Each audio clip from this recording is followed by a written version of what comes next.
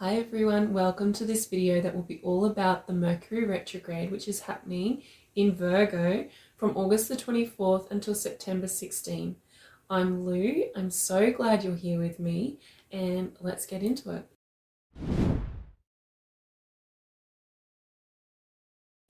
So first, let's talk about what a Mercury Retrograde actually is and why it's important that we talk about it. So Mercury is the planet that rules our mind.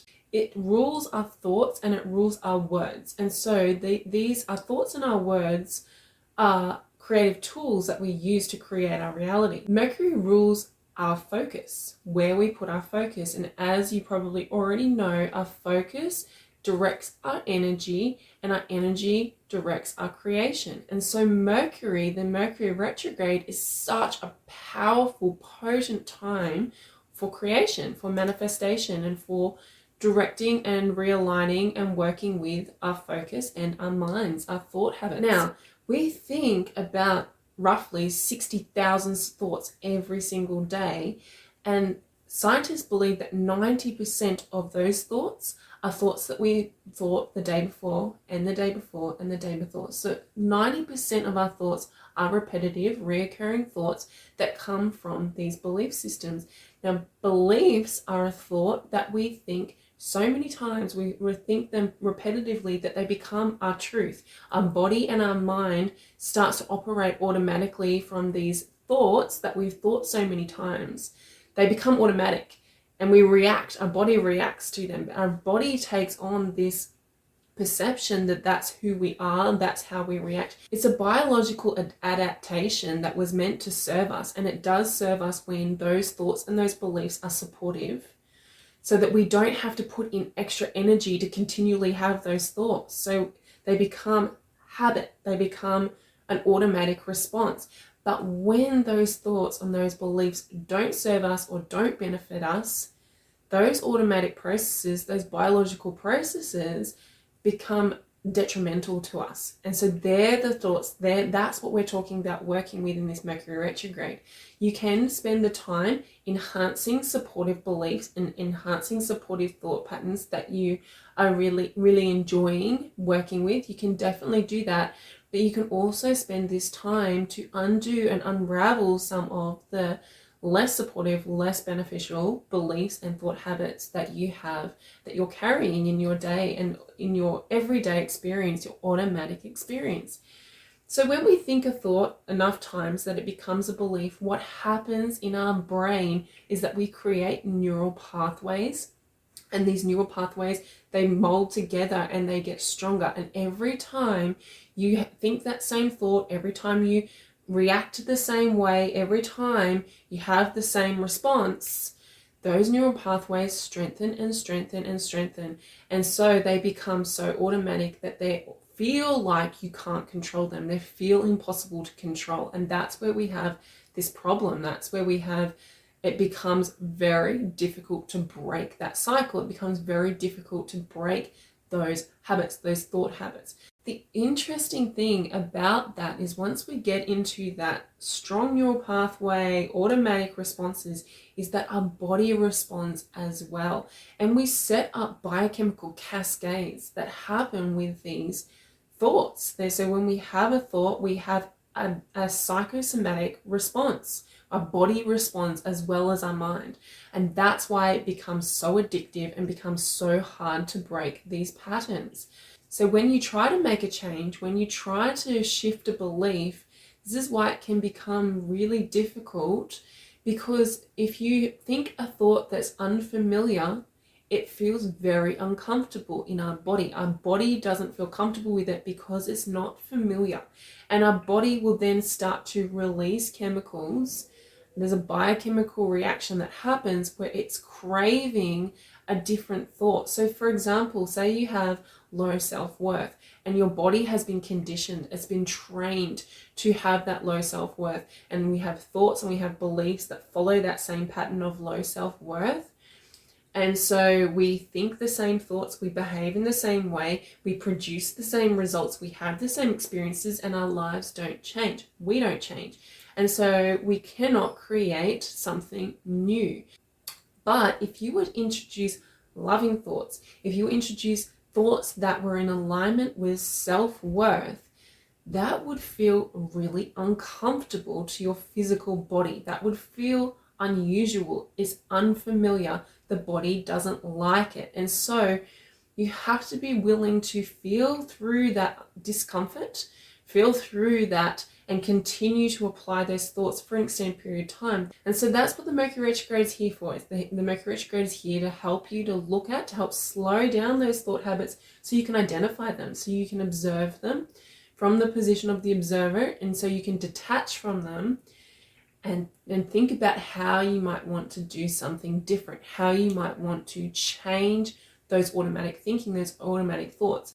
Remembering that when you're working with thought habits and thought processes that are automatic, that are chronic, that you've been thinking and feeling and for so long they're a belief, is when you're trying to shift something like that, you have to remember that you will have to give up a valid storyline here. So what I mean by that is there is a really good reason why you think or feel or behave in that way. Okay, there's a really good reason, and it always comes from past experience. You've had a past experience that's caused you to feel a very strong emotion, that's caused a thought reaction, and now you have thought that thought so many times, your body feels like it's still stuck in that past experience, and it's releasing those chemicals that it released in that past experience every single day, every single time you activate that belief, activate that thought. That's where you go. You go to that past experience, which was valid at the time, okay, but it's no longer valid now. And so you will have to shift any of this. The first place you need to go, first you need to be aware of it. You need to acknowledge where you're at. You need to take that time to really feel it and identify it and accept that this is what's happening for you, because if we don't accept where we're at, then we can't move forward. We can't change anything. But then also recognizing and validating the experience that gave you that has developed that belief, that's helped to develop this pattern, and then all of the experiences that have strengthened it over the time. And then recognize that you need to replace that story with something else. If you want to change it, you will have to stop telling it, you'll have to stop feeling it, and you'll have to replace it with something new, something supportive. And that requires diligence, it requires effort, it requires time and energy. This is a really beautiful time to shift your focus and to create a new storyline for yourself, to tell yourself a new story that will allow your life to go in a different direction, a new story. And remembering, like I said, that at first, for a while, that new story will feel uncomfortable. You have to be prepared to move through the discomfort to get that for that new storyline to become automatic. We're talking about reprogramming your whole system. We're talking about reprogramming your mind, but we also need to reprogram the body. We need to condition the body to react that way. And it requires you to be consistent with the new storyline, even through that time where it's uncomfortable to feel into that storyline because it's so unfamiliar. This is why the Mercury Retrograde is so important, and this is why it's really important to come to the table when Mercury is in retrograde, do this work, because you're supported. You're supported to do this work. This isn't easy work. This is hard work to do. As we all know, working with this kind of stuff, working in the unconscious, changing our beliefs, changing our thought patterns, it takes a lot of effort. But when Mercury is in retrograde, you get this boost. There's a boost in your ability, and there's a boost in the cosmic forces helping you to be able to do this work. So it's a potent time. There's no magic bullet to any of this. And one Mercury retrograde isn't going to be enough, but it will be enough to create shifts in the right direction. And it's enough to help you to override your body for a long enough period of time, especially if you apply yourself deliberately to it, to make big strides. And then it's up to you to continue that. You know, a lot of people can do that within the midst of the Mercury retrograde, and then then life continues on and they let it all go, and then they come back to square one where they're operating back from those automatic thoughts and nothing seems to change. So you must stay dedicated, you must stay committed, But for the purpose of the Mercury retrograde, this is the time when you can do that first initial shift work and move some of this energy in your body, and get your body and be able to sit with your body in those biochemical responses and recondition your body into feeling more comfortable with new thoughts, into feeling more comfortable with that new direction. And so therefore start the process of moving towards new behaviors, new emotions, new experiences, and a new reality. The more you practice it, the more familiar it will become, the more thoughts you will start to weave into that. The law of attraction will give you more thoughts that align with that new storyline, and you'll weave that together until you start to develop and build new neural pathways. And those neural pathways will then signal the body, and the body will respond in kind, and then the new experiences start to manifest. So this is why Mercury gets such a bad rap, you know, during that time.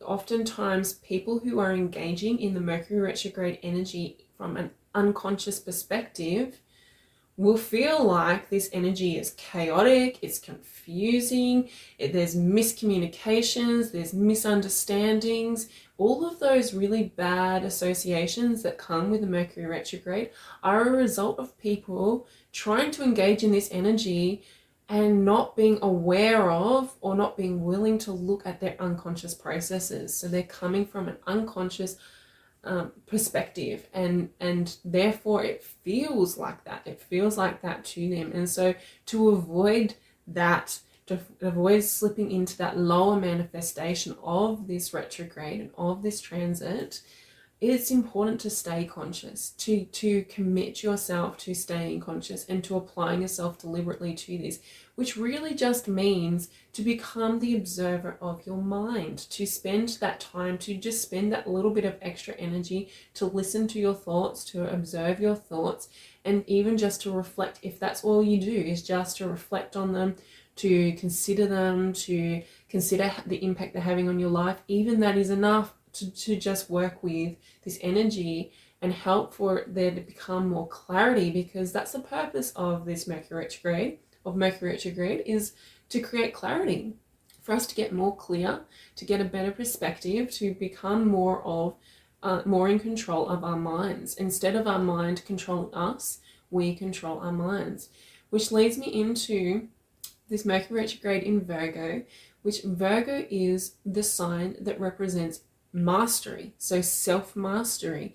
And this is the crux of this particular Mercury retrograde transit, is that the old saying of the mind makes a wonderful servant but a terrible master. And for most people, our minds are our masters. Their minds control us. We don't control our minds. And so with Virgo there, with the Virgo influence, this is a really great time to take control of your mind, to make your mind the servant and you the master, to get mastery over your mind, mastery over your thoughts.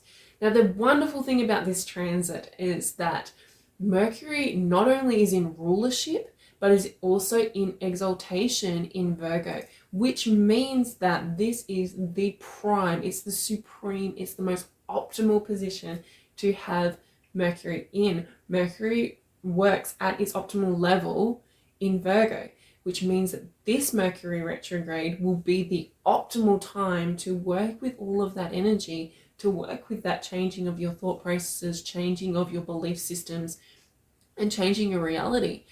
So the other thing about Virgo is that Virgo is a mutable sign. It's a mutable energy, which means that Virgo is very changeable. So that's a really positive energy to be working with if you want to change something, if you want to shift something in your reality, but also within yourself, right? So with that mutable energy and the rulership and exaltation activation of Mercury, this is going to be the most powerful time for everybody on the planet to create a positive and productive shift and change in their mental habits, in their reality, in their creative processes. Now, the shadow side of Virgo is that Virgo can be quite nervous. Virgo has quite a nervous energy when it's out of balance. It can be very critical. It can be very like perfectionist type energy. So there is this tendency to overthink, to over criticize, to go into focus on the details, to get really involved in that mental chatter, and to worry. So worry is a major thing to look for during this transit. If you are worrying a lot, you are falling into and slipping into that lower manifestation of the Virgo Mercury storyline. Okay, so if you are already a worrier, that could be magnified during this time. Your worries, your concerns, and remembering that worry is such a debilitating energy. Worry literally drains our energy. It drains our soul because it keeps us locked in the past or the future. There's no ability to be in the present moment when you're worrying. So another thing that can come up is anxiety and stress. You can get really stuck into the fight or flight mode and have major stresses or major stress come up for you with this retrograde. If you're unconscious, if you're not working deliberately with this energy, because of that tendency to overthink, that tendency, our mind's going to be very stimulated, okay? And it can go any which way depending on how you engage with the energy. So remembering that worry and overthinking and being overly mentally stimulated, that mental chatter that's out of control, is a sign that you're in the fight or flight mode. You're in that emergency thinking, that survival mode. And so that can be a really challenging mode to be in, especially if you're in it all the time.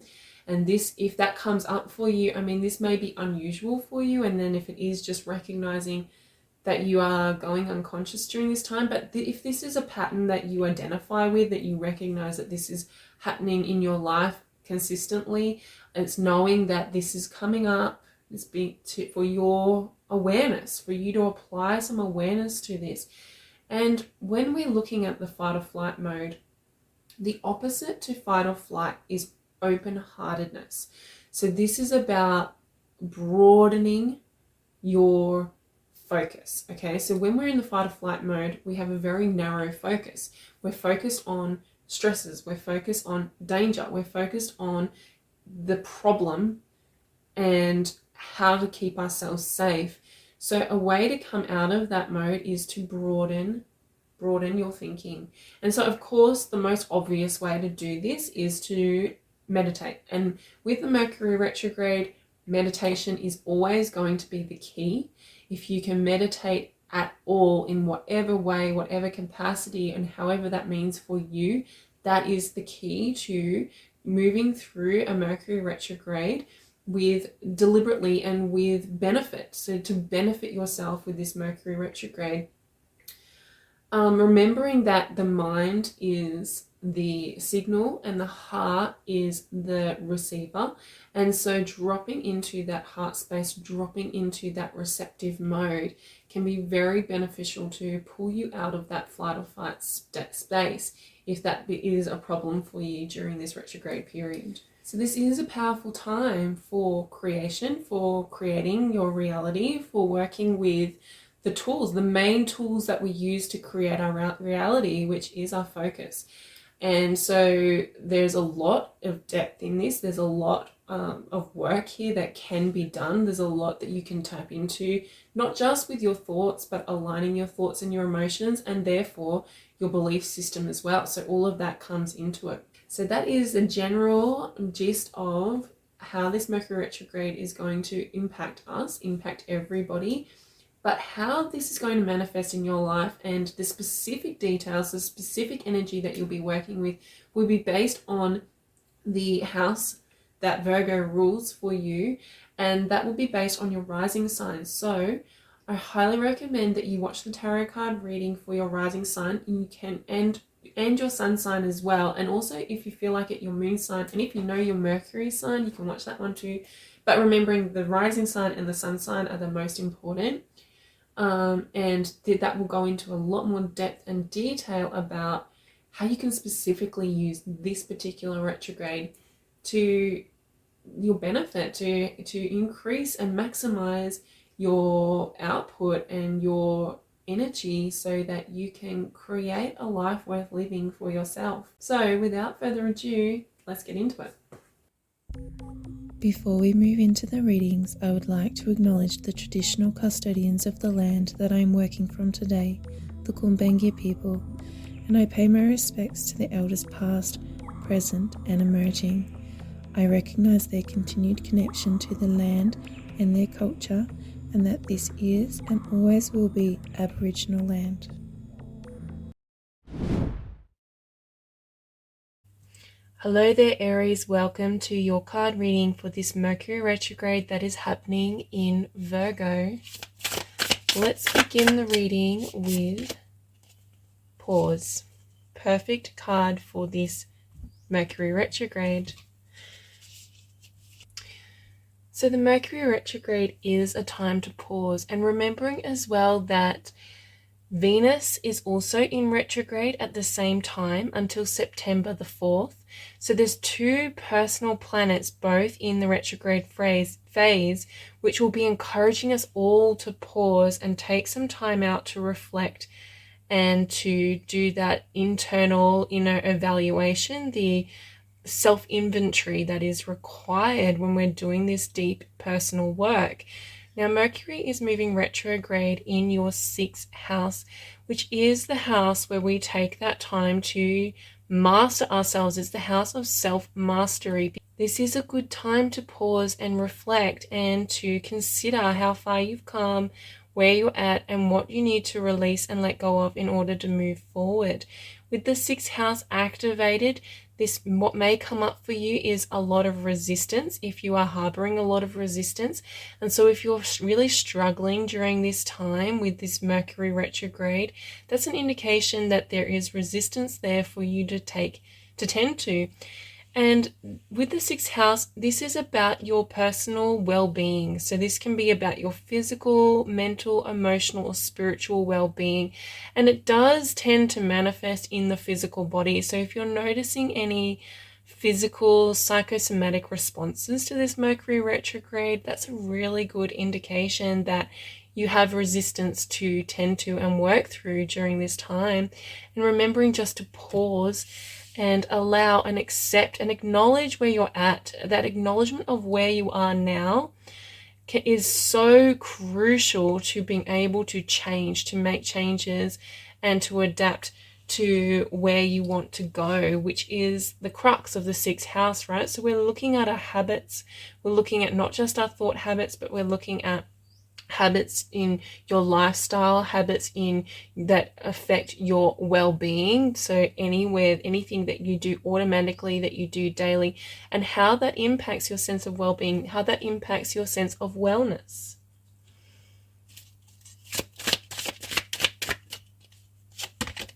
We have flexible.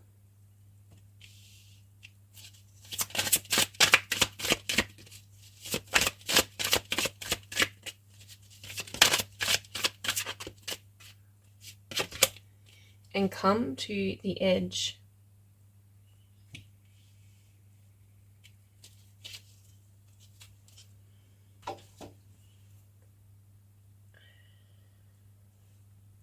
It's really interesting that this flexible card has come up because the energy of Virgo can be very, very rigid. And Virgo rules your 6th house. So it's your natural ruler of your 6th house. So you're getting this almost double Virgo energy happening here.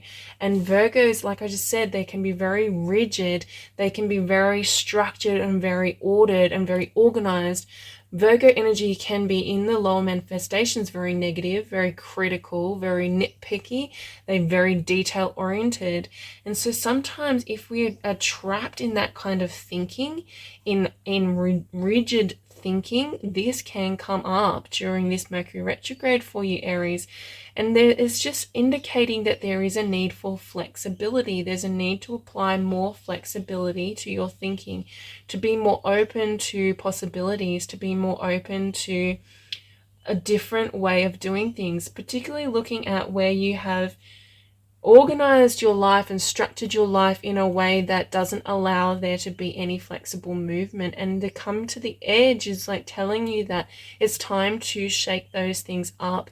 This is time to move out of a comfort zone. The sixth house can be where we fall into comfort zones if we are not being conscious and not being aware.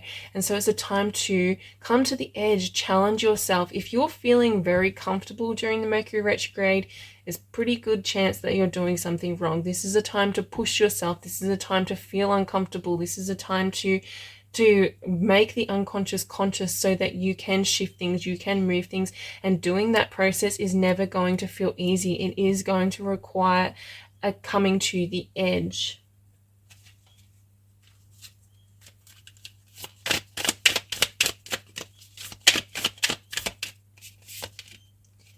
It's in you.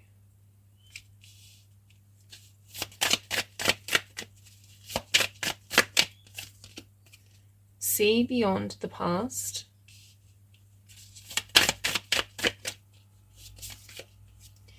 Better than you can imagine. Of course, whenever Mercury is in retrograde, there is past things that come up, that can come up for you. Mercury retrograde does all the reflection, it does all the renewal, it does all the redoing. So there is a time period to pause and reflect on past situations, pause and reflect on things that have happened in the past experiences, past traumas, past reasons why. And this is how we change the unconscious, is by making it aware, making ourselves aware of it and bringing it to the surface so that we can do something about it.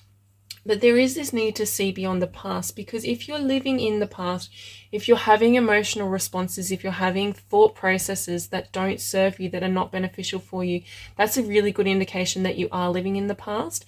Because those habits, those thought processes that that we do automatically, those automatic thinking thought processes, they come from past experiences. We form them through our past experiences over our lifetime, and the more often that we engage in these past experiences, the stronger that those automatic responses become.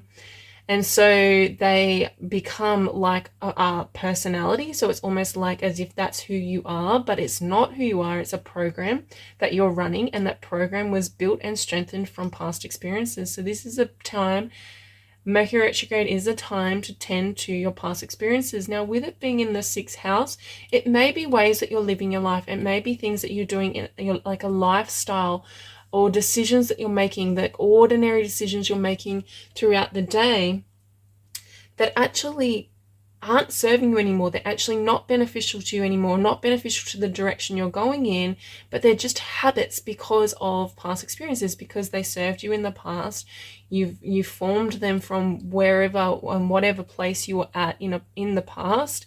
And now they're a habit and they're something you do automatically, but they may be hindering you from moving forward and becoming the person you want to be, because it is within you to do this work. It's inside you, but it's about finding that space. It's about looking at the unconscious and making that conscious so that you can make that change, because it can be better than you can imagine, right? So your imagination is so powerful when Mercury is retrograde. The imagination is our most powerful creative tool. So it's how we hone our focus. Everything that's created on the external is created on the internal first. It's created in our imagination first. And so as we are imagining at the moment, at the level that you're imagining at the moment is at the level that you've been in the past, but there is so much more for you now.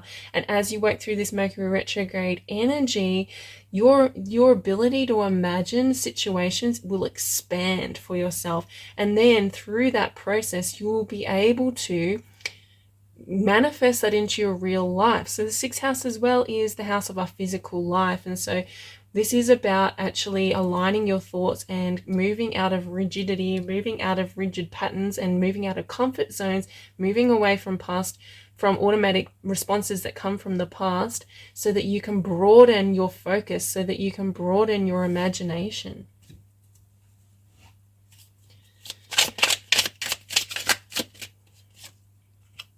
Death. Three of Cups,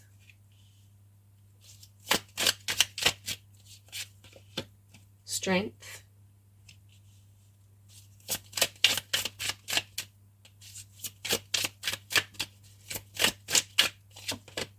the Chariot,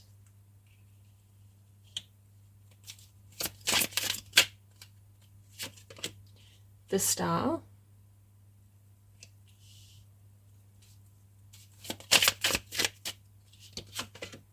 and the Moon.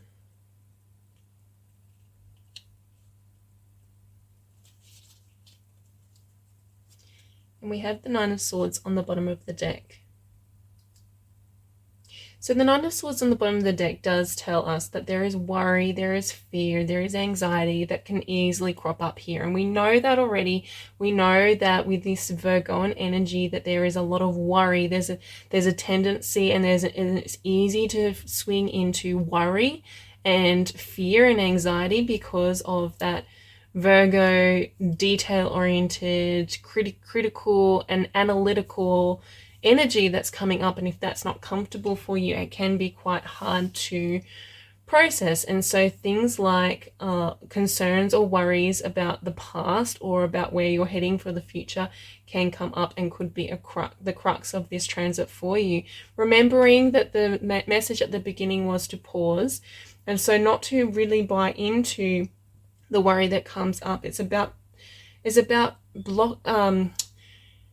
training your mind, conditioning your mind into seeing things differently. So when worries do come up, there is a need to remind your mind that these worries are not true, that these worries are not beneficial, and that you are going to redirect, you're going to replace these worries with something healthy and something that is getting you to where you need to go. This is the work that you can do, Aries, during this transit, and remembering to be flexible in what that looks like for you, okay? Because worrying and stressing and anxiety can really narrow your focus and can make you quite rigid and unwilling to adapt and look at alternative possibilities and alternative solutions, because it narrows your focus and you're not able to be open and broad in your awareness.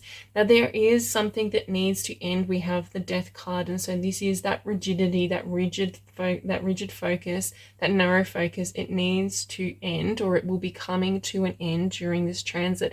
And I do feel like for you, Aries, there will be other people involved in this. Now that can be because Venus is retrograde in your 5th house, and then Mars, your ruler, will move into your 7th house on August the 27th until October 12th. So those are two very social houses to have activated in such a profound way. And so this could be applied to your connections. So, you know, they could have a very big impact on you during this time in terms of your relationships, your love affairs, like your romantic partners, your intimate partners. They may be a beneficial part of this journey, this healing, this evolution of your mind, and help you to come to the edge. With the Three of Cups here, they may be able to help you see within you what you can't see yourself, and help you to see through your blind spots, and maybe even be the catalyst that pushes you to move outside of a comfort zone. So definitely remembering to connect with other people and allow other people, these other people want to help you. Three of Cups is a very supportive energy. It could be friends, it doesn't have to be a lover, but they could help you to notice where you are being blocked.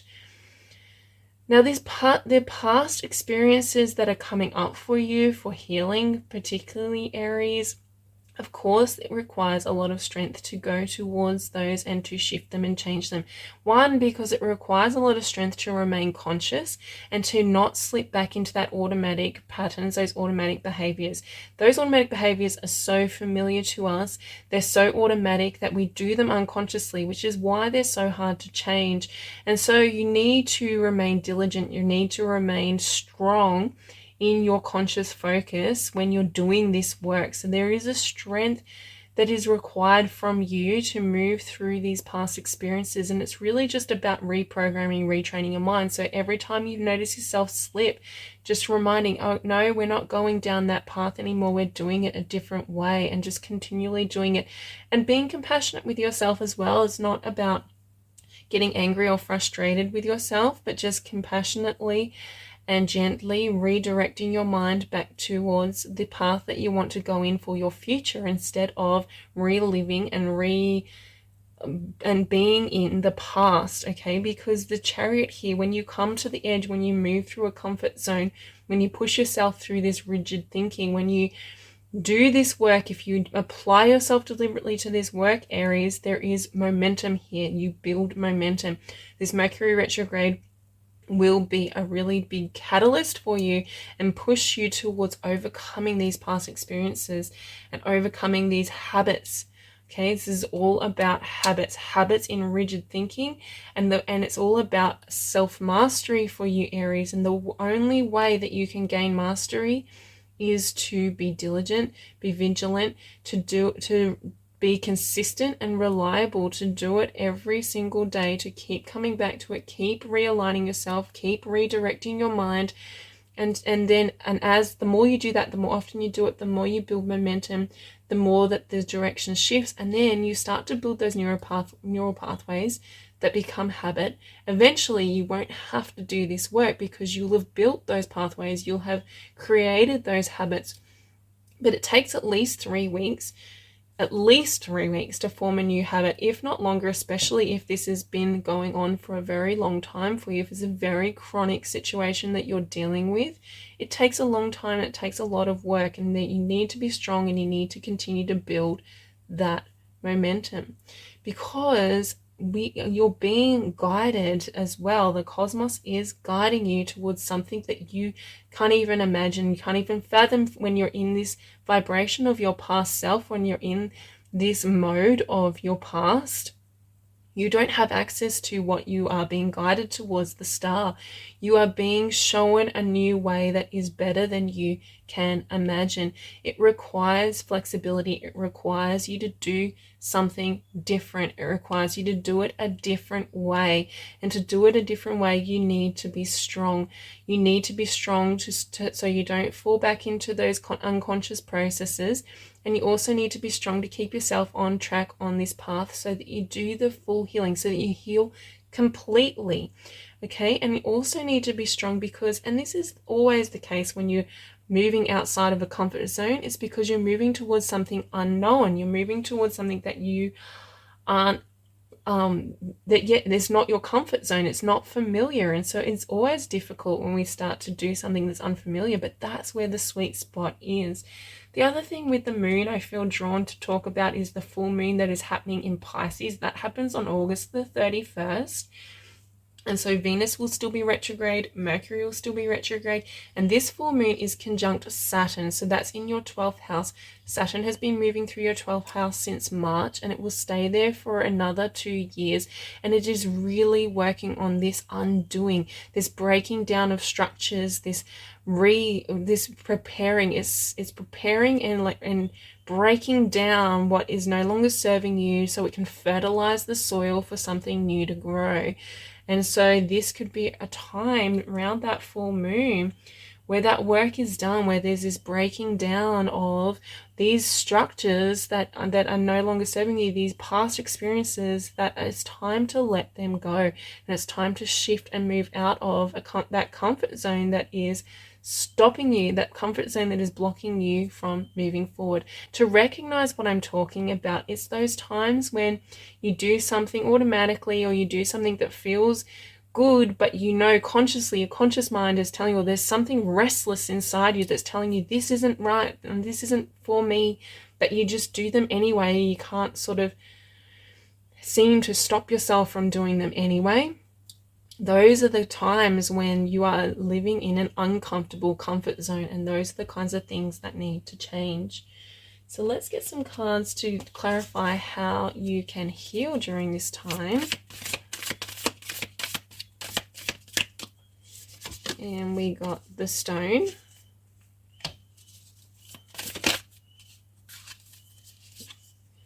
the Riddle.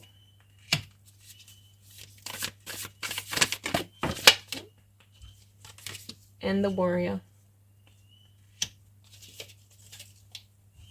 The Riddle card is so profound for this reading for you, Aries, because it's really telling you that you're searching for the answers in all the wrong places. So it's telling you that this rigid thinking, this rigidity, and this whatever is keeping you stuck and trapped in the past, you're looking for answers, and that is not the place to find them.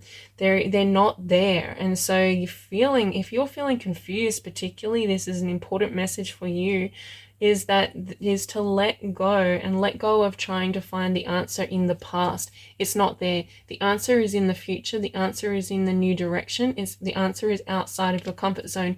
You won't be able to find the answer if you keep doing the same thing you're doing. You need to do something new if you want the answers to come to you, because if you are stuck in a very narrow focus, if you're stuck in the problem, you cannot find the solution from the same vibration and from the same mindset as you created the problem.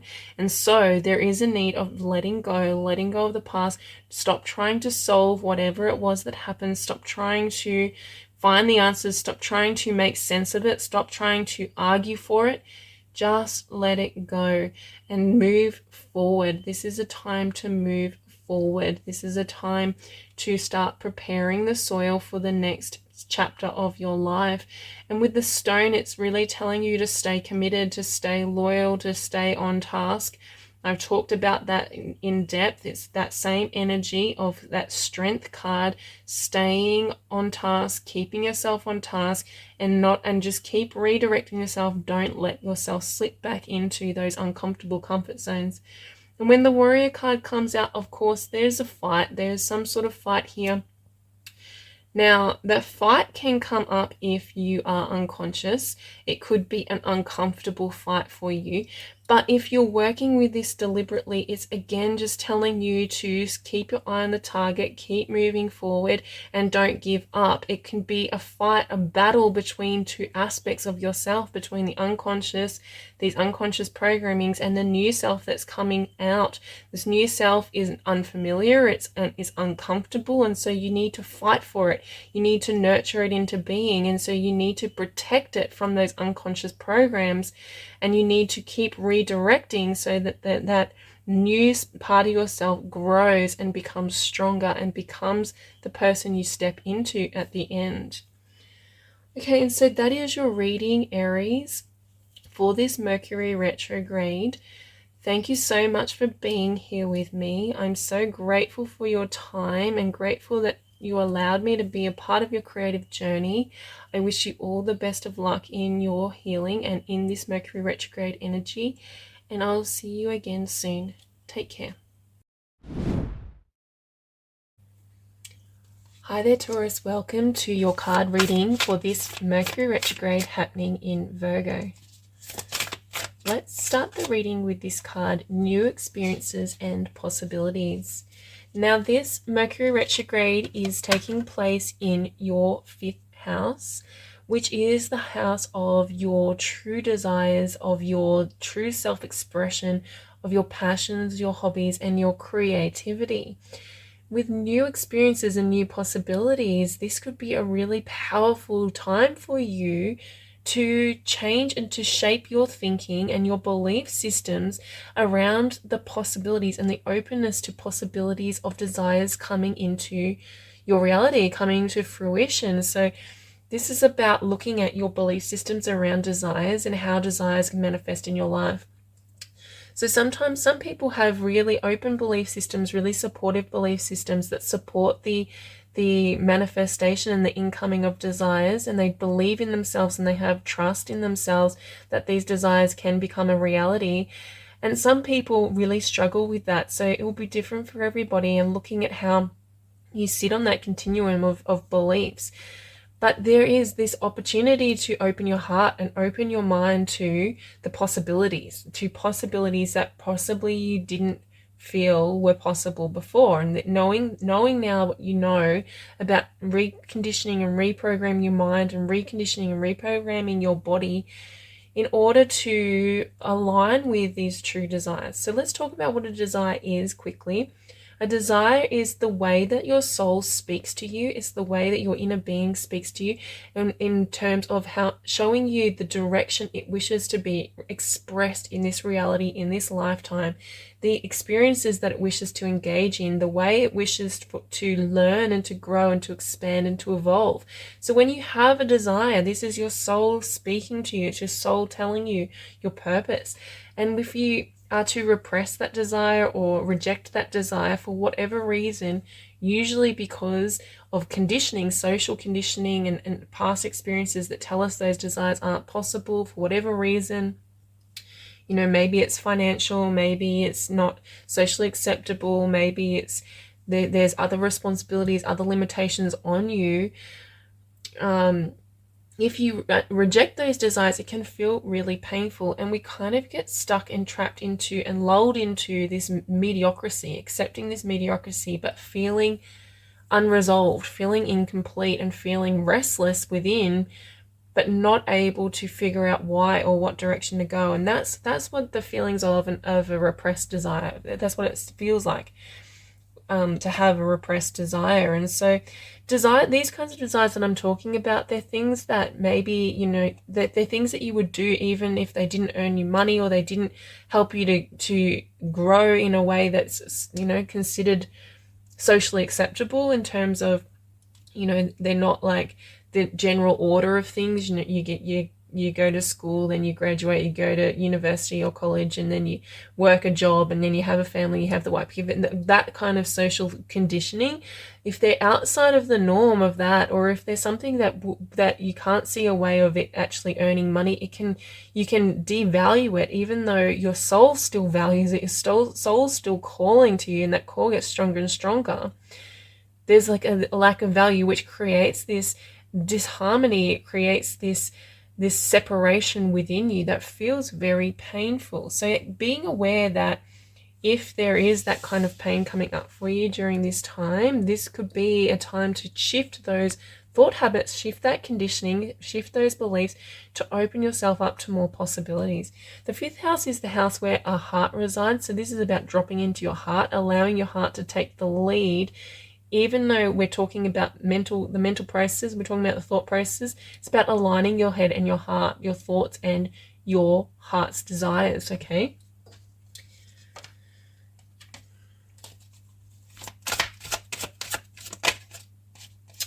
To be fair,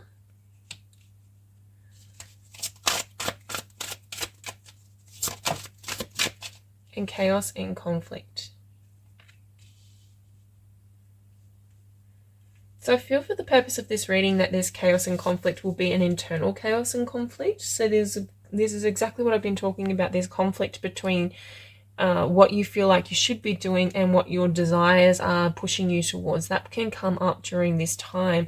Now, should is the word, really, when we're looking at thought patterns in terms of our desires. We can become quite serious. If we are living life too seriously, too rigidly, that's a very Virgo type of energy, in disharmony, is that rigidity and that criticalness and that seriousness, taking things too seriously and being too hyper focused on details, instead of just being easy and joyful and playful and allowing it to just unfold.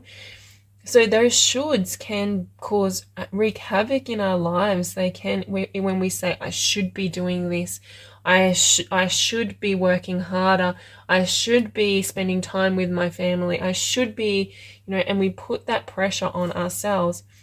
It's really important during this retrograde, if you can do the work to shift those shoulds and change them into choices, that will help to lift this energy up, to open up these possibilities and help to relieve some of this chaos and conflict, this internal conflict.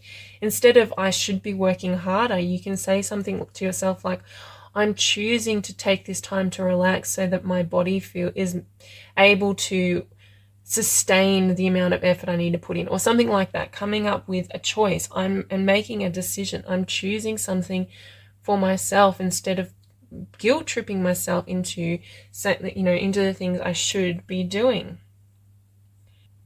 And Taurus, I feel like with this To Be Fair card, there's this beautiful trine energy that's happening between this Mercury retrograde and Jupiter over in your first house in Taurus. And again, on September the 15th, we have the new moon in Virgo, which will be a really powerful time to set new intentions, to really amplify everything you do with this Mercury retrograde and push it forward into your future. And that is also making a trine with Jupiter.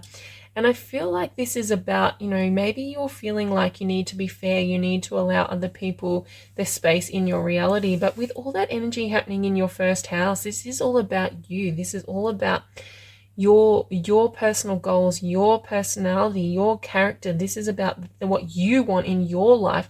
And perhaps you've been a little bit too lenient on other people. You've allowed other people to influence you a little bit too much.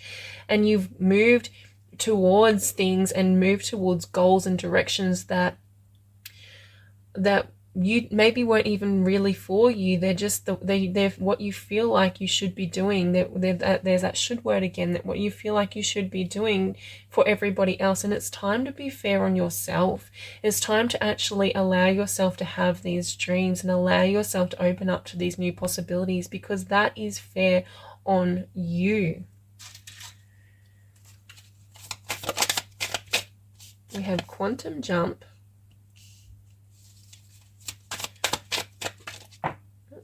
Victory, and Nourish the Shadow.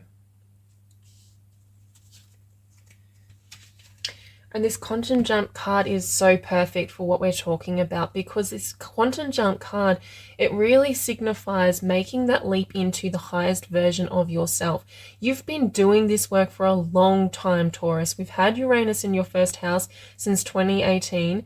And then all of this year, Jupiter's just moved in there in May, but even like March, April, May, June, you've had that highly activated first house, and you have been really rebuilding yourself, rebuilding your character and who you define yourself to be and the goals that you have for yourself. This has been powerful work that you've been doing, and this Mercury retrograde will be no different. It will be about making that quantum jump towards not just the character that you want to be and your personal goals that you want to set for yourself, but also aligning yourself with your true authentic desires. Okay, so aligning yourself with your soul. This has been all about authenticity for you for ages now, Taurus. I keep talking about this authenticity, becoming authentic. This is about aligning with your inner being, and this Mercury retrograde is a great time to do that. I do feel that a quantum jump is necessary because you are a Taurus energy, you're a fixed earth sign, and so making small changes can be quite difficult. Once you set your mind on something, you can really push through and make that quantum jump and reach new heights. But it's about shifting your mind, and making a decision, making that decision to change, making that decision to align with the highest version of you. And doing it every single day, doing that work every single day, doing the actions, aligning your thoughts, aligning your emotions with the highest version of you, which means aligning it with your true desires. Now, your true desires are something that you do no matter what. You would do them for the enjoyment of them. You do them for the pleasure of them, not because someone tells you you should, not because they're going to make you money and pay the bills. Therefore, what brings you joy. And so this is about following that leap into what brings you joy. There's a victory there for you, Taurus. There's this opportunity to have this success. This could be a very successful transit for you there. Now we have Venus retrograde at the same time in Leo. That started on July 23rd, and Venus will move direct on September 4th. So for the first portion of the Mercury retrograde, we also have Venus in retrograde, which means that we're doing this really interpersonal, this really internal work on yourself, and Venus being your ruling planet, you're doubly so for you, Taurus. That's happening in your fourth house, which is a really important house to get your emotions clear. So you're working on your head, your heart, and your emotions all in one go. It's a big time for you, Taurus. But with the victory card here, you will be successful. I love this crown that this bird is wearing. That means that you are becoming the ruler of your domain. You're taking that Leo energy to the next level, and you are aligning with your true authentic self. being the queen of your, or the king of your empire.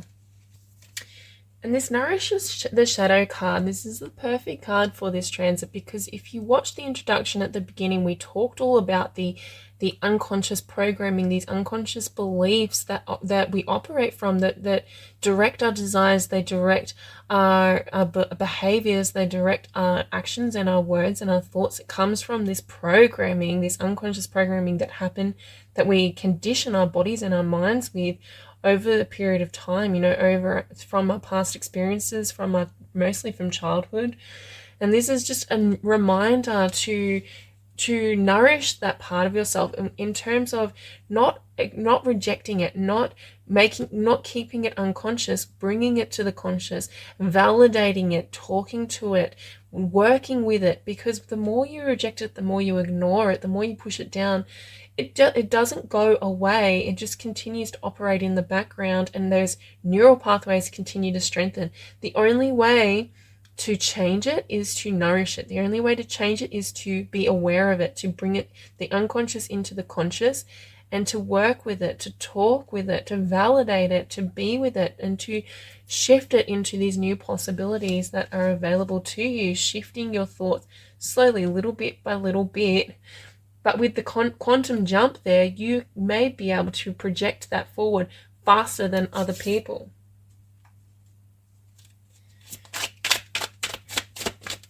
Okay, we have the Three of Coins,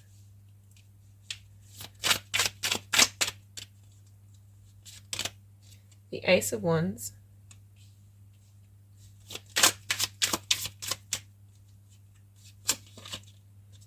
the Five of Cups, Queen of Cups,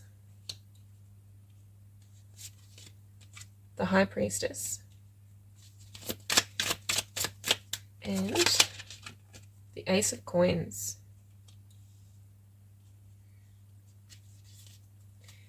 And on the bottom of the deck we have the Three of Swords. So definitely straight away we have two aces here. This means these new possibilities. There is something waiting in the background for you, Taurus. There's something ready to burst through into your experience. And these retrograde periods, if you can come to the table, if you can do the work, stay conscious, nourish that shadow, and change, and will start the process of changing those unconscious beliefs, okay, they can manifest into real life tangible experiences in your world. Okay, this is what the chaos and conflict is. There is something new wanting to come through. There's something brand new wanting to burst into your experience as a new direction. But the old way of being, the old you, needs to move aside and make way for the new person you would have to be to bring these in. Aces are just potentials right now. This is just a potential. There's a new possibility, but you must nurture it. You must nourish that shadow to uplift it, to bring through the new version of yourself that is required. Okay, we've got this Three of Swords on the bottom of the deck. Again, separation. There's this separation. So if you're really struggling with this retrograde during the month of August, if you're really struggling, then it's important to look at the separation between you, with this internal separation. Like there'll be two aspects or more that are at odds with each other, that are not in agreement, they're in conflict. And so this will be about finding those two or more components and trying to find a way to integrate them, trying to find a way to validate that both sides, and be fair on each side of it, each side of the equation, because all aspects of you have a valid point. They're all there for a reason. They all came into existence for a reason, they're a part of you that is trying to protect you. They're a part of you that's had experiences that are reminding you of past experiences in order to try and make you feel safe, to keep you safe. But they're but their perspective may be skewed because they're still living in the past. They're still living in the past experiences, and you're no longer in the past. So it's time to remind these aspects of yourself that you're in the present moment. You're moving forward in a brand new direction. You're a new person, Taurus. You've done this work, and there's a new you. And these aspects of you need to catch up, but they're not going to catch up on their own. They require a little bit of help. And that's where this High Priestess comes in. It's doing that internal work. Don't shy away from that internal work, and be fair to all aspects of yourself so that you can merge them, you can integrate them, you can reduce this separation and become more integrated and whole. And on the other side of that, there's new possibilities. I think there is a sadness here. Maybe there's a loss, and there can be a sadness and a loss if you are having to give up one aspect of yourself. I mean, whenever we have to make big decisions in our lives or make big changes in our lives, there's always going to be something that's going to be left behind. And that can be sad, that can be a loss, but it is okay to feel through that and to grieve through that. We've got the Queen of Cups on the bottom, okay? So we've got underneath this Five of Cups, so it's okay for you to feel those emotions. The Queen of Cups is very compassionate, she's very gentle, and she allows the full spectrum of emotion to take place within her, knowing that they are a guidance system, knowing that they don't have power over her, they don't have control over her. They're a way of her soul speaking to her. So if you're feeling really sad and really lost, it's okay to feel through that and not allow that to get trapped in your body by suppressing it or rejecting it. It's a really important message for you, Taurus, to feel the full expression of your emotions. That is going to help you to integrate these components of yourself, to relieve some of the internal chaos, some of the internal conflict, by allowing yourself to feel the emotions that those internal aspects of you are trying to bring your awareness to. So they're trying to create some awareness around concerns that they have, concerns for your future. If you were to follow these new true desires, you know, they're concerned that things won't work out. So it's time to sit with that and talk with aspects of yourself and listen and integrate those parts of yourself, because in reality they all want to work together in harmony. Three of Coins, they all have the same goal. They all want you to be happy, they want you to be successful, they want you to feel that joy in life, but they all have different versions of how that's going to look and what that's going to feel like, and what the dangers are and what the obstacles are. They're all looking at it from completely different perspectives. So it's about getting all the aspects of yourself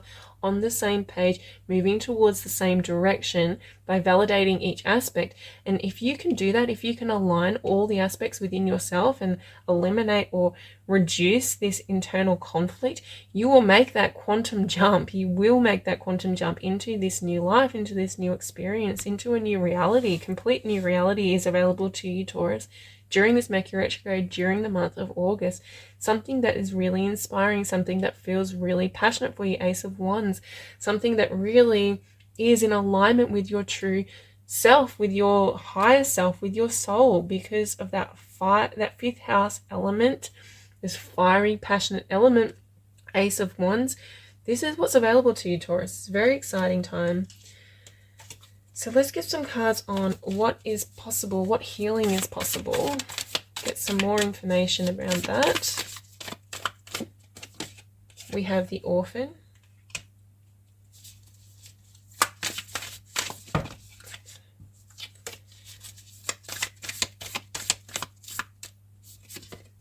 The Starborn. And the Creator. I love that. Brilliant cards for this whole reading. So the Orphan card, this is really interesting, and I feel like this will tie in well with the Venus retrograde in your 4th house. This is a big component of the work you're doing there with that Venus retrograde. This is looking at the rejected parts of yourself, the rejected parts of your, or versions of yourself that were rejected in childhood, due to social conditioning, due to family conditioning, you know, that needing to fit in, needing to be accepted within the family unit or within your social unit. And this happens to everyone. This is not uncommon. This This is how we end up with these unconscious programming, is that we get conditioned through our environment and through the people we interact with as children, and they become our limiting beliefs. And for you, Taurus, this may be aspects of yourself that you rejected that are tied into these true desires. So if you have a true desire that's trying to burst through during this time, know that it comes from a part of yourself that is really who you are, but has been rejected in the past as a way to fit in. And this is about reclaiming that part of yourself, Taurus. That I'm told that's a really important word for you. You are here to reclaim this part of yourself, this part of yourself that you were born to be, the starborn. You were born to live this experience. You were born to express this out of you, out into the world, whatever this is, whatever's coming up for you. This was part of your plan. It was a part of your soul's journey, and you were born to do this, and it's been repressed for too long. It's time for it to come out. It is time for you to tap into this creator aspect of yourself. You are the creator of your own reality, and you always have the power to choose. Nobody is exempt from that, okay? So if you're not living this fullest version of yourself, this quantum jump into the highest version of yourself, if you're not living in the best possible possibilities that are available to you, the only person who can change that is you. You're the creator of your reality, and you create your reality through your thoughts and your emotions and your belief systems.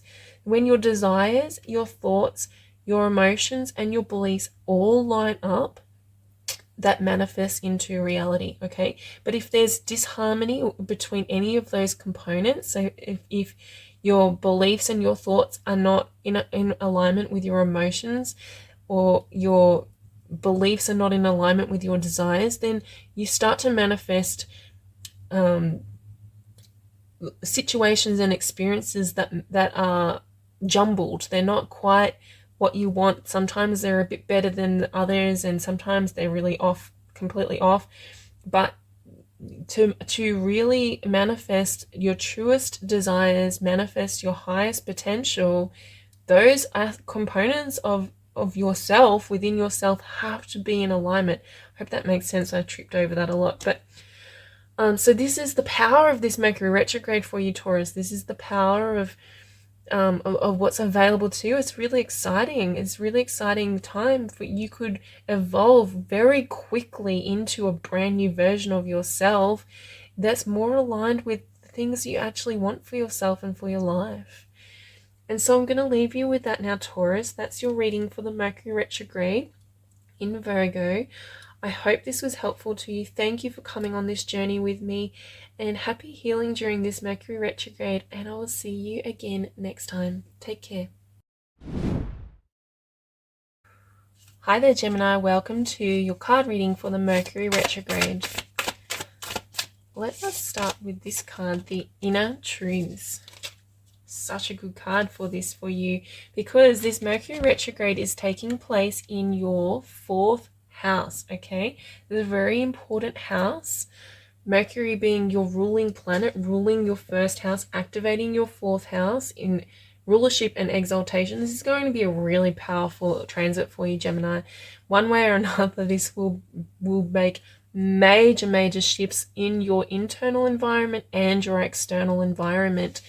Now, this is about tapping into your inner truths. This is about going in deeply, going in within, because the 4th house is where we look at our emotional guidance system. So for you, more than anyone, this is about looking at the emotional component of your thought processes. So this is looking at your emotional charges. So the thoughts, you're really good at thinking, right? You're a Mercury ruled sign, so thinking comes easily to you.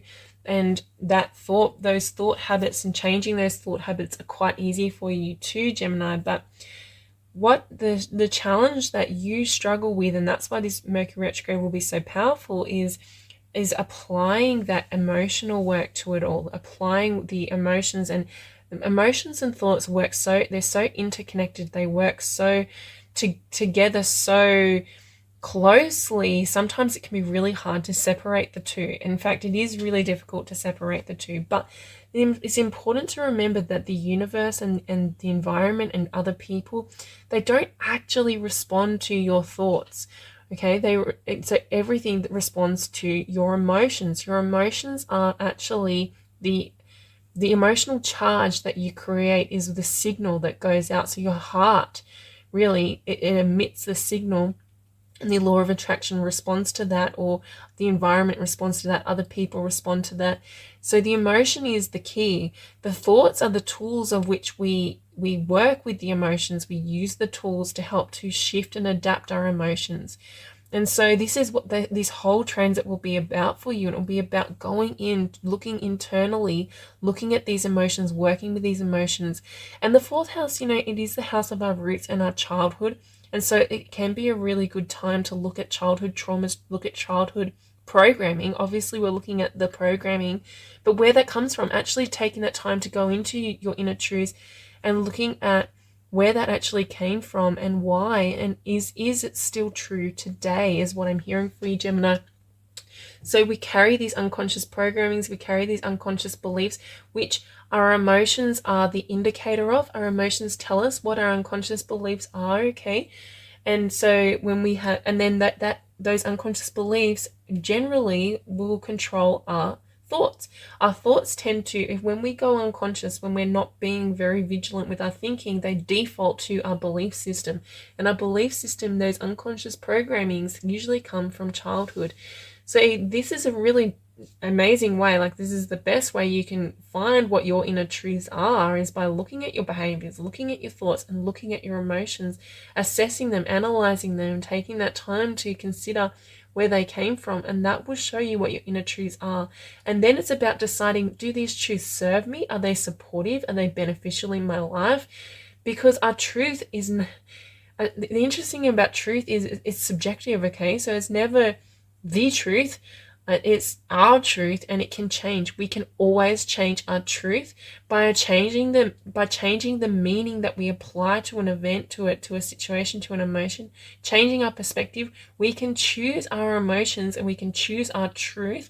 And this is the work that you can tap into, that you can apply to your life at this time, Gemini. It is powerful work when you change your inner truths and and therefore change your emotional charge and change your belief systems and then change your thoughts. When you do that, you change who you are, you change the person you are, and you change your reality. That change in your emotional charge will change the vibration and will change what's bringing in, and you change your experiences. Okay, so this is literally what's available to you at this time, Gemini. And I also feel like as well that, there's a lot of beautiful harmonious energy coming from Jupiter during this time. It will offer harmonious vibes to the Mercury Retrograde, but also to the Virgo new moon happening on September 15th. And that's coming from that 12th house storyline that you have been navigating through all year. And so I feel like there's this ascension that's been happening for you all year. I've been talking about that. You've been ascending, and that's these harmonious vibes are coming from there. So this is another part of that ascension. This is another way of you uplifting yourself out of any darkness and into the light.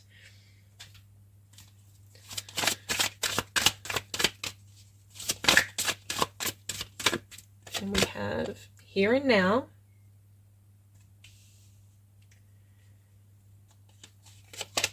and by the book. So the here and now card is so important for you, Gemini. To bring the mind into the here and now is going to be the most powerful way that you can do this work.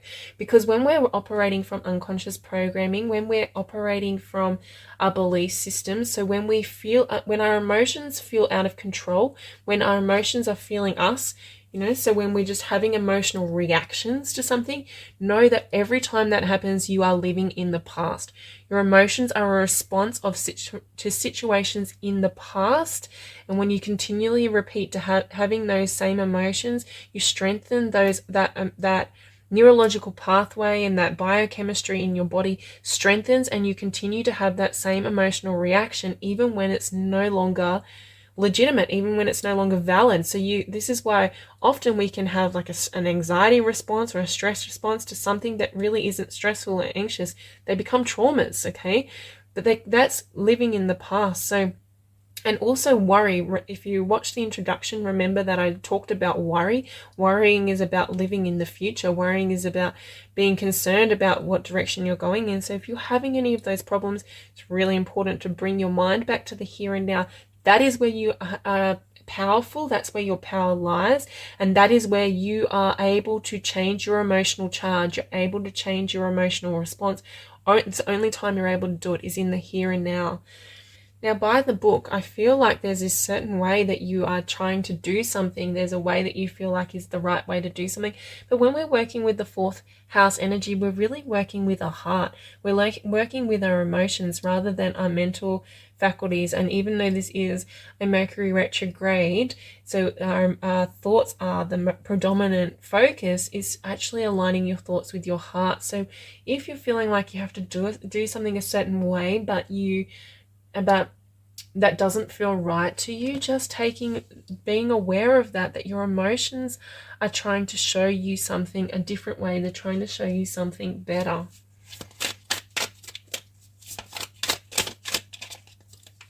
We got Master Manifester. Actions lead to success.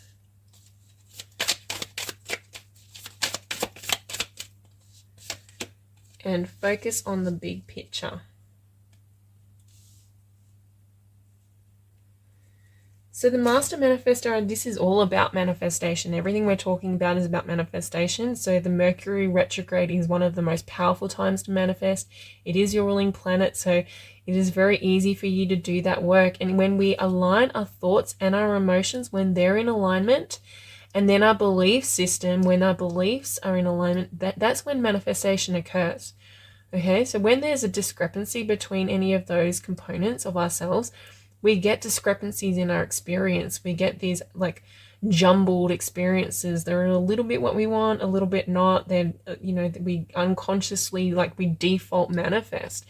But when you do this work, when you get into the here and now, when you align your truths, your emotions, your words, your thoughts, your actions become aligned, this is when you are powerfully manifesting. And this is a time when that is possible for you right now, Gemini. The possibilities for your manifestation are endless, and your actions will lead to success. So this is not a time to sit down and just allow yourself to your responses to be automatic. Okay, it's not a time to allow those automatic responses to take place like they always do, or like they normally would do. Particularly, the really good way to work with this energy is to look for the gap. So between your emotion and your response to the emotion, there's a gap there. That's the bit where you have the most power. So if you can just take a pause and make that gap a little bit bigger, you can choose. That's where you have the power to choose your response. Instead of just reacting, you can choose a reaction or a response that's more in alignment with the emotion you're trying to create for yourself. So therefore, you can choose your emotions there. So this is the work, and if you do the work, the cards are telling you there will be success. And focusing on the big picture, that is really important when we're working with Virgo energy. Virgo gets really focused on details. They get very nitpicky and they're very critical and analytical, which can be a really powerful quality. It can be a really positive quality, but obviously at this time for you, Gemini, it's about the bigger picture. And I think stepping back into that Jupiter and Taurus storyline, that 12th house storyline, will be the key to your success. The 12th house is the big picture. It's looking at the overarching, the spiritual component, the behind the veil component for you. So coming back to aligning with your higher perspective, with your higher self, looking at things from the non-physical perspective will be really beneficial and helpful for you, Gemini. Okay, we have Page of Wands, Knight of Coins,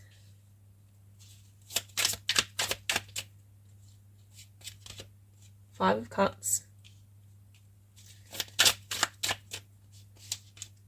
the Empress,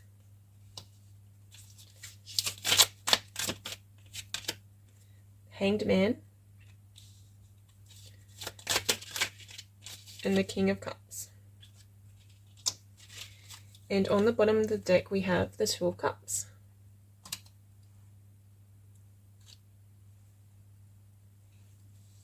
So I feel like your connection with your higher self, with your inner being, is going to be the most profound way for you to do this work. We got the Two of Cups on the bottom of the deck, which usually, you know, in the tarot, it means relating to another person. So it could be, you know, that you are in a relationship, and that can be significant. But I feel just strongly that this is actually your relationship with your higher self. This is your relationship with your inner being and the bigger version of yourself. This need to be focusing on the bigger picture, and this is really about how you speak to yourself. You know, you've got that Venus retrograde happening over in the 3rd house. The Venus retrograde has started on July the 23rd. It ends on September 4th, but we'll be feeling that energy for this whole Mercury retrograde, and that's been really pushing you to start speaking to yourself more lovingly, to be more gentle, to be more compassionate with yourself. That's coming up here with the Empress card down here. The Empress is is ruled by Venus. It's telling you to take those actions. It's telling you to align with your higher self. It's telling you to align with love, loving yourself. If you can love yourself and speak to yourself with love, speak to yourself gently, speak to yourself with acceptance, with supportive language, with supportive thoughts, that's going to be the biggest, the way that you get to success, because that's in alignment with your inner being. That's how your inner being sees yourself. So this bigger picture is about shifting your focus, the Hanged Man here. So we're shifting the direction, shifting the way that you're looking at the situation, or looking at the perspective that you're coming from, to be more enlightened, which is that 12th house energy with the Taurus storyline, and also with the Venus retrograde in the 3rd house. So this is about the King of Cups, is about balancing your emotions, balancing your emotional guidance system, and aligning your thoughts to the perspective of your inner being, to the perspective of your higher self, so that your emotions are centered. The King of Cups, he operates fully and completely from his emotional center. He understands that his emotions are a guidance system. They're not something that have control over him. They're not something that he cannot control. They're a way of speaking to him. They're a language that, so he can feel each emotion fully and completely. They don't cause him any distress to feel those emotions, because he understands what they are, and he knows that he has control of them through his thoughts. Through aligning his thoughts with supportive emotions, he can amplify those positive emotions and align himself with his inner being. Especially this is important if there is grief or sadness or loss coming out. Again, remembering to bring that into the here and now. A lot of that will be coming from past experiences, and it's time to take action on that. It's time to take action on bringing your past experiences into the present moment and doing the healing work. And that's about speaking to yourself lovingly, like I said, with that Venus retrograde. So if things do come up for you from childhood, if childhood wounds or traumas come up for you, if things come up for you that you are still suffering from grief or from loss or from sadness with them, they've been trapped in your body, they may come up for healing. It's about talking to yourself gently. It's about feeling through those emotions, knowing those emotions do not have power over you, that they are there to just simply talk to you, to speak to you, to bring your awareness to the fact that you have some limiting, or you have some lower thought patterns around that need to be uplifted. This is for the purpose of upliftment, but it can feel scary, right? It can, when the emotions feel too strong, when the emotional charge feels too strong, it can be overwhelming to go into these emotions. But trust me when I tell you that the work of going into those emotions is far less painful than the work of keeping them hidden and trapped internally. That results in a very unsatisfying life, okay? So be brave and let those emotions speak, and be kind and gentle and compassionate on yourself when they do. I feel like that when you're doing this work, if you are to go into this work deliberately, that there will be inspiration. Page of Wands, there will be some inspiration that comes to you, particularly if you are in the here and now, And that can be quite a joyful experience. And if you feel that, that's an indication to follow that emotion, to follow it, because that's where you are going towards your manifestations. That's when you know that you're on the right track. It's going to take a little bit of time. Knight of Coins, you might have to do things a certain way that slow things down for you, okay? Because there's no magic bullet to this. There's no quick fix to any of this. You have to do it a certain way. You have to do it by the book in order for it to work. But remembering that we're following our emotions, and we're not following a book, we're following the emotional system, the emotional guidance system, and you have to do the work. You have to be vigilant. Okay.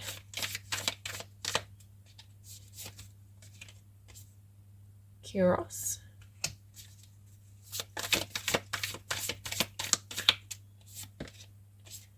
The Bridge.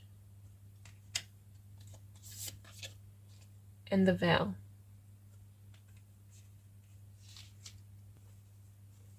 So yeah, with this card, that is exactly what I was talking about with by the book. There may be a certain way that you think that something should go, or someone's telling you it should be a certain way, but there isn't actually any, that's not actually true when we're looking at this from a higher perspective, when we're looking at this from the perspective of our inner being. So the inner being doesn't really have the same concepts of time that we have, and so looking at the way things should be is going to be disadvantageous to you. Coming into the here and now and just working on the emotions that you're feeling in the here and now will be the best way, without trying to project this into the future or trying to project it into the past, without trying to put timestamps on anything, and just being in the here and now and working through those emotions now. And the Vow card here, you know, this is what I was saying at the very beginning with these inner truths. It's about looking at the vows that you've made to yourself, the commitments you've made to yourself, and looking at, do they actually serve me now? Because they served a purpose at one point, but are they outdated? Do they need to be updated? And have you lived out that contract, and you're ready to make a new vow, a new commitment? So really looking at those unconscious programmings, those unconscious beliefs, and asking yourself whether you want to take them forward with you. And if you do, reaffirming them, recommitting to them. But if not, it's reaffirming and recommitting to yourself and to this new direction that you're heading in. And with the Bridge, that's what I was talking about with your higher self, and making that connection, bridging that gap between you and them. Because when there is a gap, when there is no way of getting across that gap, that's when we feel and experience the most pain in life.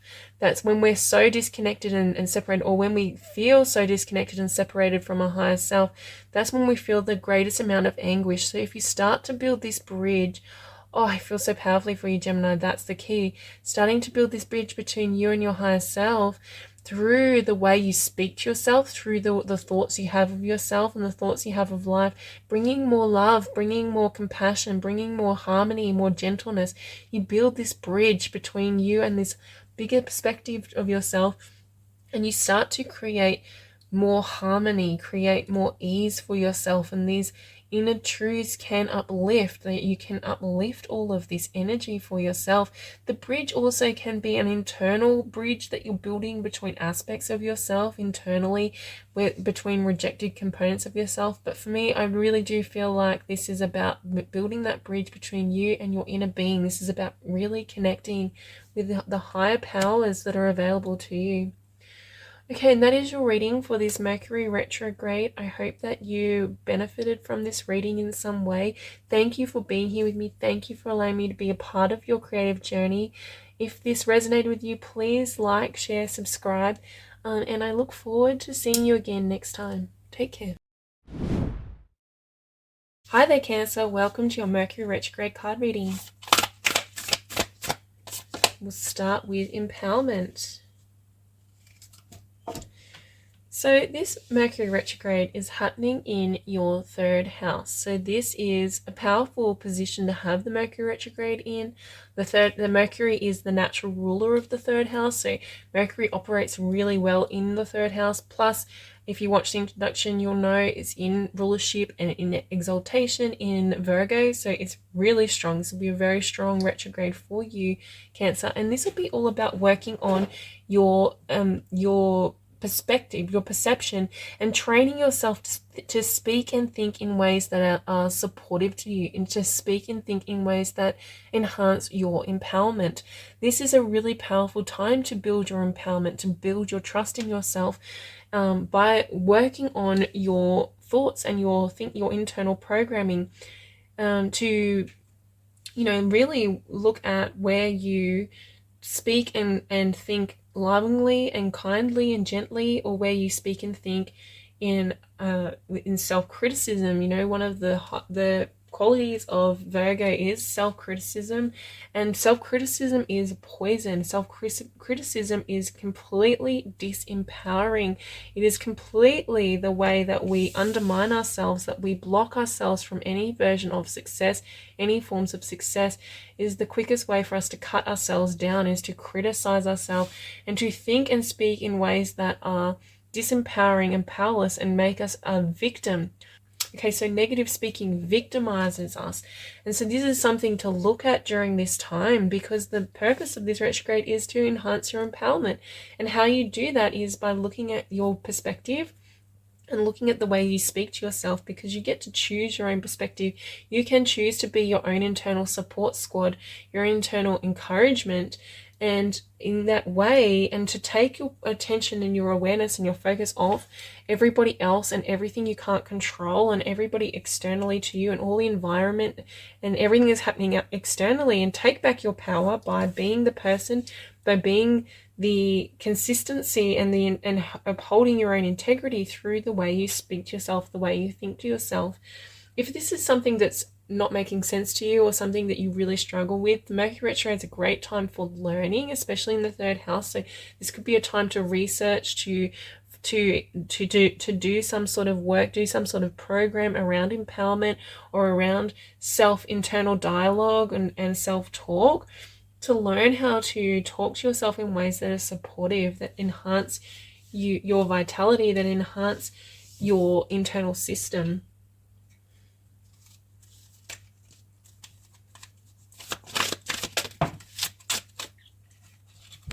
So we have not for you and new life. So if there is a new life coming in for you, Cancer, if there is this is an opportunity to manifest something new. The Mercury retrograde is all about manifestation, and so you have the opportunity to draw in new experiences by changing your thought patterns, changing your habits, changing the way you speak. Okay, you can create a new life for you, but it's about, you must look at what's not for you, and you must accept that that's not for you, and you must eliminate it. So these unconscious programmings, when we're operating unconsciously, they keep our focus and our awareness, and without our sort of conscious awareness, they keep us focused on things that are not for us, because they're not serving us any longer. They're old patterns, they're old beliefs from past experiences. Especially if you have a trauma response, or you have had trauma in your life, and you're hyper vigilant and you're hyper focusing on things that are dangerous, things that feel scary or dangerous. If you're prone to the fight or flight response, your nervous system is conditioned, it's trained, and therefore your body is trained and conditioned to focus on things that are not for you. They're things that are dangerous, or things that are not safe, because in that mode, in that state of being, our mind is always looking for danger. It's looking for the things that it's trying to run away from, which, when you pull back and look at it from the perspective of the vibration of that vibration brings situations, because it's always attraction. It's never repulsion. We're not, when we focus on something, we don't move that away from us. Wherever we focus, we create. So when we're focusing on danger, we're focusing on things that are not for us, we're creating more of that cycle within us. We're creating more of that vibration. The law of attraction is responding to that and bringing more experiences that match that to us. So if you want to stop manifesting and stop creating things that are not for you, you have to shift your focus. You have to be focusing on the new life, and whatever capacity it takes for you to shift that focus, remembering that it requires an awareness of the unconscious. It requires an awareness of these thoughts. It requires an awareness of these patterns to be able to change them in the first place. we have immense growth, service,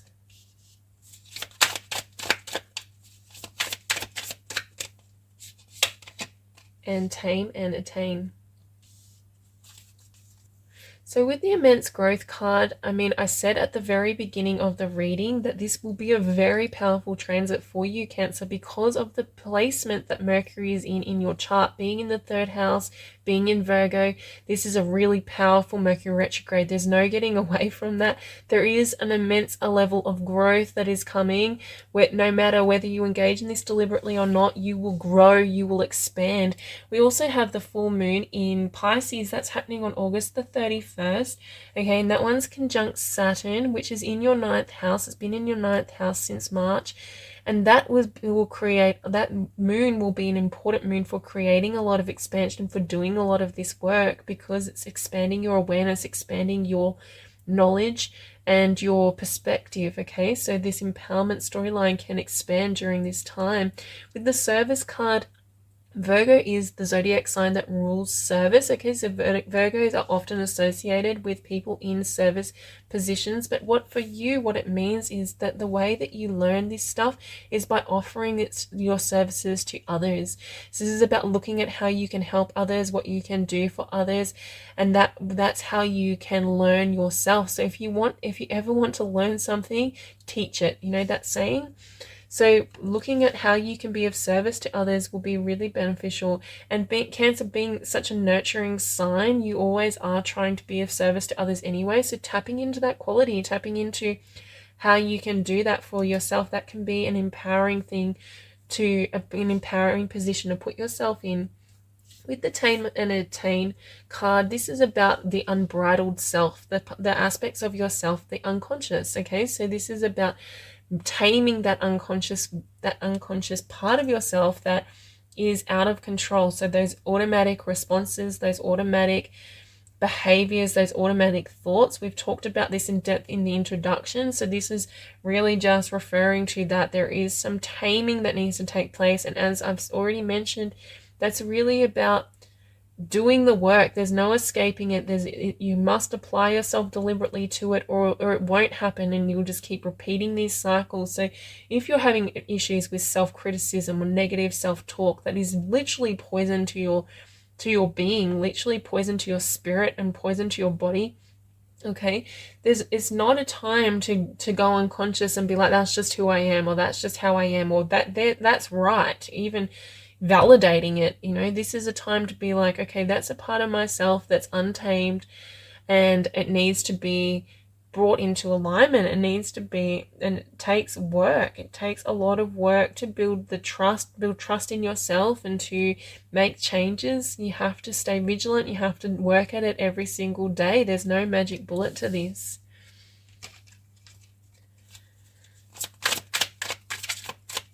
Okay, we have 5 of coins,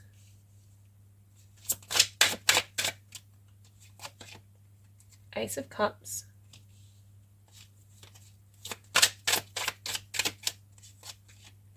Two of Cups,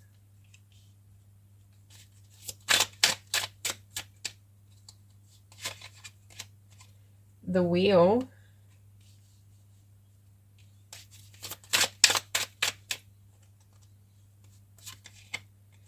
Queen of Coins, and the Hierophant. And on the bottom of the deck, we have the 7 of Coins.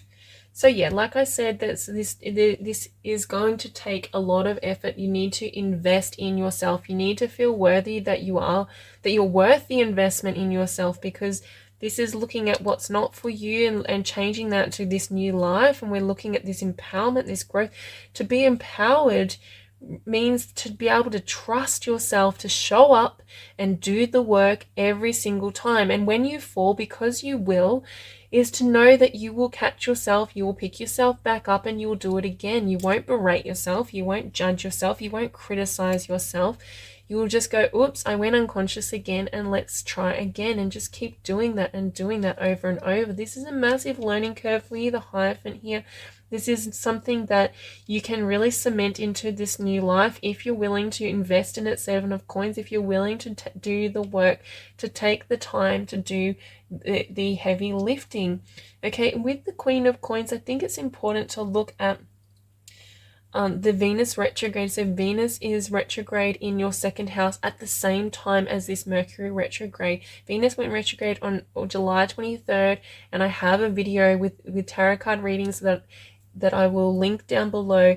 So for that Venus retrograde as well, this is an overlapping of these two personal planets in retrograde. It's very intense time throughout August. Okay, and so that's happening in your second house, which is looking at your values and how much you feel worthy. You're looking at your own self-worth with the Queen of Coins here.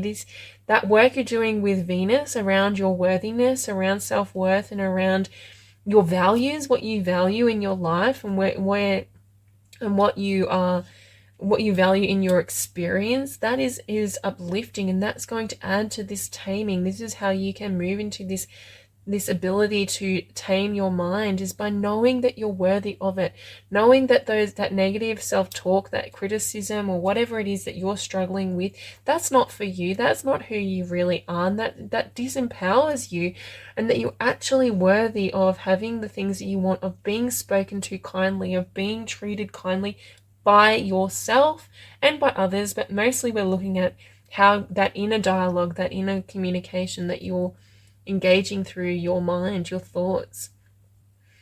Now, I do like these Ace of Cups and the Two of Cups here. You know, if there is new love that you're engaging in your life, or there's a possibility for new love with Venus in retrograde, that can happen. I really like this for you, Taurus. I think that this could be the new beginning that changes things for you. But the Ace of Cups doesn't have to be a person. It's just a potential, okay? It's just a potential of something that makes you feel really good. There's this opportunity to feel really good. And when we feel really good, it's easier. It's a time that's easier for us to align our thinking, to align our thoughts, and to do that change. Now, if you're not feeling really good, then that's the indicator that there is mental processes, there's mental habits, there's thought habits that are blocking that feeling for you, and it's time to do that work. Remembering there's such an interconnection between your thoughts and your emotions, and I know that as a Cancer you're really good at those emotional systems, but the thoughts are the difficult bit. They're the bit that you find challenging. So using your strengths, using your emotions to guide your thinking will be really beneficial to help shift things. And this may be about another person. You're thinking about another person, but remembering that other people and the way we see other people is always a reflection of what's inside us. It's always a reflection of us. Okay, and so taking that step back. Okay, so this is what's coming through.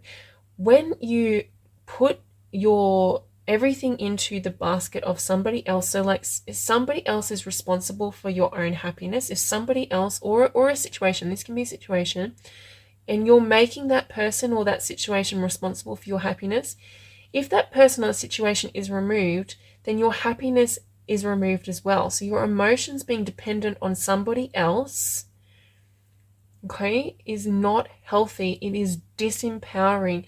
To be empowered means that you take responsibility, you take ownership of your own emotions and of your own feelings and of your own reality, independent of the other people in your life, the experiences that you're engaging in your life.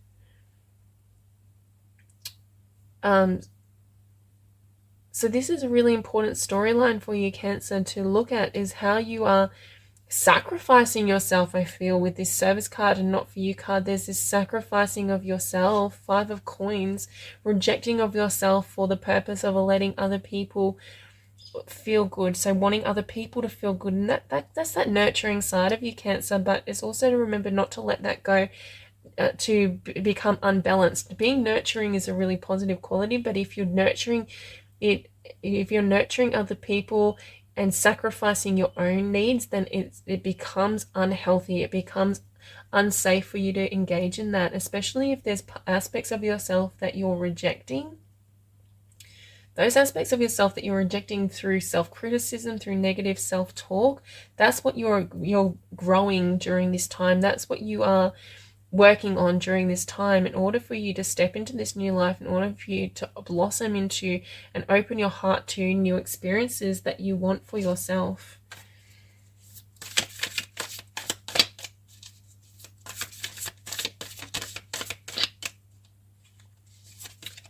We have the tear.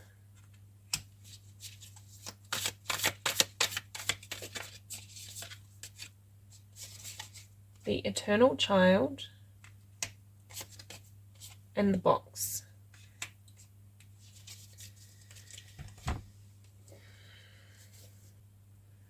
I feel like from these cards, Cancer, that there is a sadness that you are either repressing, or that is sort of is where you're operating from. This not for you. Maybe if there's any disempowerment or there's any negative criticism, it's coming from a deep sadness that needs to be released. It needs to be healed, and it needs to be accepted, possibly and most likely from childhood, something very sad.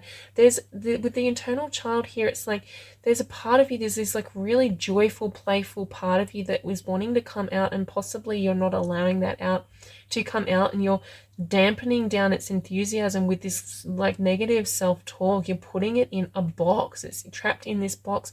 It's trapped in these rules. It's trapped in, you know, in the conversations you're having with yourself, in the conversations you're having with other people. You're limiting yourself from being joyful, from tapping into that, the benefits of that inner child, and it's feeling really sad. So there could be this work that you do during this time, and this could be one of the most empowering things you do, Cancer, if I'm honest with you, because when you tap into that grief and you tap into the feelings of sadness, of not allowing that inner child to shine out into the world, not allowing that to operate, not allowing yourself to operate from that, possibly maybe because you have too much responsibility, because you've been trying to serve other people, because you've been trying to be the right person for someone, to make yourself or mold yourself into the person that other people need you to be. There's this, oh, I feel so sad. There's this inner child that just wants to be expressed, just wants to express joy and lightheartedness and playfulness, but it's been stuck in this box of service. It's been stuck in this box of expectation, of responsibility, and that's something, and that's the crux of where this negative self-talk, or this low self-worth, or this self-criticism is coming from. It's this harshness. I feel this harshness of energy that yeah, it's like speaking to this beautiful child within really harshly. It's very sad. So that's something you can look at. If you choose to do this work deliberately, it's something you can look at, and if you can unravel some of that story and allow that inner child, that eternal child, to come through, to shine through a little bit more, let it out of the box, you can become more empowered. Because that inner child, right, when we have an inner child that's feeling very crushed, they don't go away. They tantrum. Okay, they have massive tantrums, and that's where these unconscious behaviors come through. You know, there's times when we act unconsciously and then we really regret it because it's not who we are, and we're not really sure even where it came from. That's what we're talking about here, this internal child that can have these big tantrums, and it makes you feel completely out of control when that happens. And so the way that you work with that is by going internal, by sitting with that inner child, by talking to that inner child and helping to uplift some of its negative emotions, helping to validate it and let it be free, let it come forward and be a part of who you really are and a part of where you're going in your future, Cancer. Okay, that's your reading. Sorry to leave it on a heavy note, but I hope that you got something out of this. I hope this is a really powerful healing time for you, and that this reading helps you to do that work. And thank you for letting me be a part of your creative journey. And yeah, I'll see you next time. Take care.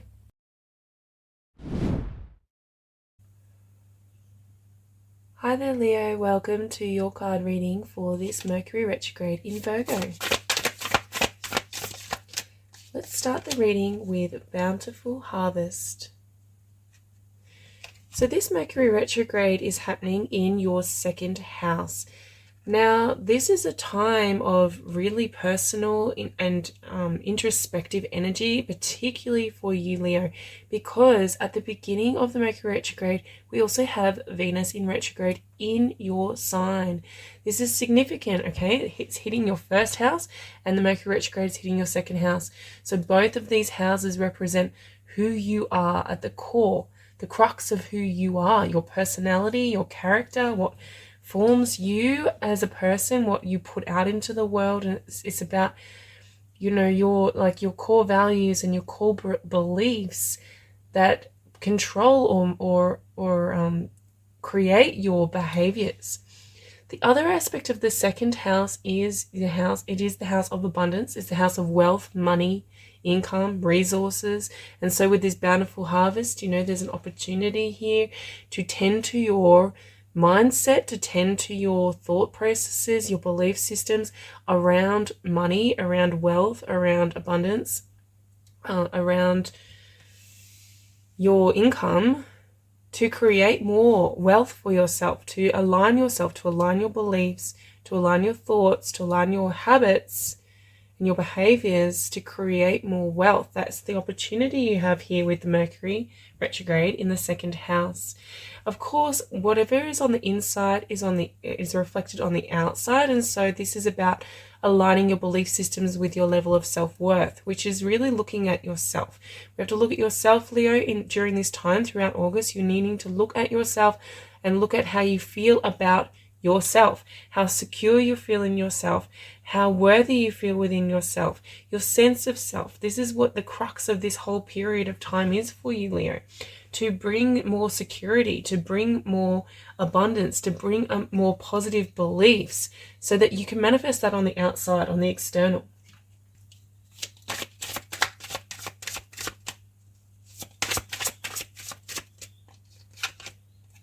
Treasure Island.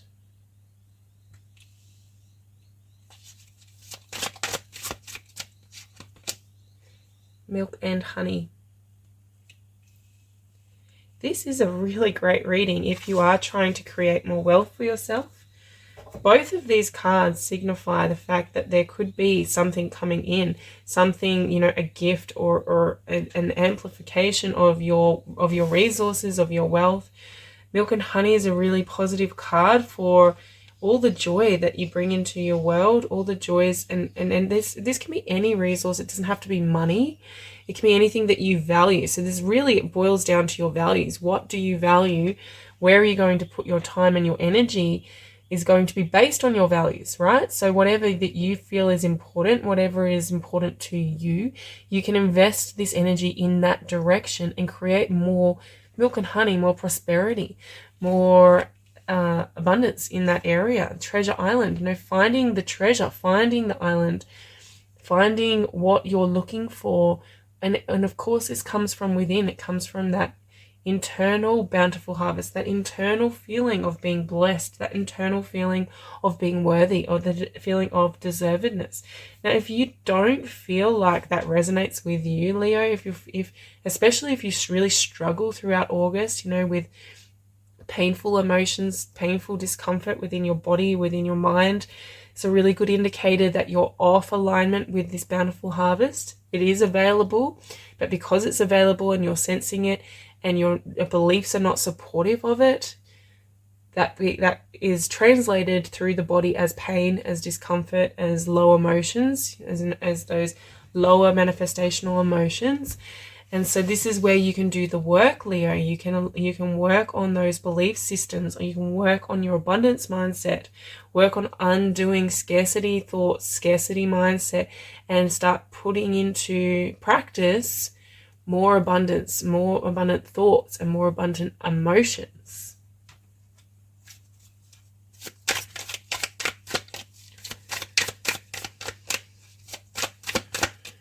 Okay, we have immense growth, evolve into your complexity,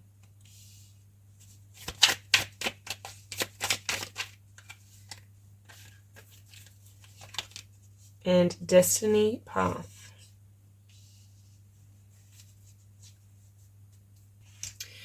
So this is a time of immense growth for you, of course, with the Venus retrograde in the first house, Mercury retrograde in the second house. This is a pivotal moment in your life, Leo. It will be a pivotal moment of deep growth, of great growth, because it is triggering such personal aspects of yourself, personal things are coming up for you. This is a time when you will literally shift into a higher manifestation of yourself, a higher vibration of yourself, or you have the ability to do that during this time. It is possible, particularly as long as you continue to stay with yourself, to continue to practice personal integrity and personal power and standing up for yourself and walking your talk, walking the truth, walking your power. Okay, so not allowing yourself to crumble back into those past automatic processes, that past self that no longer serves, the one that you're trying to change. If you're trying to change, it's time to start practicing the emotions, the behaviors, the thoughts of the change that you're making, of the person that you're changing into. And that's never easy, and that's why this evolved into your complexity card is here. It's a reminder that there is limitations to overcome. There is difficulty. This is a difficult thing to do. It's not an easy thing to do, to overcome past limiting or past programming.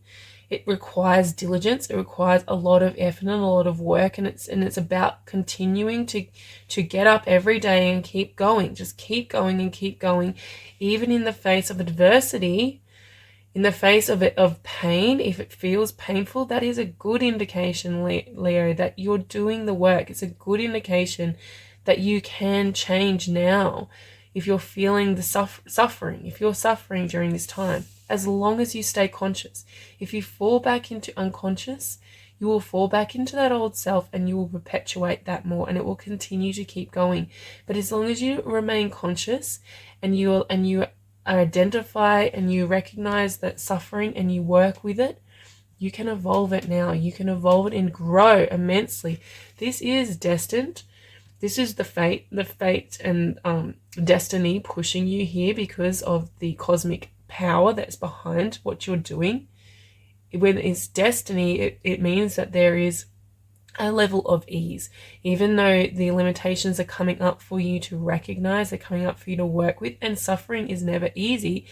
It is easy in the sense that you are being supported, you're being guided, you're being amplified by source energy, because this is your next step of your evolution.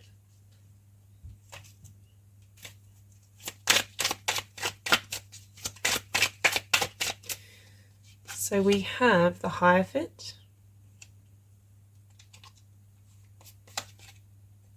and the Ten of Swords in reverse.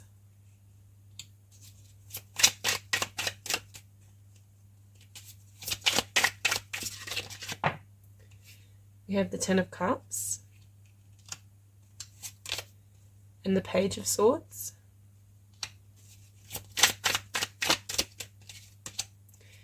Six of Swords.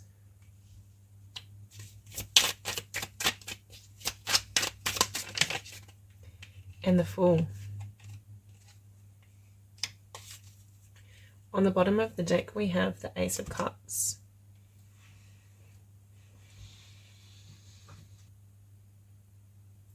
So by the end of this transit, on September the 4th, Venus moves direct, okay? So Venus will be moving direct in your sign, and you'll start to move forward on these topics that have been coming up for you, about your personality, about your character, about your goals, about your own value, your own self-love, and your worthiness. This new sense of love that you're developing with Ace of Cups with the Venus retrograde will start to be amplified when Venus moves direct. When Venus moves direct, it's sort of the time that you really can start to see the purpose of that transit. You can start to see it integrate into your life, into your real life, and start to manifest in reality, okay? And this is a new beginning, the Fool here. This is a new way of being, a new person. You could literally be completely transforming into a brand new person over this August, September, sorry. Leo, because of both of these retrogrades happening so close together, and this is a new path, one where you can be much happier, milk and honey. Okay, so this is you being redirected, almost, is what I'm hearing. I'm hearing that the cosmos is redirecting you. You've gone as far as you can go on this old path, on this old way. You have milked it for what it was worth. You have like rinsed it for all its value, and now it's time for the next step. It's time for the next path. It's time to move forward, move on. 6 of Swords. There may be something that needs to be let go of. There may, like, this old way of being obviously needs to be let go of, but there could be like things within your physical reality that you're moving away from too. 6 of Swords. This is a good thing. Treasure Island, destiny. This is a really good thing for you, Leo. So just sinking into that, allowing it to take its form, allowing it to take its place, trusting the person that you're moving towards, the person that you're trying to create, the changes you're trying to create are for your highest good. They're for you to be happy. 10 of Cups. They're for you to really move into a personality of happiness, a personality of joy, a personality of being aligned with all the things that you want for yourself. This is the time when you get the mindset right. Page of Swords. So we've got the Venus retrograde that's working on your heart center, that's allowing your heart to blossom, to unfold, to unravel, like this here. With the Ace of Cups, you're opening your heart, and now with the Mercury retrograde here, you're starting to get those thoughts, habits in alignment. We can start to you'll have access to thoughts you haven't had access to before, in terms of being able to think more lovingly about yourself, being able to speak more lovingly about yourself, being able to express yourself more lovingly in your words, in your thoughts, in your actions, and the more you do that, the more you do it, and it becomes habitual, that becomes your habit, the more the universe responds to that, right? So the universe is responding to your state of being. It's responding to the vibration that you're offering, which comes from a combination of your thoughts, your emotions, your beliefs, your actions. Okay, so this is what we're talking about. This is literally changing the core of it, so that you can create heaven on earth for yourself, so you can create a life worth living. 10 of Cups is telling you that if these limitations come up, if it's very uncomfortable for you during this time, you're moving towards something better for yourself. You're moving towards something that will be an overflowing cup of fulfillment for yourself. And so keep going. Don't stop. This is a period of immense growth, of immense learning. You are learning a lot about yourself, Leo. Immense growth, Treasure Island, the treasure within yourself. You're able to find that, and you're able to tap into it.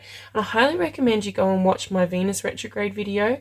I'll link it down below, because I talked about this as well in that video, and I did a tarot card reading for each zodiac sign there too.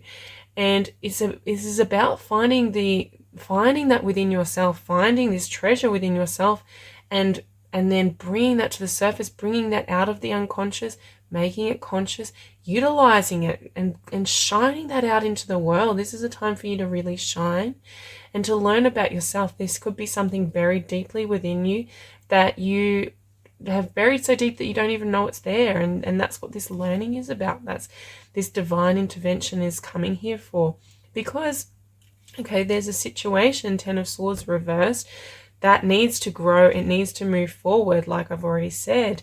You know, if you're stuck in a situation and you don't know how to get out of it, this is the answer for you, Leo. Is coming back to basics, coming back to loving yourself, coming back to your values, coming back to your self-worth, to your self-integrity. Remembering as well that there is a difference between practiced values. If there is a difference between practiced values and aspirational values, then that will come up as discomfort. Here, 10 of Swords in reverse could come up as a lot of discomfort, because you're not moving out of your reality self. Okay, so we do these things over and over again. We repeat behaviors, we repeat thoughts. 90% of our thoughts are repeated every single day, and if we don't change those thoughts, nothing changes in our life. If we don't change the actions that we offer, nothing changes in our life.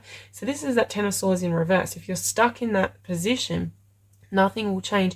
The only way to change is to grow. The only way to change is to do something different, to do something new, to apply new thoughts, to apply new actions. This is what this Mercury retrograde is for. And if you can pull that off, if you can do this work and be consistent and do this every single day and move through the limitations, keep on going, there's a bountiful harvest waiting for you. There's a brand new beginning. There's a fresh start. There's a fresh new Leo waiting there for you. And it's not that far away, Leo. It's only within a few months, you know, by September the 4th, and then Venus moves direct September 16th, Mercury moves direct. So by mid-October, really, this will be all cemented in and you'll really understand what this was all about.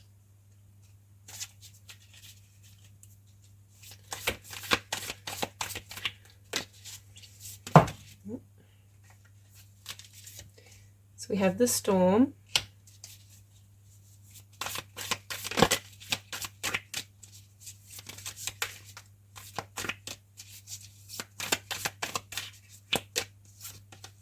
The mother.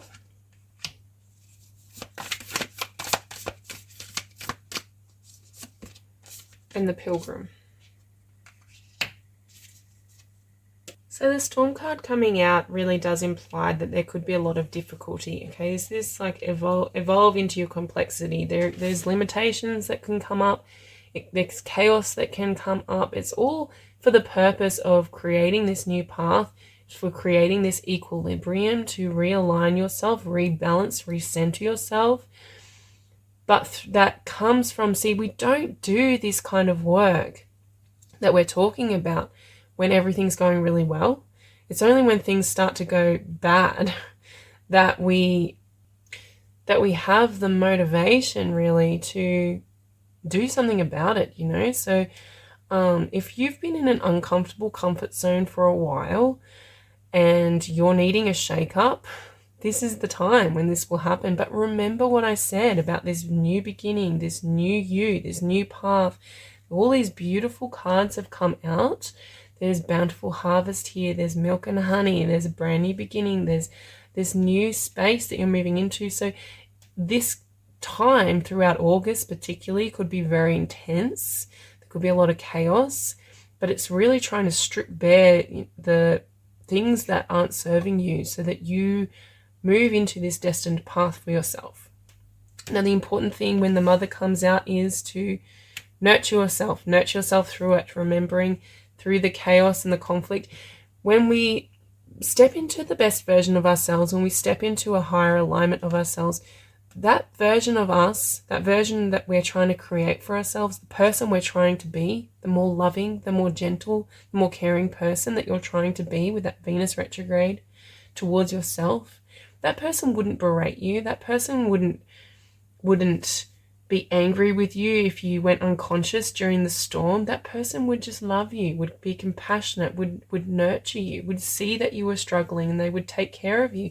And so that's what's required of you through this time, Leo, to nurture yourself like a mother, to mother yourself, to nurture yourself, to apply compassion, to be gentle on yourself, so that you can start utilizing this. As the more you use that gentle, loving language the Venus retrograde is bringing in for you, the easier and more gentle your life will become. If you start using those gentle, loving words, those gentle, loving thoughts, those gentle, loving expressions, okay, that's the stuff that you'll start to see that manifesting in your life. You'll start to see it coming out in your life for you, and that's really what you're trying to create. So this is the time to apply a significant amounts of compassion for yourself, Leo. Because you see, with the Pilgrim here, you're on a journey. This is a journey, and as I've already said, Six of Swords, the Fool, you're moving out of this old reality into this new reality. You're creating a new self. You're literally creating a new character, a new personality that you're applying to life. You're on this journey. And what happens when this kind of activation takes place, Leo, is that your heart center is activated. And we've talked about that. I talked about that heaps in the Venus retrograde in Leo video, so definitely go and look at that. But that Venus retrograde is activating your heart center, your heart chakra. It's opening up your heart. And when that happens, the heart is the place where the soul resides. So this is where your desires reside. And so As your heart opens, it requires you to move. It requires you to take motion, to go on this journey, because when the heart's shut down, when the heart's closed off, that's when we sort of go into this slumber of the comfort zone. We go into that every day is kind of the same pattern. We wake up and do the same things every day, and we kind of don't really look at where we're going, where we're progressing, and it becomes monotonous. Life becomes monotonous that when our heart is closed down. But at the moment, you're not able to access that comfort zone, okay? Your heart is open. Venus did that. Now Mercury's coming in to interject these like thought patterns so that you can take that to the next level, so that you can move, you can expand, you can grow, immense growth. You can evolve, and you can get onto the path of your destiny and move into that next phase of life. That's where you're heading for, Leo. It's a really exciting time for you. I really love this time for you. And I'm really happy that, you know, if you are applying this work to your life directly, that's a really good thing. And like I said, remembering that the pain, if you're in pain, if you are suffering, stay conscious. Don't fall unconscious. That's the worst thing you could do. Even though it's painful, don't numb it. Stay with it. Breathe. Breathing is the best thing you can do. Meditate if you can do that at all, and just move through it, because on the other side of that pain, on the other side of that suffering, is everything you've ever wanted. It's a life worth living. And okay, that's your reading. Thank you for going on this journey with me. Thank you for allowing me to be a part of your creative journey. And please do like, share, subscribe if this resonated with you. I look forward to seeing you in the next video. And take care.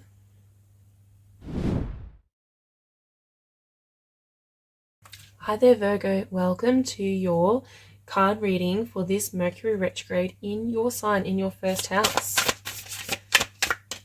Let's begin the reading with culmination of vision.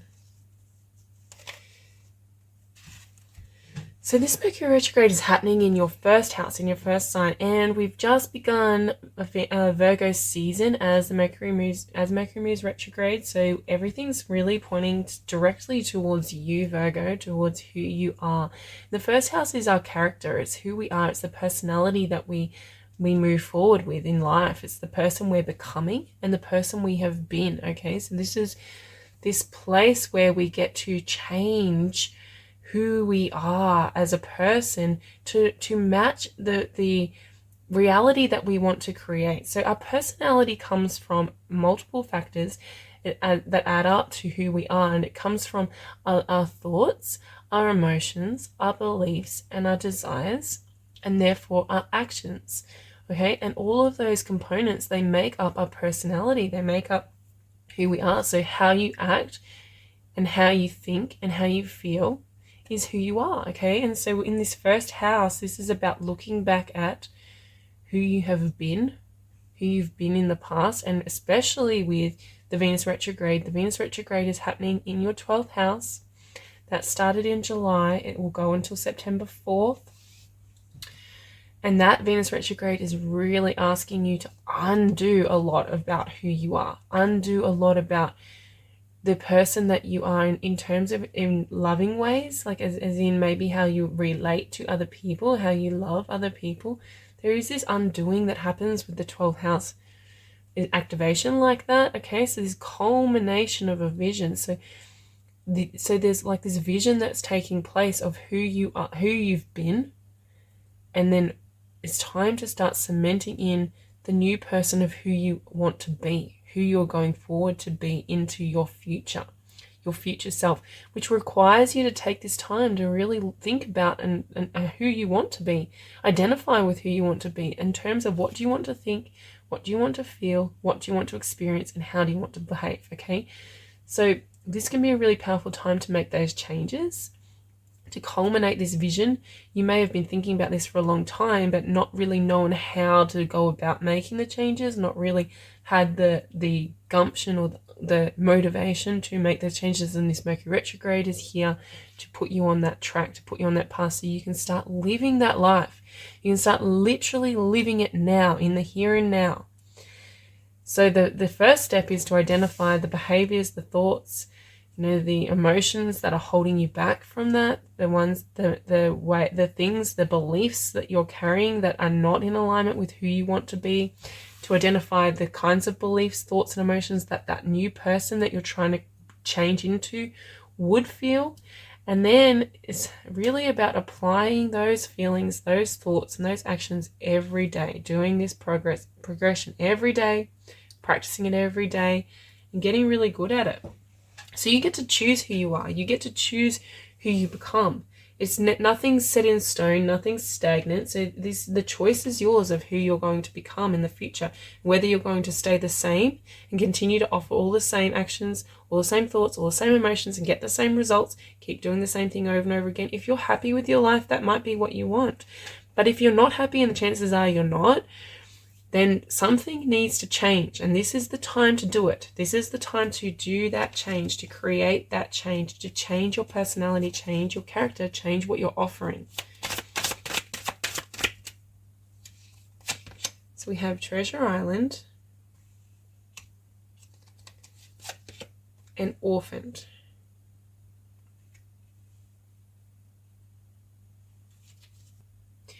You know, as I'm tuning into these cards, I'm feeling like a deep sense of grief and sadness. And I feel like from this Orphan card particularly, this is really about a lot of your traumas, your past traumas, probably from childhood, especially with that Venus retrograde in the 12th house. Now, I have done a separate video on that, and I do recommend you go and watch that video because I talked about this in that video as well. And I did tarot card reading for each zodiac sign, so go and look at it because Venus and the Venus retrograde will be conjunct Lilith in the 12th house. And that's really about these rejected aspects of yourself. And that's the work that has been coming up for you for the last couple month or so, if not longer. There's been this work of these rejected aspects of yourself. They're getting really loud, Virgo. So if you understand what I'm talking about, there's lots of different aspects that we carry within ourselves, this like fractured consciousness almost, where in childhood, you know, if there's parts of ourselves that weren't accepted or weren't allowed to be the way they were in childhood by our caregivers, by significant people in our lives, and even in adulthood we can do it. We suppress those aspects of ourselves and we push them down and we reject them, and they become orphaned. They become, you know, they're rejected. We reject them, and other people have rejected them, but they're still there, and they still have needs, and they still have wants, and they still have desires, they still have pain, and they still have suffering, and they want to talk to you. They're wanting to tell you. They're wanting to be expressed. Now, the thing about them is, even though we reject them, they don't reject us, and they're still trying to keep us safe. And so we get all these strong emotional reactions, and this is why often we can have like strong emotional reactions. We don't know why. Like, what was that? It was a rejected part of us that was trying to speak, was like, I don't feel safe in this situation. It's trying to keep you safe, but it's not supportive, because that rejected part of you is still stuck in the past. It's stuck in the situation of the moment where it was rejected. Okay, and that's why this Treasure Island card is here. These parts of you are actually a treasure. They're actually a gift. And when we start to reclaim these parts of ourselves, that's when we notice this gift, that they're actually really creative. Creative is the word. Really beautifully creative parts of ourselves. They're parts of ourselves that we need to create the life worth living, to create the life we want for ourselves, to create the personality that we want going forward. And so this is the message I'm hearing for you, Virgo.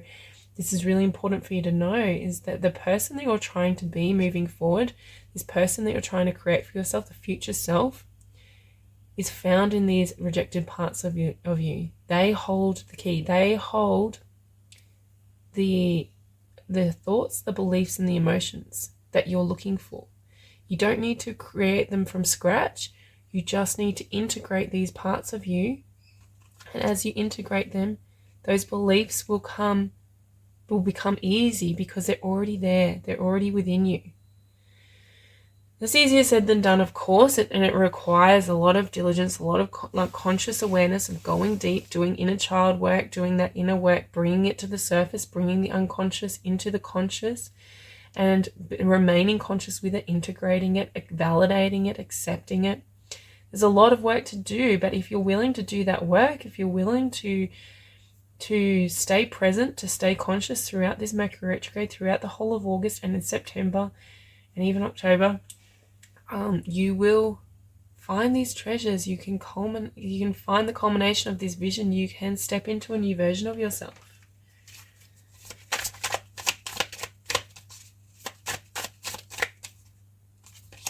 We have opportunity.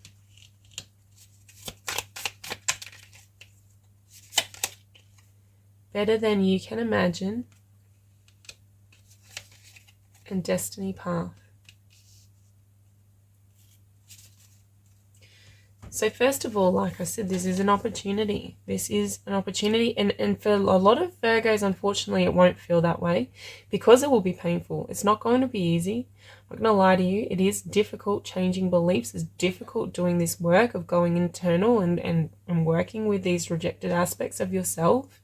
The Venus retrograde is there to support that work. The Venus will be helping and amplifying and making it easier. Venus makes everything easier. So the pain, the antidote to the pain you're feeling is love, applying significant amounts of love and significant amounts of compassion to those aspects of yourself and to yourself. This is a significant opportunity for you. Like, this opportunity is knocking. I love the woodpecker on here. It's knocking on your door. This is a time when you can actually start to see things take root in reality. They actually start to see them manifest in reality from doing this work. And this better than you can imagine card. I love this card for you, Virgo. Particularly, like, if you can see there's a child on here. So it really does signify what I was talking about with this orphan card, about going deep within and finding those unconscious aspects, those unconscious rejected parts of yourself. Most likely came from childhood. They're where the treasure lies. They're where this can go for you, and you can't see it now. So with the dragonfly, it represents an eye here. It means that what you're imagining, you don't have access to what is actually going to happen, what's actually coming for you. You don't have access to that with the mindset that you're in right now. Okay, so it's signifying that there is a limitation within your mind about your future self. So you may have a vision for your future self, but what is actually available and what is actually possible and what this opportunity actually is far bigger than what you can imagine, because you're not connected, you're not integrated with these parts of yourself yet. Once these parts start to integrate and start to connect, then this can come into your reality. Who you can be is so much better. It's like, you may think that you're good at something, but you don't want to act on it because you're not as good as you would like to be, or you're not as good as someone who's doing it professionally or something like that, and in actual fact, you're better, but you're not as good right now because you're not integrated with these parts of you that have the skills, that have the talents, that have the magic that is needed to be that good. And once you're integrated with these, then you can be that good. You can be better than you can imagine right now. So this is about patience. It's about doing the work. It's about being persistent, being consistent, and being patient, and just allowing that broader vision for yourself. And remembering, okay, that this Mercury retrograde is trying Jupiter in Taurus in your 9th house. You're expanding. Jupiter in your 9th house means you are expanding, okay? And so with this trying, this expansion is beyond what you can perceive. So if you can just allow your mind to be open to possibility, open to the opportunity, and open to the fact that maybe it's better than you actually can have any awareness of at this point in time. That broad perspective. Remember, if you watched the introduction, I said I was talking about the narrow perspective. When you're in that fight or flight survival mode, you narrow your perspective. When you're in this fractured mode, you're narrowing your perspective. And then if you can just broaden your mind without trying to put limitations, without trying to put expectations on anything, just knowing that so much is possible that you can't even imagine yet, that's the space that Spirit wants you to be in, that Source wants you to be in, to really take advantage of this Mercury retrograde, because it's putting you on a path. This path is destined for you. This is your path, okay? It's trying to realign you, and that's part of that is realigning the character you're playing. the person you're being, the thoughts, the emotions, the actions, the words, all of that needs to be realigned to match this path that's coming in for you, Virgo.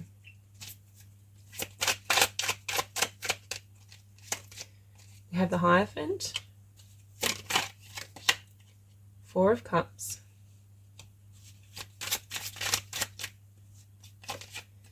Nine of Coins,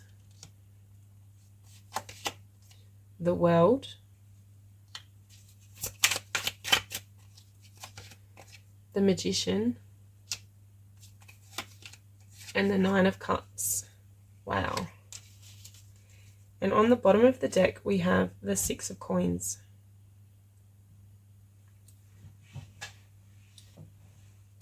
Yeah, okay, see what's happening here with this opportunity? It's coming, it's knocking on your door, and it may have even been knocking for a while, Virgo. So this could be something that has been within your sphere. It's been orbiting you for quite a while, and you can't hear it. Four of Cups, because you're not integrated with these rejected components, with your whole being is fractured. It's in conflict. Okay, so this, what I'm talking about here, how you recognize that is that internal conflict. There's internal conflict. You're not in unison within, and when you're in internal conflict, that means your external will be in conflict, because your state of being is conflict. So you start manifesting that kind of stuff to you, and you can't see it. Four of Cups, you can't see the opportunity until you reach that alignment, the Hierophant, until you reach that higher space, that higher awareness. There's learning for you to do here. The learning comes through listening to these parts of yourself, letting them speak to you, letting them lead the way is going to be the way that you can tap into this learning and tap into this opportunity. That's where the treasure lies, is in the gift of this knowledge. Because while you're still in this state of conflict, okay, you cannot receive it. Six of Coins on the bottom of the deck. This is all about your receptivity, being in the receptive mode. When we're in fight or flight, we cannot be in the receptive mode, okay? Because we're too, focus is too narrowed. We're too vigilant about all the dangers, all that's keeping us unsafe, all the bad things that are happening. We can't see. We can't be open. We can't open our hearts to receive. We can't see what is available to us. So at this time is a really good time to try and drop into your heart center and open your heart to receiving, because there's so much here for you. You've literally got the Nine of Coins and the Nine of Cups. There is so much here for you when you do this. Nine of Coins, this treasure island, this could be referring to your sense of abundance, your sense of worth, okay, your sense of wealth. What you are able to create, the vision that you can culminate, is better than you've even imagined for yourself. So interesting. If you've got a really awesome vision for yourself, double it. That's what's coming for you. That's what's available for you. But you have to do this work, okay? The world, you need to do this work with these internal parts of yourself. It's time to, again, this is another culmination card. It's a time of closure. It's a time of completion. Is a time of ending. So this fractured component, these fractured parts of yourself, these operating from these old system, this old belief system, it needs to end. It needs to come to an end, and something new needs to be put in its place, okay? And so that needs to be this internal fight, this battle that you've got within yourself needs to be resolved, so that you can integrate it, you can come to find peace within yourself and ease within yourself, so you can step forward into the new version of yourself. There's this whole new future self that's waiting to come through. It's trying to speak to you. It's trying to speak to me to tell you this, so that you will do this work, because this is your destiny. And if you keep avoiding your destiny, then you're going to keep living the life you're living now. And so this is about your manifestation. Okay, so Mercury rules the card of the Magician card. We've got the Magician here. Okay, this is a really good sign that it's come up in your reading in the upright position. Is Mercury is your ruling planet as well. And Mercury is so powerful in Virgo. And Mercury also rules the Magician. Now the Magician, he creates reality. He literally shapes and shifts and molds reality and he uses all the tools that he has. He uses his thoughts, his words, his emotions, his actions. He's got everything he needs to create this reality. You have everything within you that you need to create this destined path, to create something better than you can imagine, something that you really asked for, something that you really want. 9 of Cups, something that it's a wish. This is a wish fulfillment card. This is a wish coming true and it manifesting, and this is what's possible. Like by the end of September, mid-October, this could be this brand new life manifesting for you, Virgo. If you can ease the conflict within yourself and drop into your heart space and open your heart space to receiving.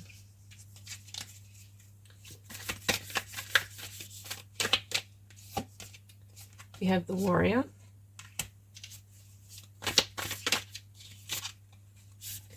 The Vision. There's that vision word again.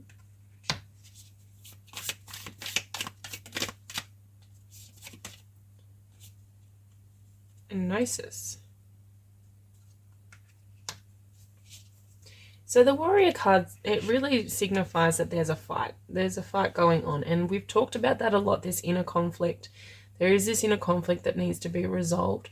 Okay, but there also, the other aspect of the Warrior card is that it is determined. It is determined for a result. And we have this Vision card coming here, and we have a culmination of a vision. And so I feel like, you know, that you do have this vision for yourself. And like I said, it's what's available is better than you can imagine. It's better than this vision. Like I said before, double the vision that you've got for yourself, but still keep working towards that vision. Keep working towards that vision and hold your heart open to more. I want this or better. I want this and better. Okay, because your vision with that first house, this is about your personal goals. It's about what you want for yourself. It's about the person you want to become and the life you want to live.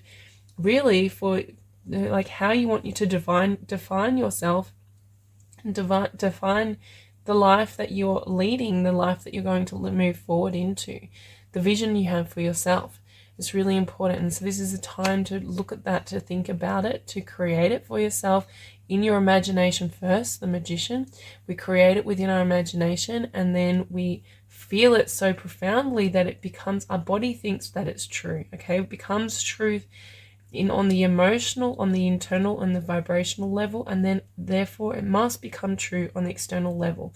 Now the Gnosis card represents a knowing, an inner knowing, and I feel like this knowing will come for you when you have integrated these parts of yourself. These parts of yourself that are being suppressed, are being rejected, are in conflict, they know. They have the knowing. And the only reason you don't know is because you are not listening to them. So as you listen to them, and as you open up to them, and as you open up to this is your true self. These parts of you are truly who you are. They're who you're meant to be, and they're who you are going to be moving forward. It's all within you already. It's nothing new that you need to create in terms of your personality. It's already there. It's just about removing the baggage, removing the limiting beliefs that are blocking that from shining through, that are blocking you from finding that treasure within, and therefore moving towards this vision. And it's all worth fighting for, okay? This is worth fighting for, because this is, you're nearly there, Virgo. You're so close. And so move through this period of time, move through this retrograde period with determination. And determination to create peace within, to create an inner ease, and to create an inner harmony that allows you to open up to your future, to something better than you can imagine. Okay, that is your reading, Virgo. I hope that you benefited from this reading. Thank you for allowing me to be a part of your creative journey. Definitely check out the Venus retrograde video, and if this resonated with you, please do like, share, subscribe, and I look forward to seeing you again in the next video. Take care. Hello there, Libra. Welcome to your card reading for this Mercury retrograde in Virgo. Let's begin with this card, Catch Your Breath. And that is a really beautiful card for this Mercury retrograde, for Virgo represents your 12th house. So this is happening, this retrograde is taking place in that 12th house. And the 12th house is that time where we take time out. We take time to take stock. We remove ourselves from the world. It's a very private house. It's a house of surrender, a house of meditation, a house of calm. And so often when the 12th house is activated, we do need to remove ourselves from the world a little and just be with ourselves, be alone with ourselves. And so you may feel that throughout August, Libra. That's really powerful pull to be at home or to be away from society, away from your goals. You may feel a reduction of energy, particularly nervous energy, or you may feel an increase of nervous energy, which creates this inability to be stimulated by the environment, needing to have a quiet, safe space to catch your breath. Okay, so this Mercury retrograde for you is a beautiful time to meditate. It's the most powerful placement for this Mercury retrograde to be in terms of needing to meditate.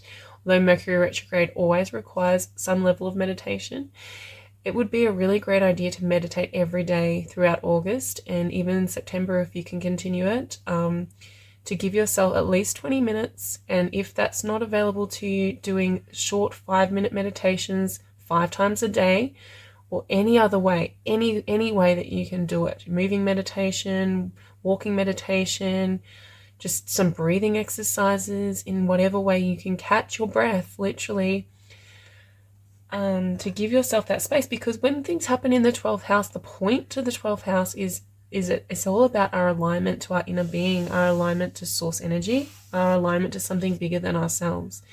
And so the kinds of things that can come up for you during this time can be ways in which you are not aligned with source, ways that you the discrepancies between your alignment and the beliefs around source energy. And so like the way that your inner being views you. So if you're really struggling with this Mercury retrograde, it means that you're carrying beliefs and thoughts and emotions that are blocking your alignment from source. So an example of this, a really good example could be, I'm not lovable. If you're carrying a belief that you're not lovable, or that you're not worthy, or that you're not good enough, that is not a belief that source or your inner being holds of you. Okay, inner being and source is pure love, pure positive energy, pure worthiness. The term worthiness actually just means alignment. So if you're carrying beliefs like that, you cannot align to source, and that means this energy, this transit will be difficult for you. And so if you're struggling, that's what you're looking for. You're looking for those beliefs that block your alignment. And it doesn't have to be that. It can be anything. Everybody has different sets of beliefs. So your job, your work is to find those beliefs. And the easiest way to do that is through meditation for you, Libra. Okay? And so just bringing yourself more and more into alignment throughout this whole retrograde will be the best way to work with this energy.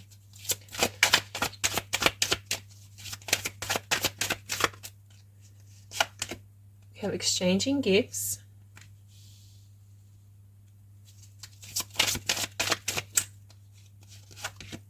And loyal heart.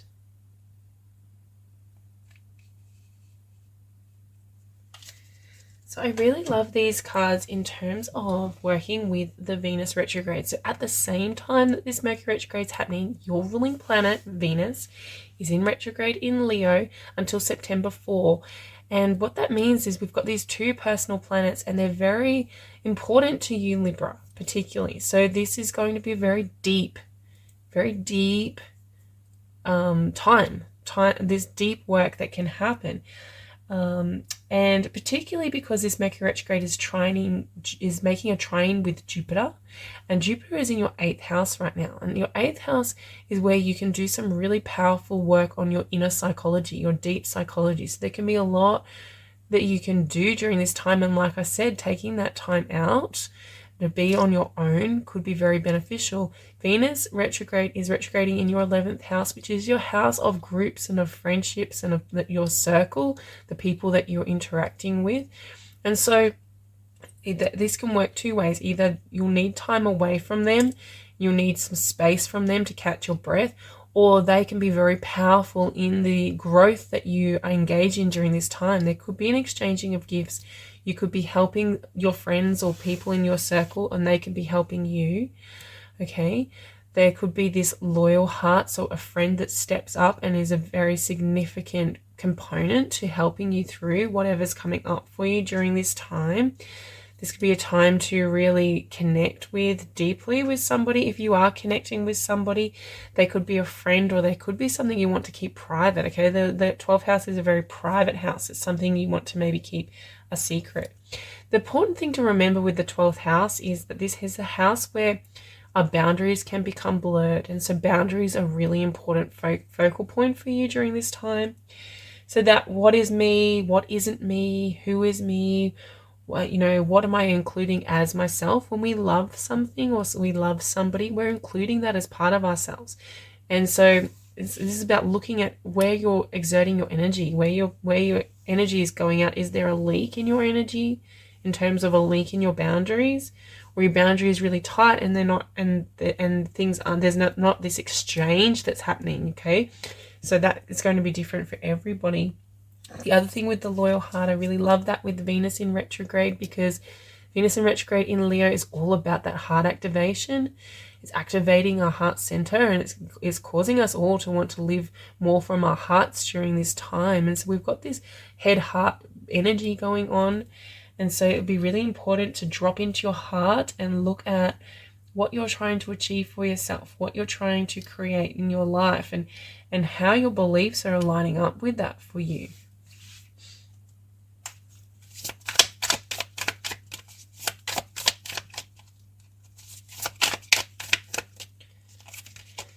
We have immense growth, service, and surrender to receive.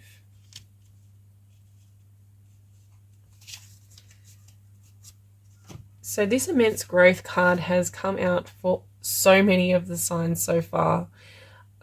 This period of time is a period of immense growth for everybody, okay? So that is because Venus and Mercury are both personal planets, and both of them being in retrograde together is this time of deep, deep work on a personal level, not on the external, but within us, okay? And so that creates these massive, powerful times of growth. It's a powerful, powerful time, and there's a lot of growth to be done. And so it's just about how you're going to go about that. So this is going to happen whether you like it or not. And it's about how you're going to allow that to happen. And like I said at the beginning, it's a really good time to be on your own, or to take that space, take that time out, not push yourself, not go too far, you're not going to have the energy really to do too much, because it's such an internal process that you're going through right now. And it's time to really look at your internal dialogue, your internal world, your internal realm, and connect in with that, and connect in with your heart. And that's where the growth will come from. Now, the surrender to receive card, this house, the 12th house, is the house of surrender. It's the house where we surrender to the higher power, to something bigger than ourselves. And particularly, like I've already mentioned, with Jupiter there in your 8th house, there is going to be this powerful, it's going to be more powerful if you surrender control. So Jupiter in the 8th house is all about your level of control, okay, and your level of empowerment and personal power. And at this time, during August particularly, and September, surrendering your need to control is going to be so beneficial for you, Libra. Surrendering fear, surrendering pain, and surrendering your need to control will allow you to open up to receive. It's going to allow you to open your heart. And really, when you think about it, okay, your heart is the magnet. Your heart is what draws things to you. It sends out a magnetic signal, a pulse that the universe responds to. So the only way to utilize that magnetic signal is to surrender into and allow your heart to blossom, allow your heart to open.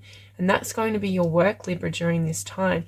Now, this service card, Virgo is the sign of service, okay? And so this service card has been coming out as well in a few readings, and it's a time when we can tap into our gifts and our skills and what we have to offer other people, to be of service, to be helpful. And then that way we exchange these gifts. We have an exchange of service. So particularly with Venus in the 11th house, this could be a really great time to look at what you can offer other people, not just at what they can offer you, but what you can offer to the world, what you can offer to other people, and start creating some sort of plan, start creating some sort of inner dialogue that reflects that out into the world.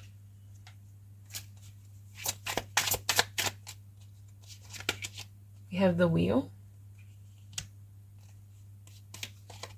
and the King of Cups.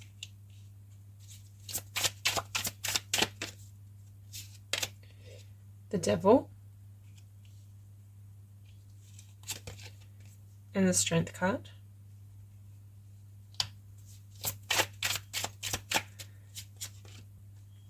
Eight of Swords,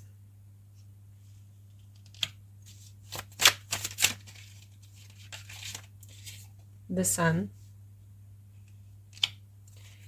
and on the bottom of the deck we have the Page of Cups.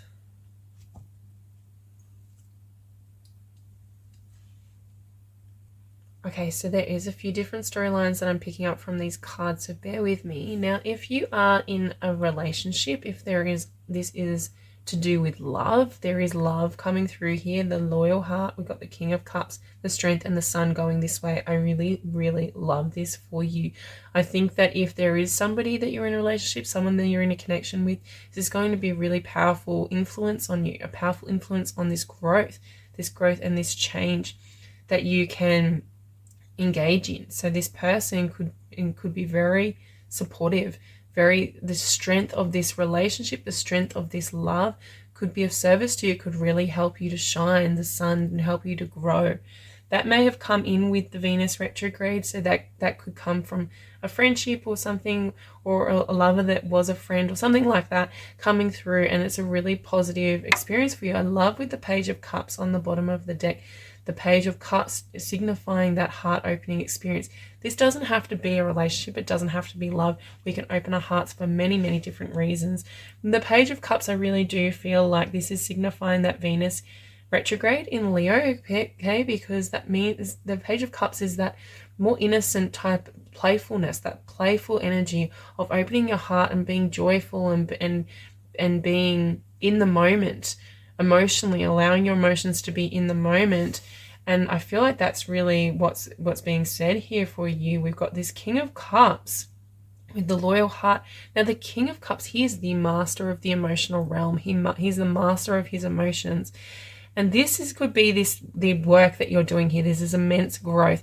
Now like I said, there's that taking that time out to catch your breath, taking your time out to align with source, align with your inner being, to remove or to eliminate or to shift and change belief systems that block that alignment for you. And we've got the Wheel of Fortune here, things changing. There's this time of change, moving things in your favor so that you can align your emotions, you can take control of your emotions and align your emotions with something that feels better for you. So this is about being the master of your emotions and not allowing emotions to master you.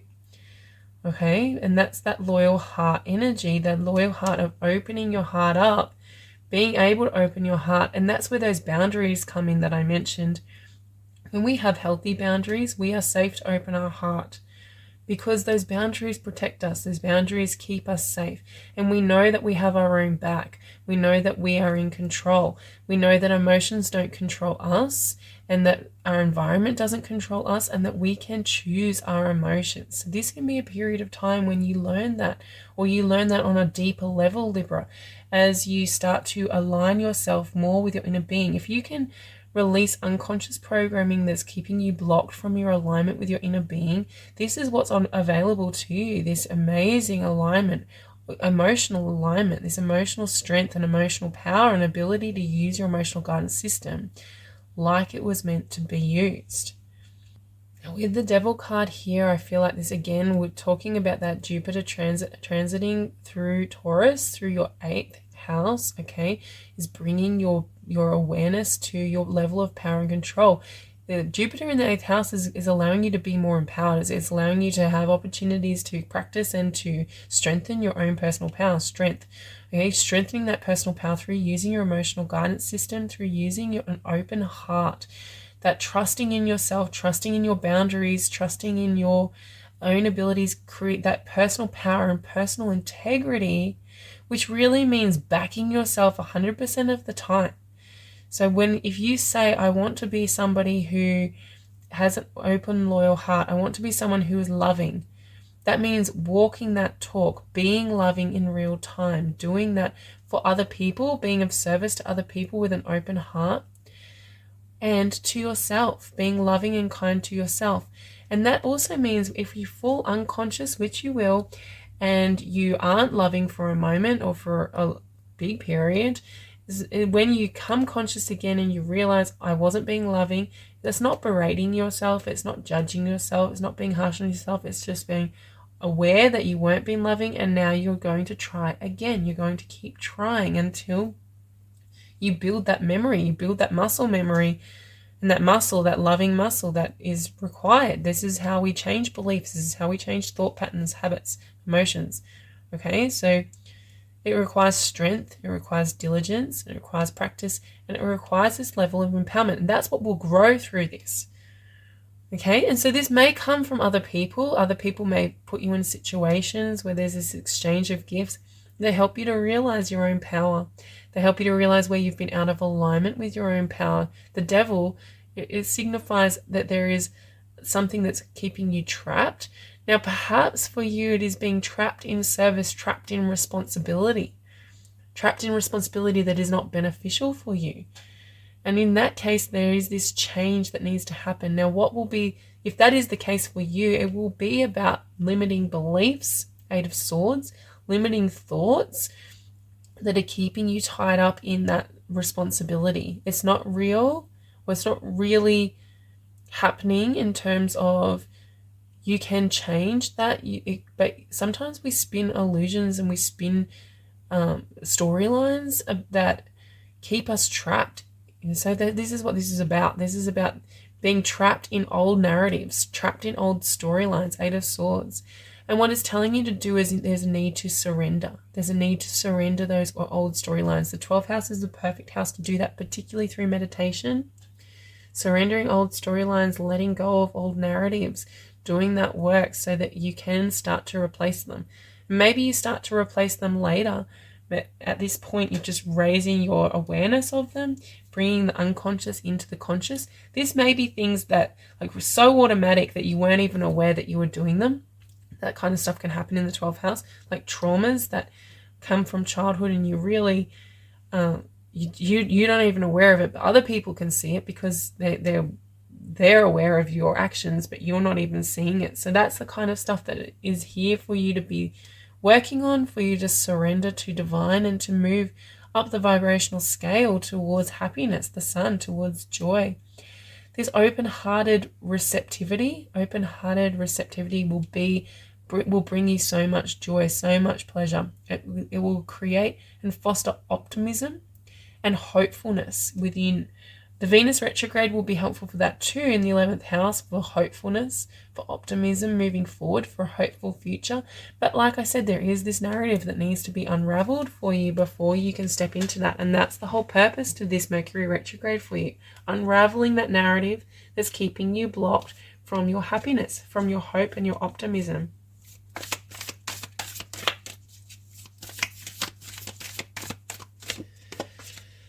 We have Apocalypse, the Mother,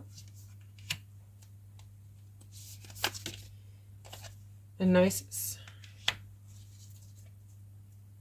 Okay, with this card here, it does signify that this can be a very intense period for you, and I guess that's why this catching your breath card is here, okay? The 12th house is a really intense house, to be honest, it really is.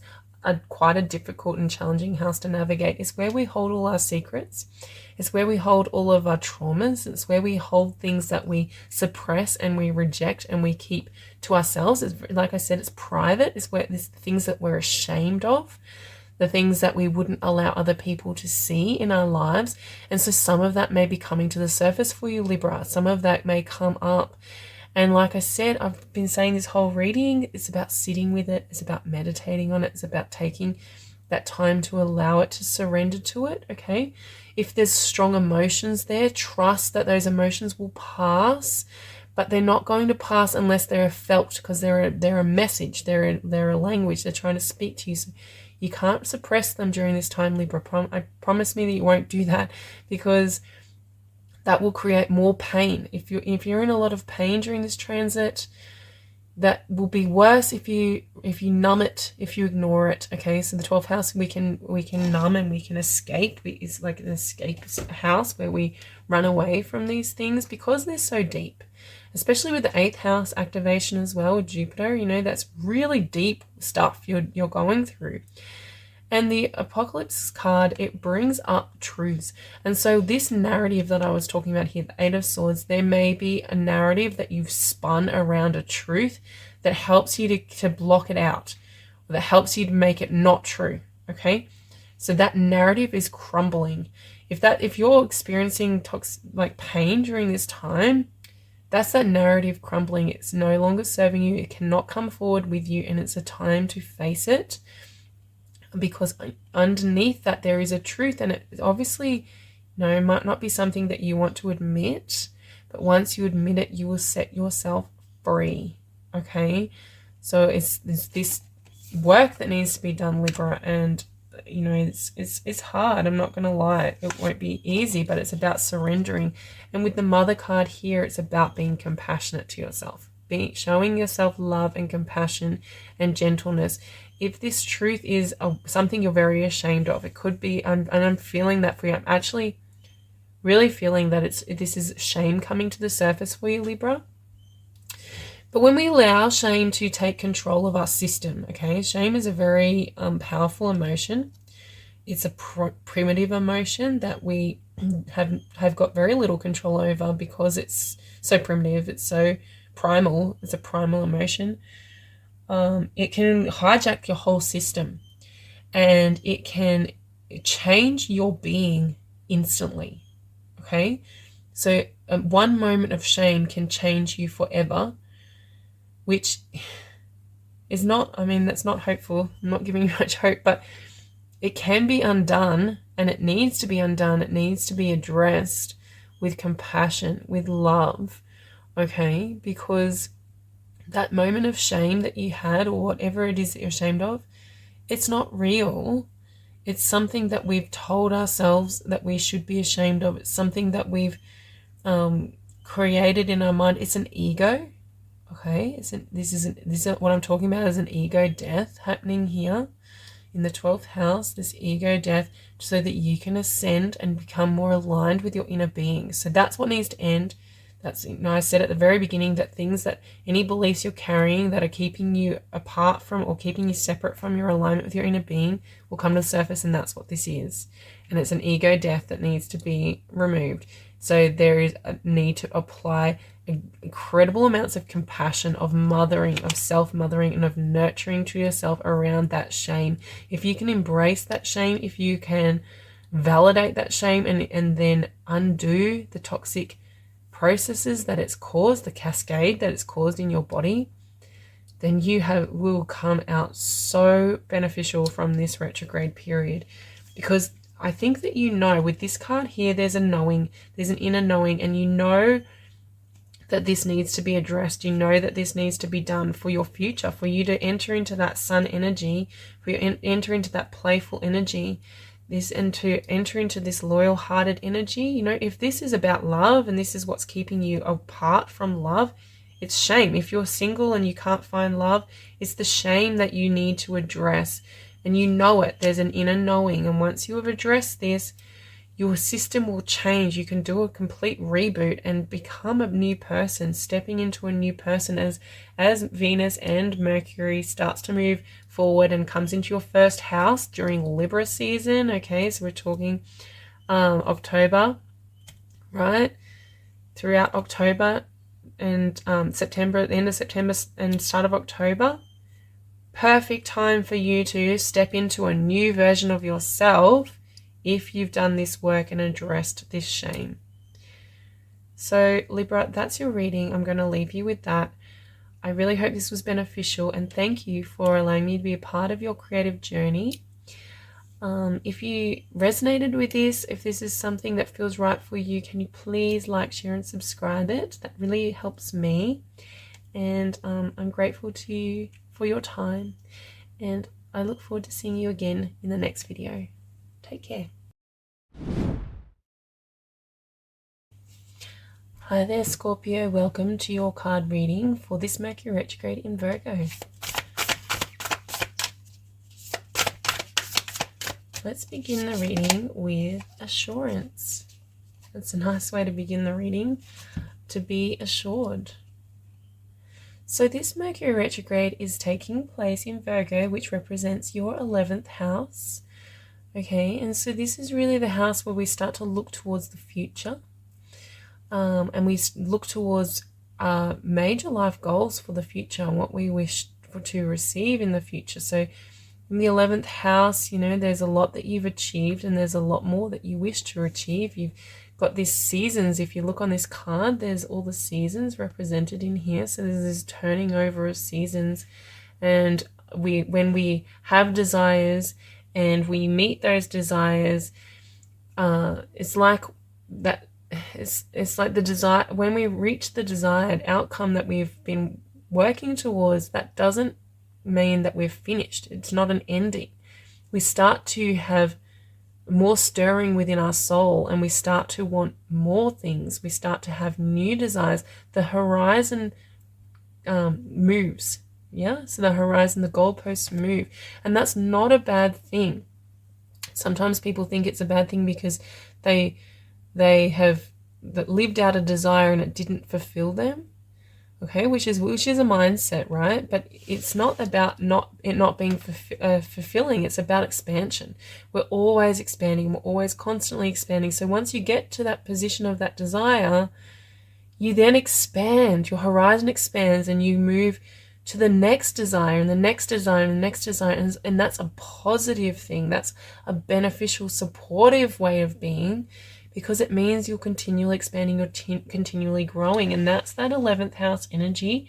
So we're looking at our dreams, we're looking at our goals, and being assured that if you're feeling restless and you're feeling like that desire or wherever you're at hasn't fulfilled you, first of all, remember, go back to when that desire was first born and the position you're in, and look at how far you've come.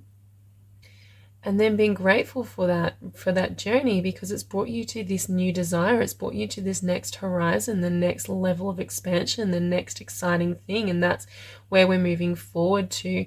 And so this Mercury retrograde is all about preparing yourself for that, preparing your mind, preparing your thoughts, preparing your emotions, preparing your behaviors, preparing your alignment for what's coming next, for your future. And the other thing about this house, I really love, if you can see on this card, there's ladies here, they're all intertwined within this tree, creating this tree. The 11th house is the house of friendships and groups and social situations and social circles. And so this is also going to be about the people in your life, the people who that you surround yourself with, your circle, and the people who influence you. And that can be like your friends, as small as your friend, and as broad as people influencing you on YouTube or on social media. So this is about that as well, looking at those people, looking at the communication, looking at the ideas, the thoughts, like what input is going into your mind constantly every day through that channel, because that helps to influence your vibration. It helps to create the person that you're becoming, the person that you are. Is determined and dependent a little bit based on who you're allowing to influence you.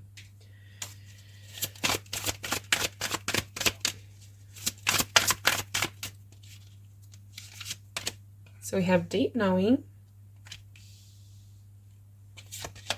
and yin.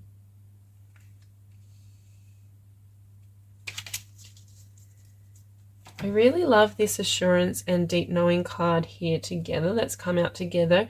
Although it does tell me that there may be, you may be experiencing a lot of uncertainty, Scorpio. You may be feeling a lot of doubt during this time.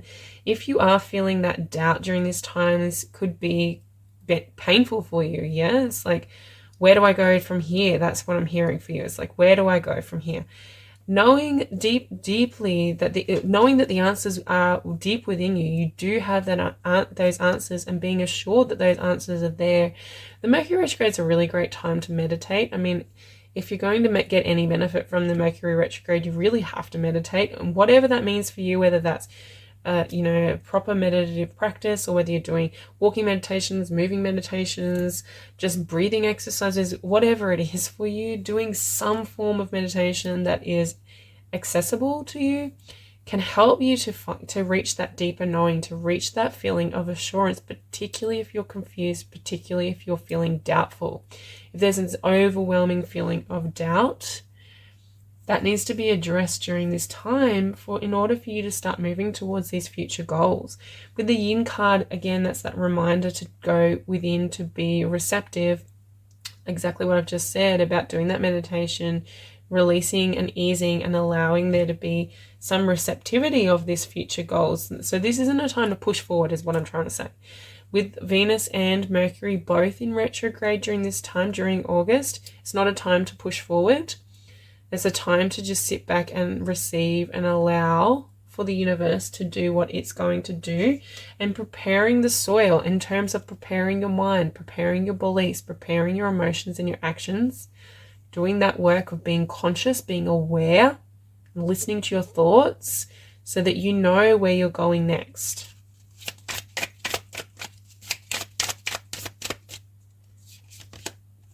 Small steps, big accomplishments.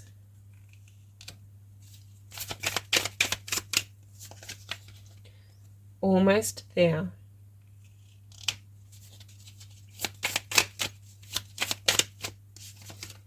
And victory. Wow. So there is something, that maybe is still in the pipeline that hasn't manifested yet. The thing about manifestations that I think is missed a lot when people are talking about the law of attraction and manifesting, we miss this component a lot, is that there is a lag time. Now, the lag time between when you have a desire and when it manifests in your life, it varies. The time varies. Same with the lag time of when you make a decision to change something within yourself internally, change beliefs, change patterns, change habits, and time when you're actually able to live, walk, and breathe it in real life, in real time. There's a lag there. There's a lag time. It varies. The lag time varies based on so many variables, but like how much you believe it, how much you expect it, physical reality, time, space, reality things. Like some things just take that much time to gestate, right? You just have to wait that a length of time. Some things can come quickly, but there needs to be no resistance there. Some things, so basically what I'm saying is there is a lag time, and usually the lag time is longer than you're expecting it to be. And this is what trips most people up, because they do the work and they do the work and they do the work and they stay conscious and they stay conscious and they stay conscious. And then they look around their environment and they don't see the change. And then they fall back into unconscious and they reset into default, and then they have to start all over again. And that's the bit that this whole reading is talking about, is that lag time. I feel like you're starting to doubt something. You've been working towards something. You've been working hard. You've been conscious. You've been doing the work, and it's not happening for you. And so you're starting to doubt and starting to say it's never going to happen. This reading is 100% assurance that it will happen. You are almost there. You will be victorious, okay? Just small steps make big accomplishments. Those small steps meaning every day, every moment, being conscious, being aware, doing the work, doing a little bit by little bit by little bit, and you get to that. You will get to the to the point where you achieve what you're trying to achieve. This big goal, if this is happening in your 11th house, that means this is a big goal. There's a lag time, there's a long lag time. Just keep going. Don't stop, Scorpio. Do not stop, okay? Because this is you, because you're almost there. Okay. 10 of Wands, 7 of Wands,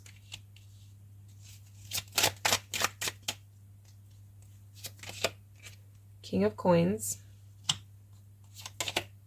6 of Coins,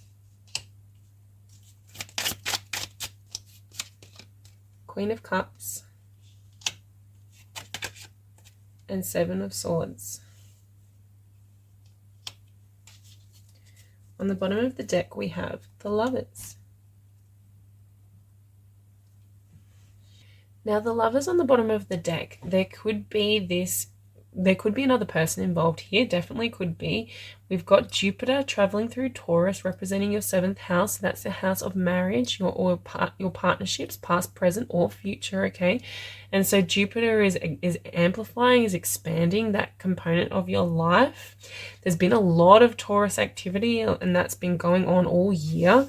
So this has been a big storyline, and that storyline could be contributing to what's going on with this Mercury retrograde.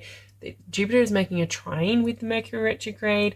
We also have the new moon in Virgo on September 15th. That's making a trine with Jupiter as well. So your partner could be heavily involved in this situation in some way. But the Lovers also can represent your alignment with your inner being, the alignment with source. And that means your alignment with your dreams, okay, with this dream. So this can be the things that you're working on during this time, is anything that's keeping you separated from that alignment. And these can be limiting beliefs that are keeping you in this almost there, but not quite there energy. Okay. When we start to have resistance, and when we look at things that are in our future and feel them in the future, it means we can never get there, because as we're moving through space and time, the future keeps moving. Those goalposts keep moving. And so we don't quite get there. There is a need, if you want something to manifest in your life, to feel that it's happening now. So when you're meditating, you feel you literally are telling your subconscious mind, you're telling your body that you're already there, and your subconscious mind and your body don't know the difference. So when you can fully embrace and amplify those feelings, Queen of Cups, when you can fully feel those feelings on the deepest level, deep knowing, victory, your victory will be yours. That's when it will start to unfold. That's when it will start to manifest into your life. Okay? Now, I think the resistance that you're feeling is, as I said before, it's that lag time. It's like, okay, where is it now? Like, I've been doing this work, I've done it, where is it?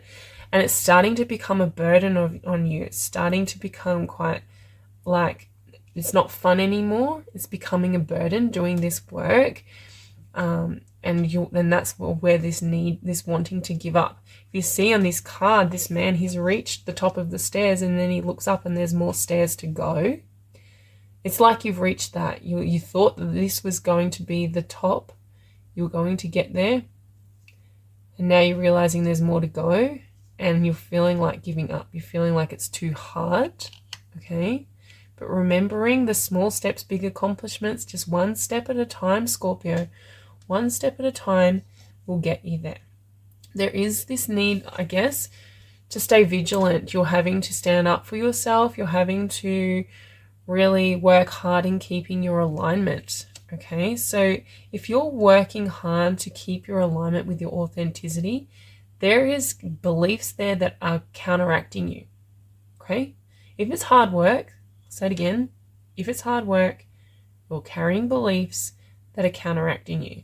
So find those beliefs. It could be beliefs that this is too hard, beliefs that this isn't working. That could even be the belief, that needs to be unraveled. And this Mercury retrograde is a time to unravel any of those kinds of beliefs. So that this is that time to go within, to take that time out and be with yourself and realign so that it feels good. So this work feels good to you, Queen of Cups. It feels like it's going to be easy. It feels like it's what you want to do. The other thing is that there could be like this releasing, the need to release the resistance by just allowing yourself to open up to receiving. The Yin card is the card of the Divine Feminine. The Divine Feminine is the receptive energy. The Divine Feminine is the being energy. She sits and she is, and she's receptive, and she grows and she nurtures, and things come to her. She doesn't take action the way a masculine energy would take action. And so it's like you've done all of the action component, you've done all of the work, but now you're starting to take action that isn't aligned. There's resistance there. This action then becomes not inspired action. So you're trying to muscle your way through this last little bit. And what the cards are telling you is that's not the right approach. The approach is, Six of Coins, is to release and surrender and allow yourself to receive. That you're almost there. You've done the work. The work is done. You just need to receive it. So there may be beliefs and maybe thought habits, thought patterns around worthiness, King of Coins, around your worthiness to receive what you're asking for, receive what you're working towards. Oh, I feel really strongly for you. This isn't even an asking. It's like you've worked so hard towards this. It's not happening, but it's because you're not open to receiving it. So there is like a worthiness situation going on here for you to unravel as well during this Mercury retrograde. It's about feeling worthy. Like I already said with the Queen of Cups, it's about feeling worthy, feeling that emotion now. Not I will be worthy then, not I will do this and then I will be worthy, not I will accomplish this and then I'll be worthy. It's about being worthy now. Knowing, deep knowing of your worth now, in the present moment, convincing your body, convincing your system. That's how we recondition our body. You've got to convince it that it's happening now, and then it will manifest. You will have this victory, okay? You need to be a little bit strategic here, Seven of Swords. You may need to convince your mind. There may be like a need to really convince your brain and really work on your thoughts to convince your body that this is happening now. So this is where meditation is so perfect. The yin component here of meditating so that you convince your mind. Because if you're not convinced, if you're doubting, like I said at the beginning, if you're not sure, you're working against yourself. You're setting up this conflict with this conflict within yourself, within your mind, within your heart. Okay, that works against your ability to feel this all in the present moment, to allow yourself to be open to receiving this in the moment. Okay, we have the womb,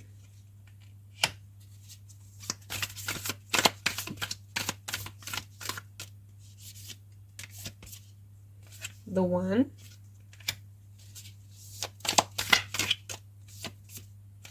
and the shadow.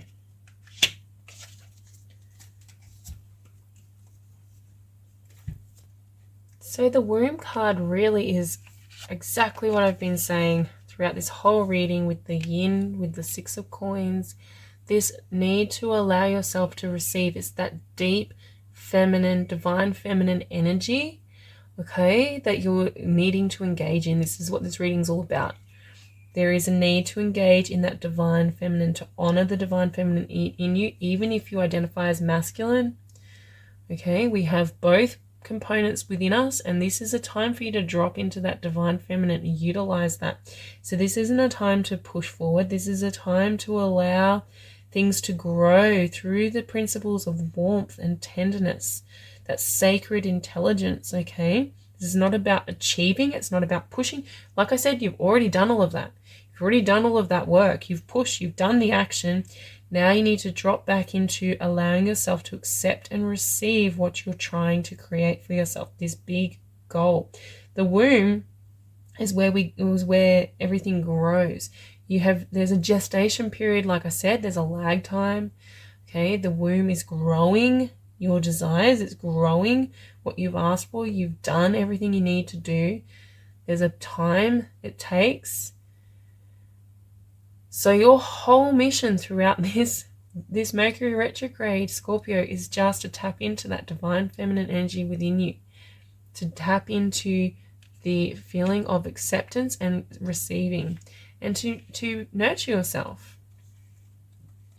Now the one, again, this could signify that this is about a relationship, this is about another person. Like I said, we've got the Lovers, we've got Jupiter in the 7th house, a lot of 7th house activity this year. That could be a very powerful narrative for you, so you can apply this to that if you want.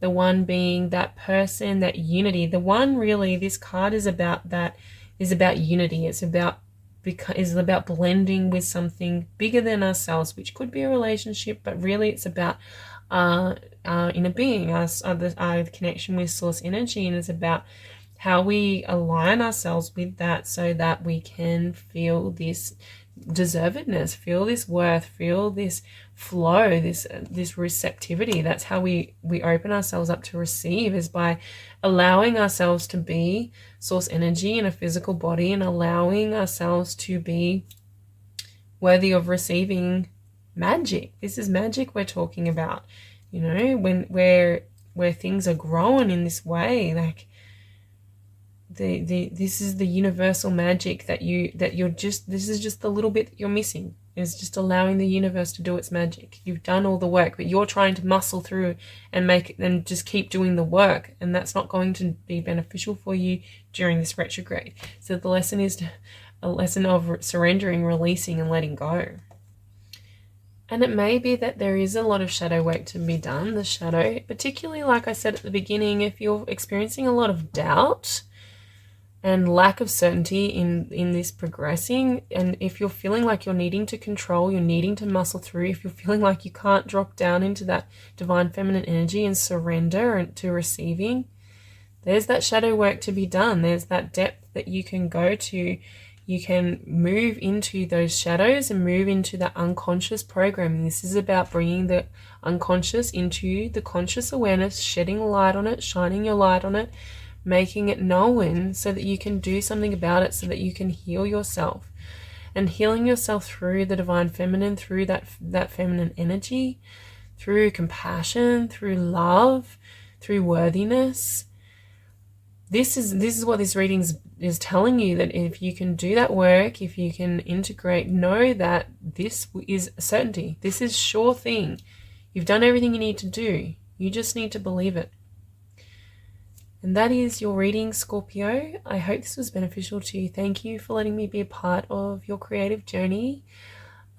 Please like, share, and subscribe this if that resonates with you, if that feels right for you to do so. It helps me a lot. And yeah, I look forward to seeing you again next time. Take care.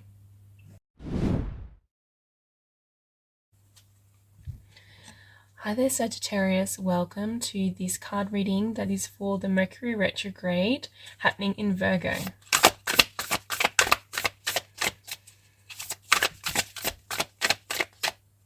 Let's begin our reading with be gentle with yourself. Now, this Mercury retrograde is happening in your 10th house, which is the house of your empire. It's the house of the world that you're building for yourself, the house of your rulership, of your ownership, of your responsibilities, and of the things that you are creating, the major life goals you're creating for yourself, okay? So the underlining component of this house is the feelings of success, of achievement, of satisfaction, and of fulfillment. What I'm talking about here is when we're looking at our lives and we're looking over the from a higher perspective of our lives and looking at all the components and how satisfied or dissatisfied you are with those aspects of your life. So for most people, this does transpire into careers. So this is a house where you can look at your career and your major life goals in that way, and work with underlying belief systems during this transit, underlying thought patterns, underlying programming that are either blocking you from this feeling of success and fulfillment in that direction, or that are enabling those feelings of success and fulfillment. But it doesn't have to just be your career. It can be applied to any major life goals that you have for yourself. It can be your marriage, your partnerships, your children, your family. It can be traveling or adventure or hobbies, or anywhere that you really look at and feel a sense of ownership and inclusion in your life that brings fulfillment. So with being gentle on yourself at this time, there can be a lot of discomfort that comes up when Mercury is in retrograde if you are out of alignment with those major goals, okay?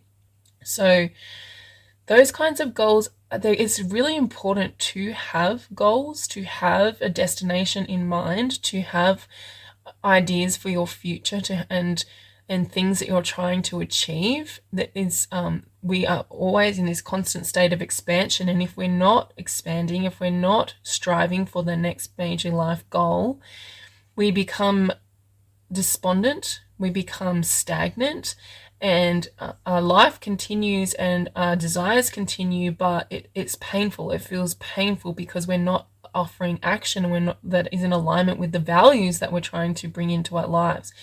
And so if that's the case for you, that can be what's coming up for healing, for your attention, for your awareness, to apply that awareness around it, and to bring those unconscious beliefs and those unconscious actions more into alignment with your values and what you're valuing for your life, so that you can feel successful and fulfilled.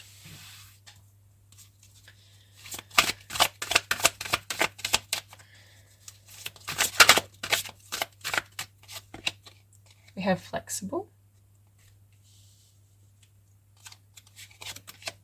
and breathe.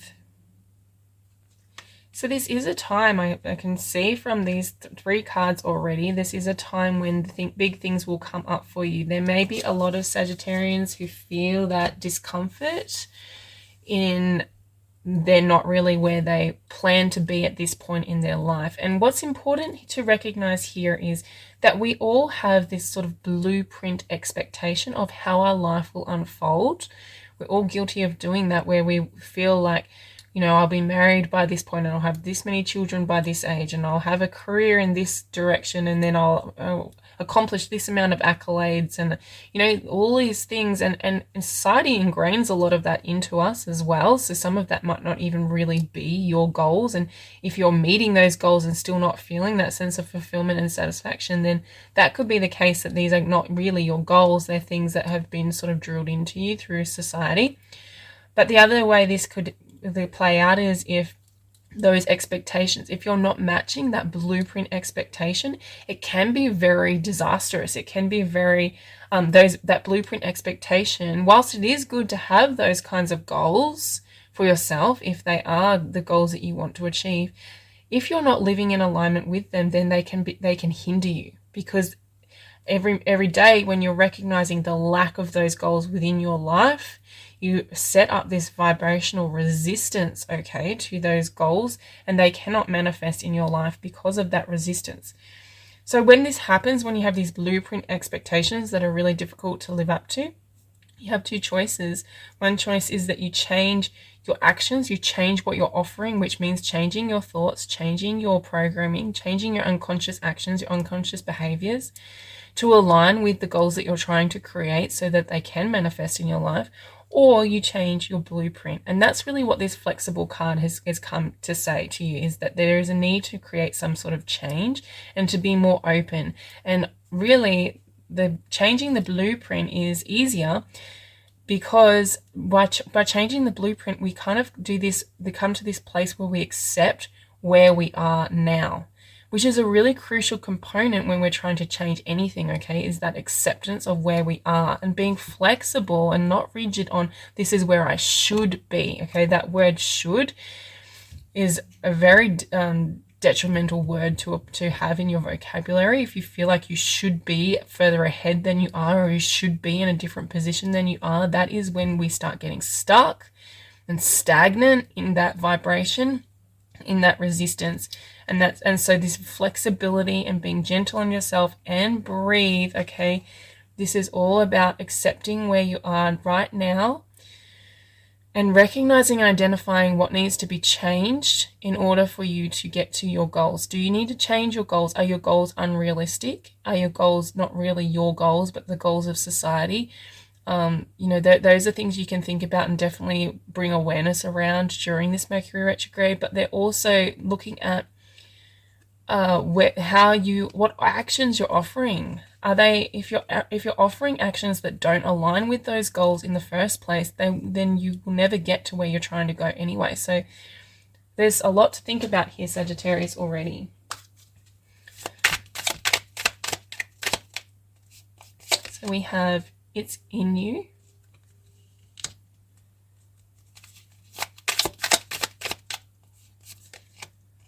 Better than you can imagine. And get out of your head.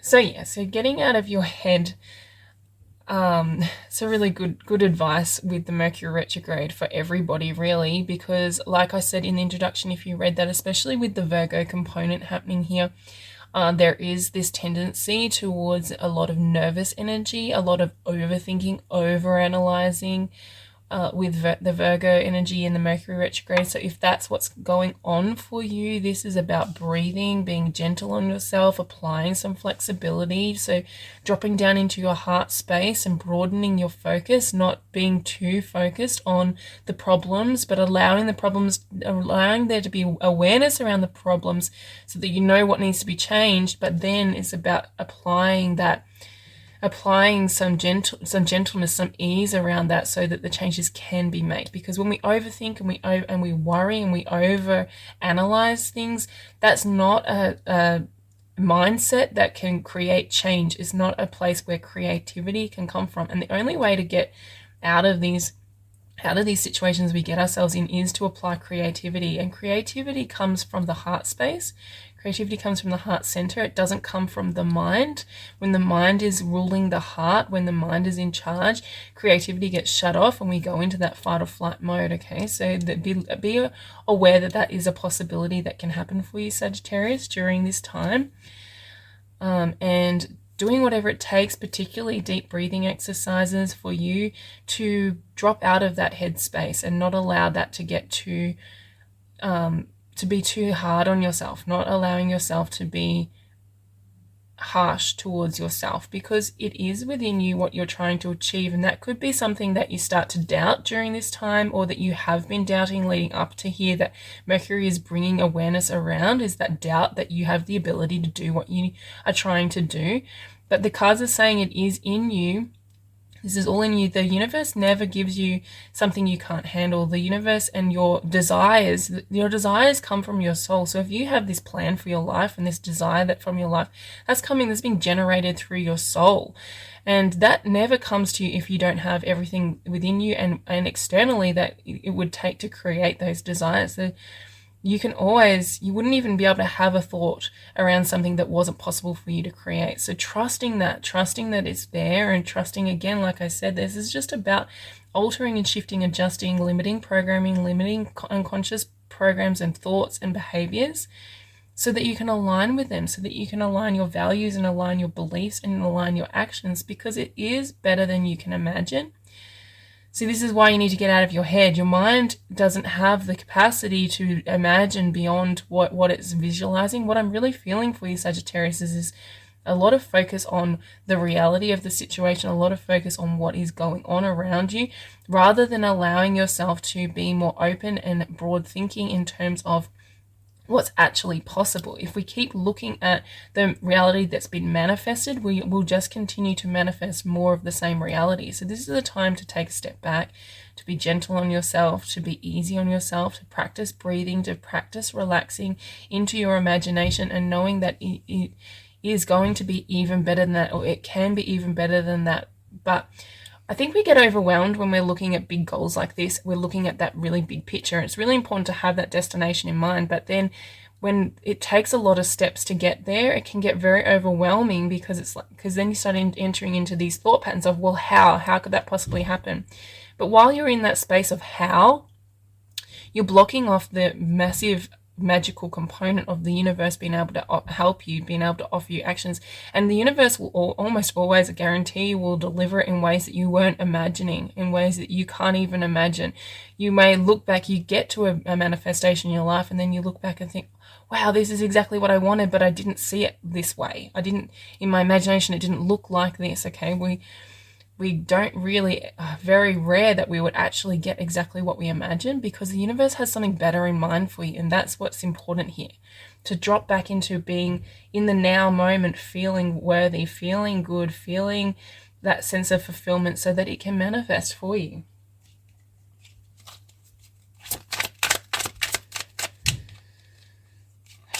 We have the Moon, the Knight of Wands,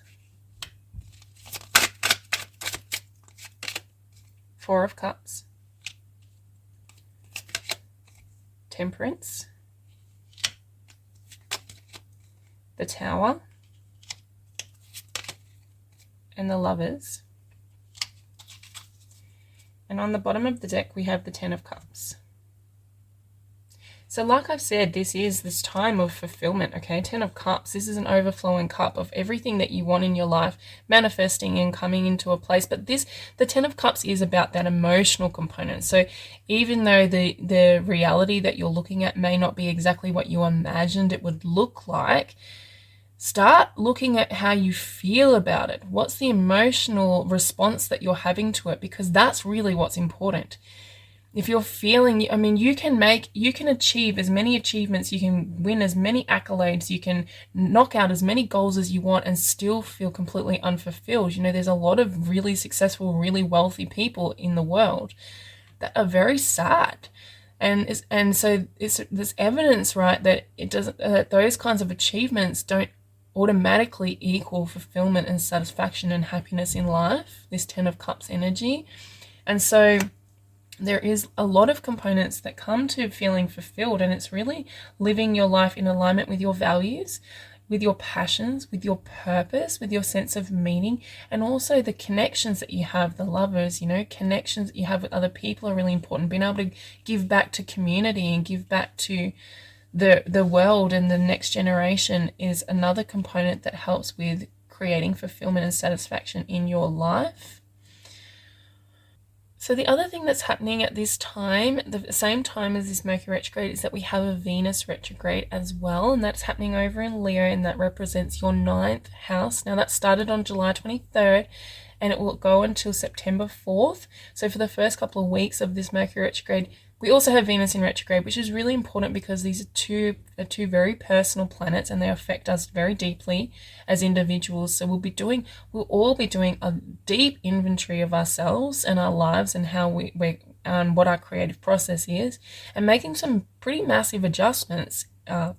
So that's something to really keep in mind. We've got the Lovers here, and so this could bring out aspects that relate to your relationships, to your love life, to your partner, past, present, or future, especially in regards to your thinking around them, your thought habits, your unconscious thought patterns around them, and your major goals that you have for your relationships.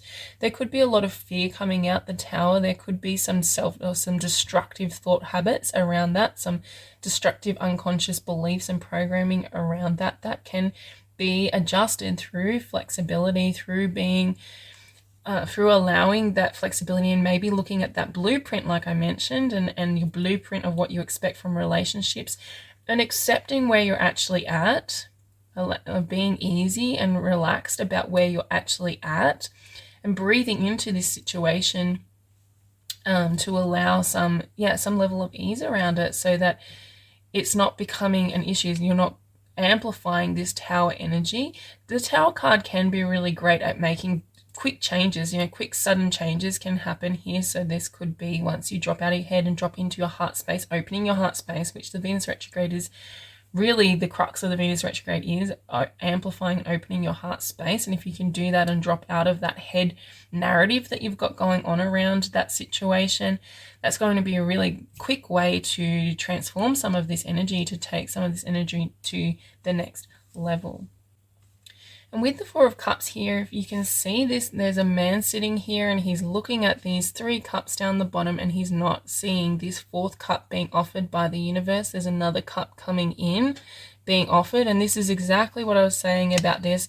It's better than you can imagine. So this person is really looking at the reality, looking at what they've already created, which is a good place to start, looking around and looking at the empire you've created around yourself, and recognizing that the places that you love and the places that need more work. But then there is also this component here of looking that there may be something that you're not even imagining, that you couldn't even imagine at this time. And so it's about staying flexible, staying open to possibility. Instead of having these rigid goals and this rigid blueprint of how you want your life to work out, being open. And the way that we do that, the way we stay open, is we plug into the emotional component of it. So rather than having an expectation around what the actual reality is going to look at, we just work on the emotional quality that we're trying to foster. So the emotional quality of fulfillment or of success or of achievement, and not really worrying about how that's going to actually look in your life. And this is a really balanced, moderate approach.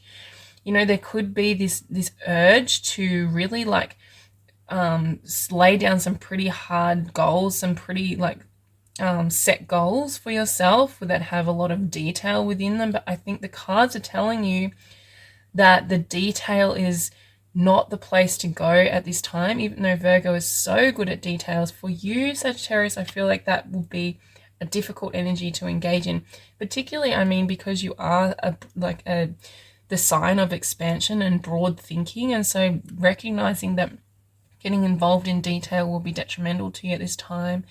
Using that balance, the Temperance card, that is creating alchemy and harmony within your life, between your head and your heart, between what's being offered to the universe and what you're trying to create, and just being a little bit more easy about it, a little bit more gentle about it, being gentle with yourself instead of being like beating up on yourself for not being where you think you should be.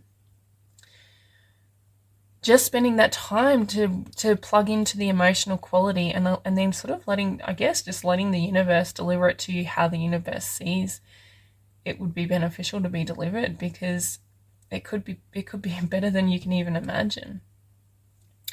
Now with the Moon card, again, there could be this this untangible thing that you can't really see or feel, that it is within you, but there's a little bit of need for flexibility around letting that come out in whatever way that it is going to come out for you, rather than trying to struggle and muscle your way through it. There is a full moon happening on August the 31st in Pisces, okay? And that one is conjunct Saturn, who's been in Pisces as well, and that's your 4th house, opposing this Mercury retrograde energy. So that would be a really good time to look at any baggage, any emotional baggage. And I think that moon at this time will be very emotional for you. So there's your guidance system operating. It'll be a really good time to sit down and journal or like write out what brings you fulfillment, what fulfillment feels like, what success feels like, and trying and align yourself with those feelings. Because I do feel like there's this inauthenticity coming through in the cards, where there could be goals that you've set for yourself, or like I already mentioned, that blueprint of expectation is that you've set for yourself that's not really authentic. We've got the Knight of Wands here. This is about getting authentic, getting real with yourself, and actually reassessing and reanalyzing those expectations, those major life goals for yourself, but to be more aligned with who you are, Knight of Wands, with who you are authentically, with the Sagittarian within you, that expanded passion, that what brings you passion, what brings you joy, that fulfillment that comes through that expansive energy that you embody, Sagittarius. So really looking at that and accepting that your life doesn't have to play out in the sequence that is considered the norm, is what I'm trying to say. You can do something different and feel a lot more fulfillment, a lot more satisfaction, if you can let go of those expectations on you. Okay, we have the Flame,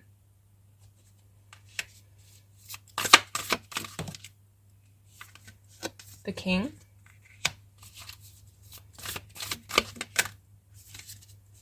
and the River.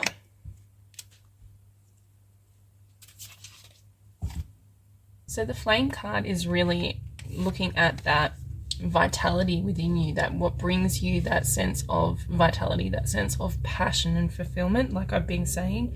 So there could be, with this card coming out, there could be something that has gone out, like the flame within you that has gone out under the weight of expectations, under the weight of these responsibilities, or of trying to achieve things and living a life that hasn't taken place, okay, that you're not aligned with. And so this is really about looking at reigniting that flame, reigniting the passion within your life. Knight of Wands as well. Really what lights you up as a person rather than what is expected of you, okay? And reigniting that and protecting that life force energy within you is really important. The King, okay, the King comes out when, there's two things. This could be ascertaining to the Venus retrograde in Leo being the sign of royalty. So that is an important transit to look at, especially it's happening in your 9th house, which is your natural house. So again, bringing that back to your authenticity, to what flames you, what ignites you, which is something that is only you and no one else can tell you what that is. So there's that component to this, but also the King looks at our ego. The King represents the ego, and I need to sort of keep that ego in check when the King comes out. And so there may be this kind of ego pride thing going on, where with these goals that you have not achieved or that you have achieved, are you operating out of that ego or are you operating out of that authenticity? It's really important to identify that, because sometimes we have desires that we think are our desires, but if you really sit with them, really investigate them and bring that to your awareness and have a lot of awareness around that, which is the purpose to this Mercury retrograde, right? You may identify that actually that's just an ego goal. It's a false desire because your ego is telling you that you need it for a particular reason. There can be a variety of different reasons why the ego does that.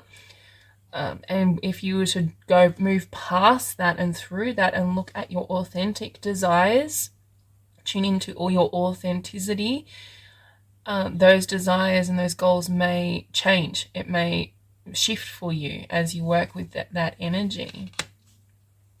And then the River is really about that level of acceptance, that level of being gentle with yourself, of breathing into it and accepting where you're at and accepting where you want to go. So like I said, if there are authentic desires that don't match your ego's idea of life, that could be a really challenging thing to accept, because you have to overcome your ego in order to accept those authentic desires. And if that's what's happening for you, this River card is telling you to be gentle on yourself, to allow acceptance to wash away any of the resistance that you're carrying.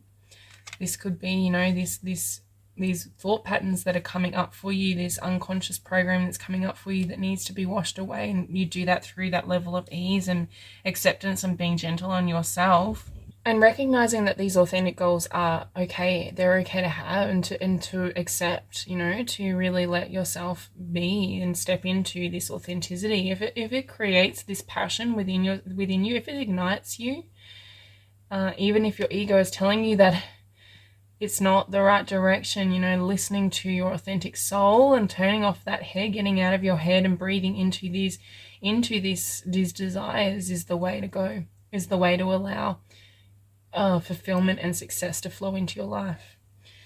So I'm going to leave you with that, Sagittarius, and I hope that this reading was beneficial to you, and thank you for letting me be a part of your creative journey. I look forward to seeing you in the next video. Take care.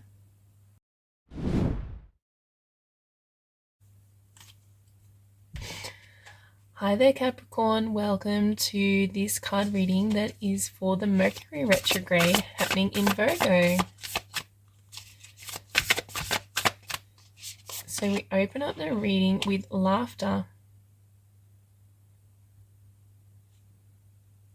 So this Mercury retrograde is happening in your 9th house. It's the house where we look at how we engage with life.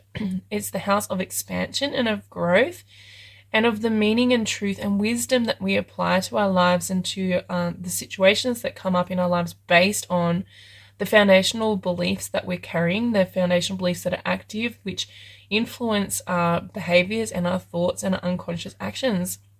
Now, the laughter card here is a really positive sign that there could be some supportive beliefs that you're engaging in, and this would be a powerful time to capitalize on those beliefs, to amplify them, and to experience and generate a life worth living for yourself through that process, through identifying your underlying beliefs and empowering yourself to generate a life of laughter and fun and joy. Now, this Mercury retrograde is making a trine with Jupiter. Jupiter over in your 5th house. It's been in your 5th house since May and will stay in your 5th house until May next year as well. And Jupiter in the 5th house really expands our ability to engage in life through playfulness, through passion and creativity. The 5th house is the house of our creativity. It's the house of expressing ourselves in that playful, childlike way. And so that beautiful trine that Jupiter's making here could give you that opportunity to be more playful, to be more joyful, to engage in laughter, to be surrounded by people, socialize with people that uplift you, to provide that upliftment, which can help you, particularly if there are underlying foundational beliefs that need to be addressed during this Mercury retrograde. You can uplift them through that easy energy of joy.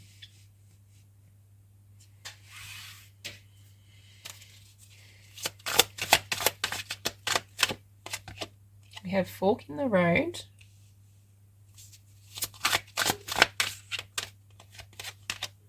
And go the distance.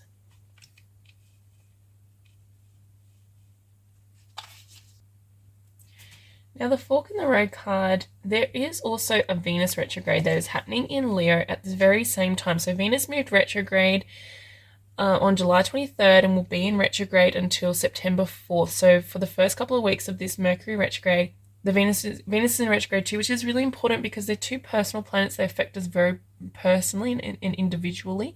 And so this is a time of deep change and transformation for you. And that's why this fork in the road could take place. There could be a shift and a change that takes place for you during this Mercury retrograde time, that crossover lap over period with the Mercury and Venus in retrograde at the same time. And it's about what meaning you're applying to that, what you're making that mean in your life will determine how this goes for you. It will determine how you and like how this change, how this fork in the road plays out in your life, because there's this need to go the distance, there's this need to see it through to the end, to not give up.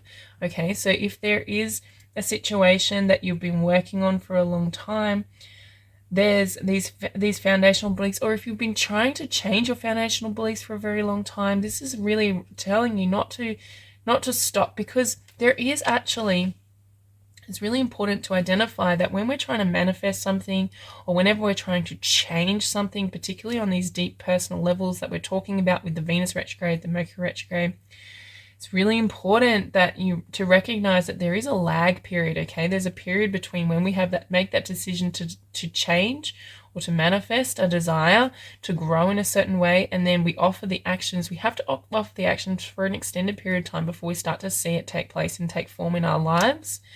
And that's what can trip people up a lot of the time, because they offer these actions, they offer an action, and then they look around their environment and they don't see the results and they give up. And so this card is really telling you not to give up, to keep going, because there's just this lag time, there's this lag period. You will get there eventually, although there is this need to shift direction. It'll be interesting what comes up with the rest of the cards. This could be two different situations we're talking about, or it is a situation where you need to shift directions and then go the distance at the same time.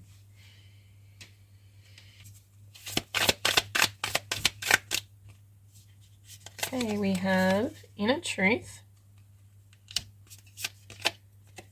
Destiny Path, and You Are More.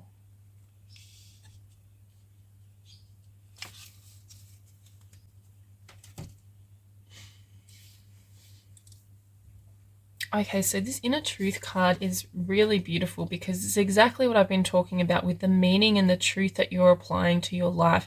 So that's really how we generate a life from the inside out, right? So we have these foundational beliefs, these foundational automatic programming, unconscious settings, these default settings that we operate from, that really control 90% of our actions and our thoughts and our emotions. Okay, so 90% of the time we're on autopilot. We're kind of offering those same thoughts we've offered every single day. You know, if you watch the introduction, you'll understand what I'm talking about. Those thoughts are the inner truths that we are living our life by, and not saying that they have to be true, not saying that they are true, because we get to choose what our truth is. But when we're operating unconsciously, a lot of the time, it feels like we're not choosing our truth. It just feels like that is the truth, because the law of attraction will continue to provide evidence of that truth. So if you're carrying a truth like, for example, I am unlovable, okay, something like that, if you're carrying that on that deepest level, because the law of attraction, it responds to your state of being, it responds to your vibrational offering, it will just keep bringing you more situations, more events, more things that provide and prove and support that truth. Now, that doesn't mean that is actually true, that you are unlovable. It just means that you're offering that state of being. The universe cannot respond to you with anything less than what you're offering on the inside. Okay, so this is a really important time to look at your inner truths. Are they supportive? Are they beneficial? Are they helping you in your goals? Are they helping you in your expansion? Or are they keeping you stagnant, keeping you stuck in resistance, and keeping you in uncomfortable comfort zones? There is this destiny, okay, so there is this beautiful orchestration between our free will and our destiny. And so there is this destiny component that's coming out. You're on this path of destiny. And that's really what this shift is about, this fork in the road is about, is this part. When this destiny path comes out, it represents the fact that you're actually on the right track. Even if you're looking around at your environment and you can't see it at this point, you're actually on the right track. And this is why this is the laughter cards coming out. This is lightness to this reading for you, Capricorn, because this is where you're supposed to be. You're where you're supposed to be, and you're in the right space to be developing into the next level of yourself. You are more, as you can see this card. I love this card because the 9th house is the card of, soaring over your reality, looking at things from a higher perspective, looking at a broader expansion of expansiveness of the way you view life. But it's also really applying to connecting with your inner being, connecting with that bigger aspect of yourself, that higher aspect of yourself, and channeling that through you and into the world, recognizing that life is happening for you, not to you, and that your inner being is your greatest ally.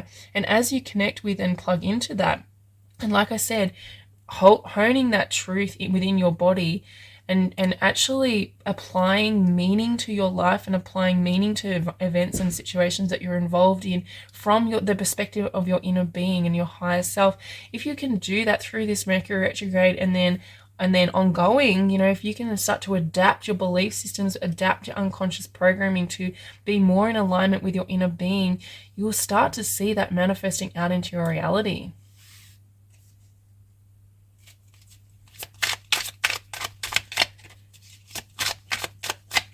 Okay, we have 7 of coins, 4 of coins, 6 of coins, Ace of Swords, 8 of coins, and 10 of Cups. And we have the Knight of Coins on the bottom of the deck.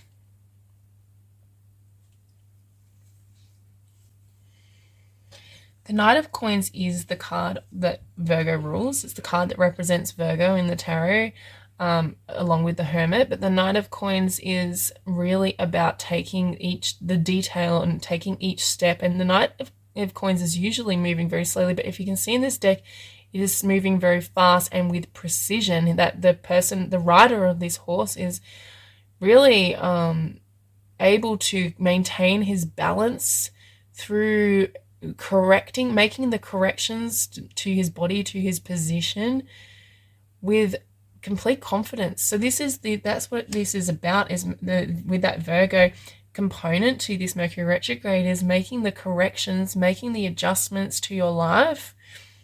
And these can be the smallest, most mundane adjustments that seemingly small, but they have such a profound impact on you. They're really aligning you to your purpose. There's so many coins in this reading. 1, 2, 3, 4, 5 coins in this reading. There's only 2 cards that aren't. And so this reading could really apply to your feelings of abundance, to your feelings of material and foundational success within the reality, within life. Okay, so this is really looking at your physical reality, really looking at your physical reality, Capricorn, and taking that into account, and knowing that you have complete control over your physical reality from the inside out. I do feel like there's something that needs to change for you. There is some adjustments, like I've said. I don't think they're big adjustments, but I think there are these little adjustments. But I do feel there's a little bit of a hesitation coming from you to make those adjustments because they require a little bit of an investment of your time and your energy, Seven of Coins. And you're a little bit uncertain on whether you can give that sort of energy, that make that kind of commitment for yourself. Four of Coins. Make that commitment to yourself or to life, through yourself, is there's a little bit of uncertainty. And so this is really adjusting, like I said, that inner truth, aligning your inner truth to this next direction, to the direction that you're heading in, and allowing yourself to really believe it. I feel like with this Four of Coins, it's this almost this unwillingness to believe a certain truth that needs to be embedded in your psyche, in your consciousness, in your unconsciousness, okay, needs to be embedded, needs to be developed and grown. I feel that strongly. That's an important message for you, Capricorn. And it is about going the distance. It does require effort. It requires attention. It requires work. It requires your energy.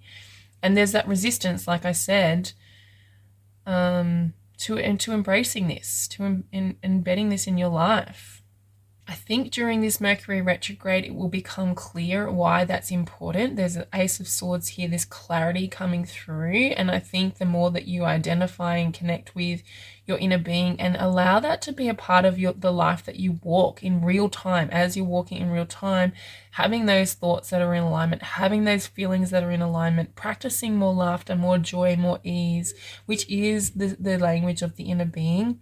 The inner being doesn't speak to us in seriousness. It speaks to us in that easy, playful energy, okay? And so there's this clarity that's going to come through about why this is important during this Mercury retrograde. I think you'll start to see things more clearly and you'll understand, because this is about receptivity. I think that, about receiving this truth within.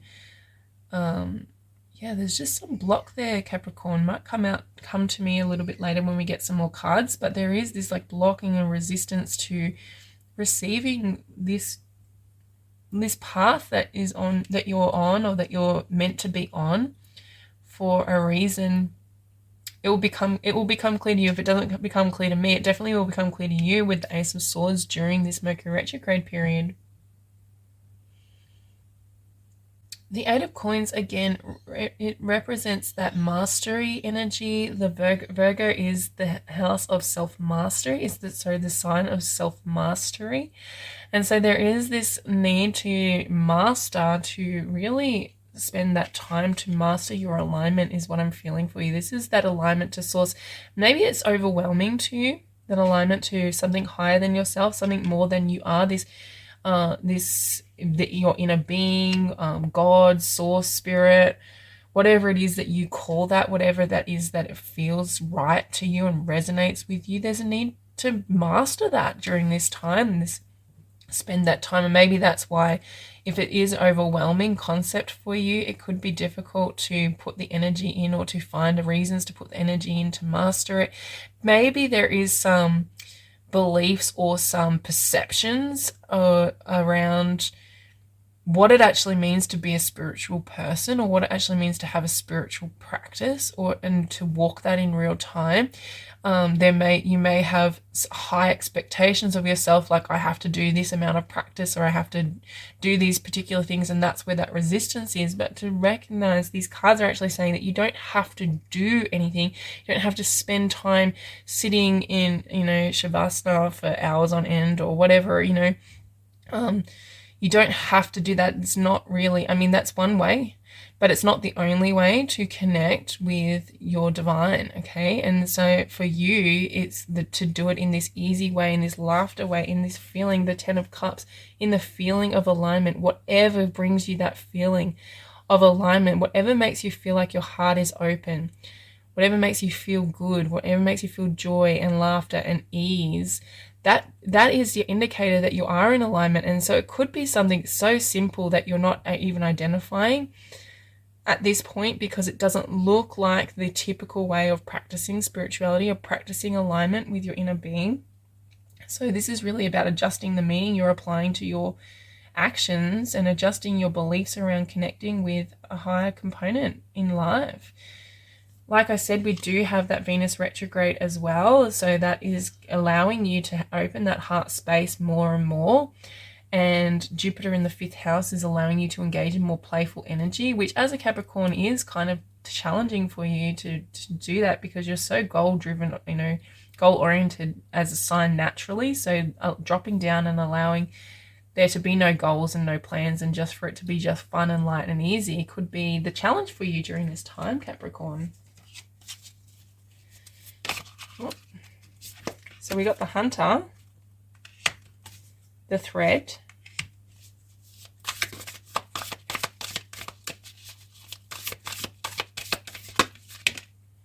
and the Venom. So the Hunter card, okay, with the 9th house is the house that is ruled by Sagittarius and Jupiter, okay, and the 9th house, the symbol for Sagittarius is the bow and arrow. So it's the having that focus, that laser focus. You can see here that this is happening in this card as well. The Hunter has a laser focus on what it is hunting. So whatever that is, and that's going to be different for everybody, whatever you are hunting, this is a time to really make that decision, make that decide what you are trying to achieve, what you are trying to create, and actually create some sort of mental focus, a focus that allows you to release any distractions. Because with the Thread card here, this Thread card is about the distractions in the world. There are so many distractions in the world, and every, life is very convoluted and very entwined.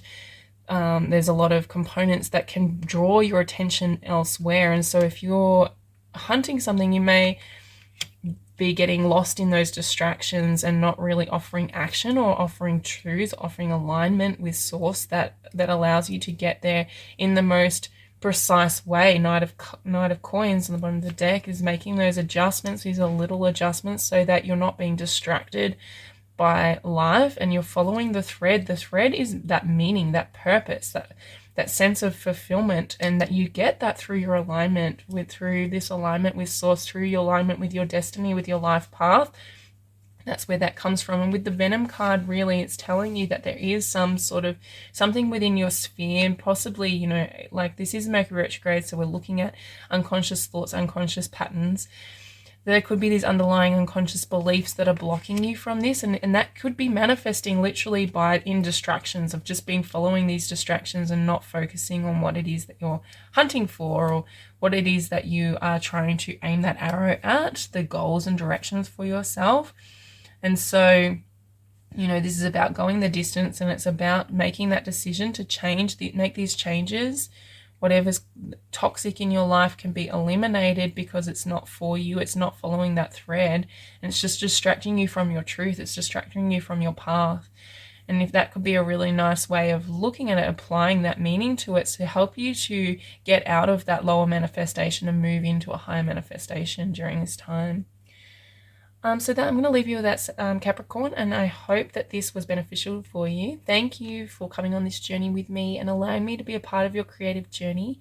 If this reading did resonate with you, please like, share, subscribe to my channel, particularly. That really helps me. And I look forward to seeing you in the next video. Take care. Hello Aquarius, welcome to your card reading for the Mercury retrograde in Virgo. And we begin the reading with contemplation. What a brilliant card to look at the Mercury retrograde with, because Mercury retrograde is really all about contemplation. It's about investigation, bringing awareness around, using your mental faculties to understand and bring unconscious into consciousness, so that you can apply a meaning, adapt and change things in your life. Now this Mercury retrograde is happening in your 8th house, And the 8th house is about deep transformations and deep transformations in your inner psychology as well as your external reality.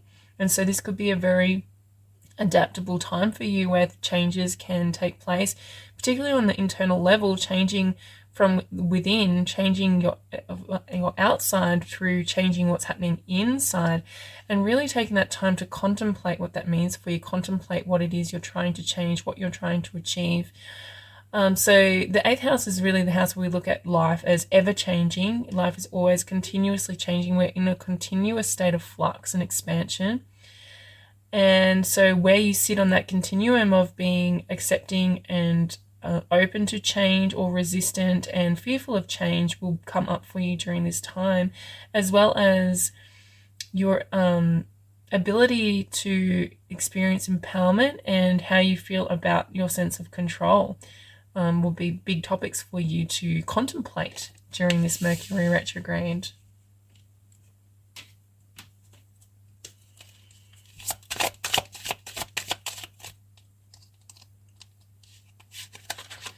So we have here and now,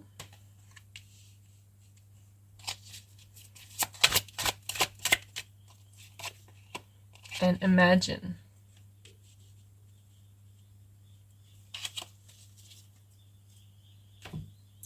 So this really isn't, it's not really a time of taking action. We do have a lot of planets in retrograde. We're in retrograde season, and we also at the same time have Venus retrograde happening in Leo in your 7th house. So this really isn't a time of taking action, but it is a time to sit back and contemplate and use your imagination, use your awareness to identify and create change from within. So the way that we do that, as I was talking about in the introduction, is about identifying limiting beliefs, about identifying changes that you want to make within your unconscious reality, bringing that into the conscious. But if you're trying to change your physical reality, trying to change what is happening in your life, if you're trying to change your life, this is about creating what you want in the future, in the here and now, in the present moment. Again, like I said in the introduction in the video, this Mercury retrograde in Virgo can bring a lot of worry, a lot of fearful, nervous energy if we're out of alignment, if we're in the unconscious, because we worry about the future and we are fearful about the future. We worry about the past as well. So, this is a really important time, if that's coming up for you, if that kind of energy is coming up for you, is to drop into the here and now. Use mindfulness techniques, use meditation techniques. Meditation will be so powerful for you. All three of these cards indicating meditation for you, Aquarius. Contemplation, here and now, imagine are all what we do within that meditative field. So definitely recommend meditation for you during this retrograde period, because as we drop into the here and now, we use our imaginations to co-create our reality, right? We use our imagination. Everything that happens in the physical reality is created twice. It's created first within your imagination and then in the external level. So we literally create our life from the inside out. Okay, so this is a time of that. It's a very creative time for you, Aquarius, a very creative time in terms of imagining what life will be like and feeling the future life, feeling the future person you will be, the future beliefs that you will be holding, those supportive beliefs you're trying to create or adapt, and feeling that in the here and now, because our subconscious mind, our physical body, our body and our subconscious mind, they don't know the difference between reality and our imagination. They just respond to the input we give them through our conscious awareness. And so if you are giving your subconscious mind input that is in alignment with the future that you're trying to create in the here and now, it will start to believe that that's actually happening now, and it will start to create scenarios, create realities, create behaviors, create changes that align with that. And that is how we co-create a life worth living. That's the power that's available to you during this Mercury retrograde. That's what's available for you now. We have better than you can imagine, the illusion, and master manifester. As I've just said, this is a powerful time for you to manifest. This master manifester card is a really powerful time. anywhere where your imagination is going. But so this is really important to sit back and identify and observe where your mind is going, because that's what's creating your reality, right? Your thoughts are creating your reality that come from these unconscious programs, that come from these limiting, or these, not limiting, but these belief systems, these foundational belief systems that we operate from. That's what creates our reality. You're a master manifester, and this is a really powerful time to do that intentionally, do that deliberately, and put some conscious awareness around what you're manifesting, where your mind's going, what you're focusing on, what your focus is lasered on, okay? This is a really powerful time for you, Aquarius. The illusion card here, they're being aware that there could be illusions that are coming, you're operating from. Again, those unconscious beliefs, they can be very powerful and they can seem very true. When you're within them, when you're in that space, it can feel like it is truth, and it's not until you really remove yourself from a situation, from a person, or from a set of beliefs that you realize that wasn't truth, it was all an illusion. So really not just letting your mind wander and letting your mind believe and think whatever it wants, but actually start questioning it. Why is it feeling like that? So the thing that can come up with this 8th house energy is this like need to, or feeling a need to control reality, to control other people, to control, like anything. So that comes through when we're in this state of fear or doubt or uncertainty or insecurity, okay? When we're stuck in resistance, that we can feel that we need to start try and control things.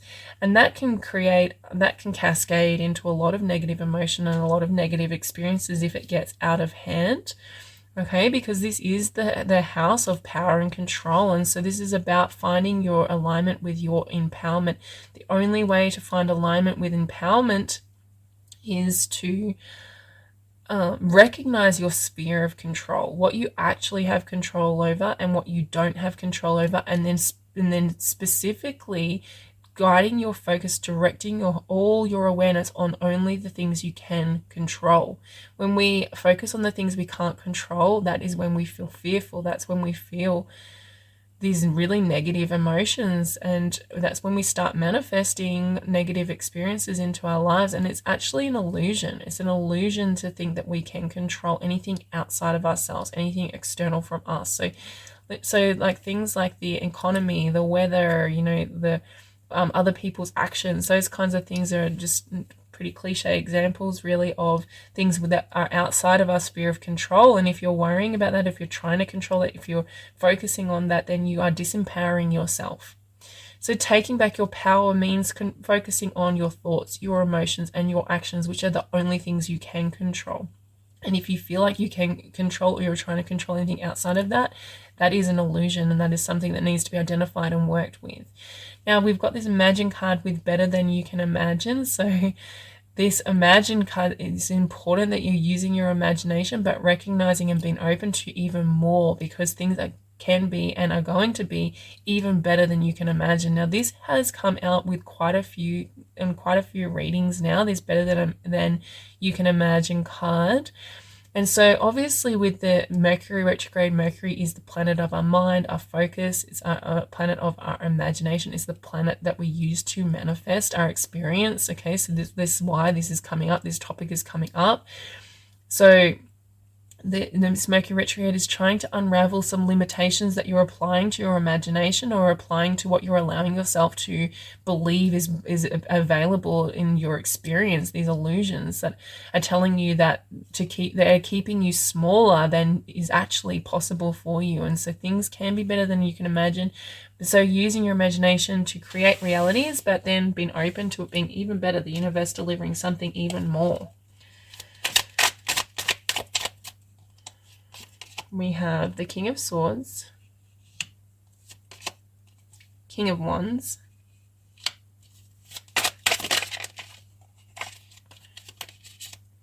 Five of Wands, Six of Wands, Two of Cups, and the Five of Cups. And on the bottom of the deck, we have the Chariot. So when we're in that fearful space that I was just talking about, needing to control and feeling disempowered, if we're in that space, okay, there's this need to, that like the antidote to that is, one is to reclaim your power through focusing on what you can control and upholding your own integrity and your own personal belief system, upholding that and your values, okay? The other way to do it is to trust.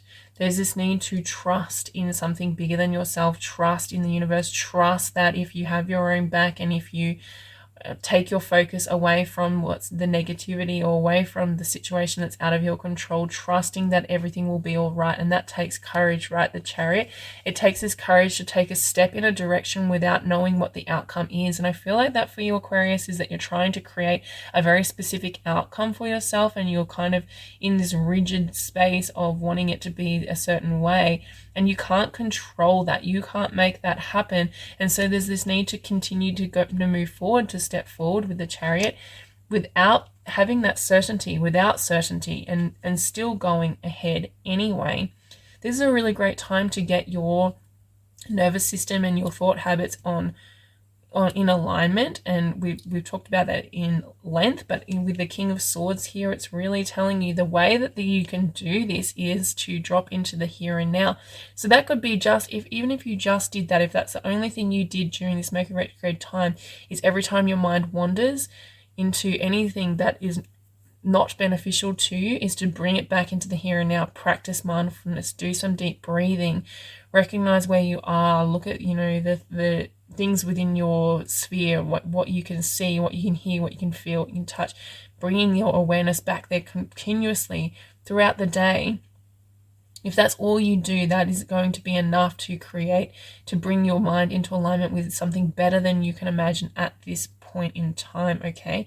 And then using, again, like I said, this meditation practice to imagine something even better for yourself, to imagine you expanding into the best version of yourself, King of Wands, to imagine your confidence in yourself, your confidence in the universe, and to really embody that in the here and now. That's what's coming through for you, is that as you imagine yourself feeling that way, feeling the King of Wands, then that your body will take on those elements naturally, because it doesn't know the difference between what you're imagining and your reality. And therefore you will start to walk in alignment with that more confident, more powerful, more aligned individual that you can be, even though the external circumstances may not change. What you feel on the inside can change, and it slowly starts to work its way into your reality, and then reality starts to change as well. Now, the illusions that are coming up for you with this here and now card, the Five of Wands, there may be this illusion that you have to compete with other people, or that you have to be perfect or better than somebody else, or do something, there's expectations on you. I feel like that maybe you're backed into a corner and having to be a certain way, being a certain person, but that's an illusion, okay? That's not really...